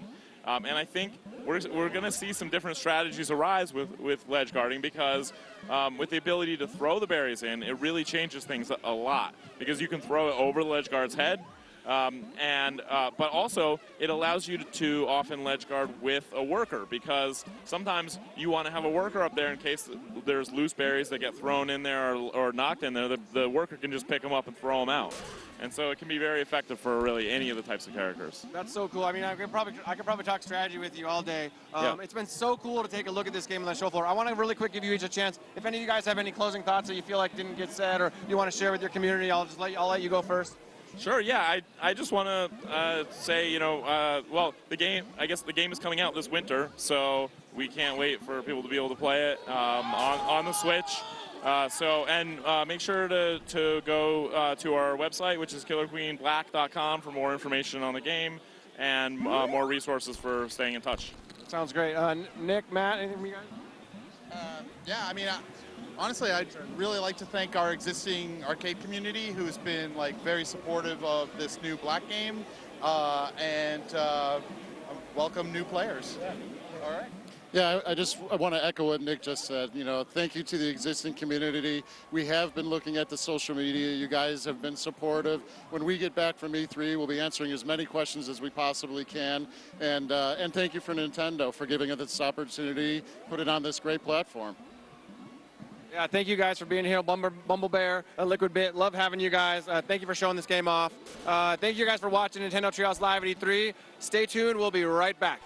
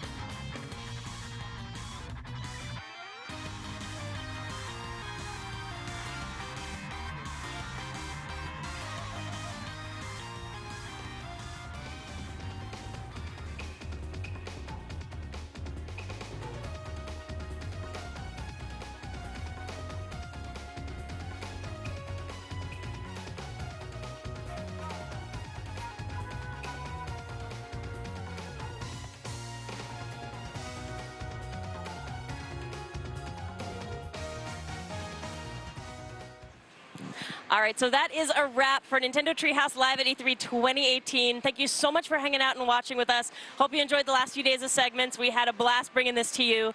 Just want to say some quick thank yous before we sign off for the day. There's a ton of work that goes into putting these streams together. A lot of folks helping out. We've got an amazing AV tech crew here at the show with us, and then everybody who's working back home at Nintendo Japan, Nintendo America, all of our offices. Thank you guys so much for everything you do to make this possible. We really couldn't do it without you. I want to give one very special shout out to Yoshika, who makes all of this possible. Thank you, Yoshika, so much here for being a total rock star and helping us make all of this possible. Yeah, and just thank you once again to the devs. You know, yes, all of our guests. All of our devs in Japan, the Nindies, everybody. Without the games, none of this happens. So thank you for the games, and thank you for you people that watch and play these games. Yes. Thank you so much. And yeah, it's always a blast working with you guys here and having a chance to show you what we've been doing back home. So thanks for tuning in and hanging out with us. Bye.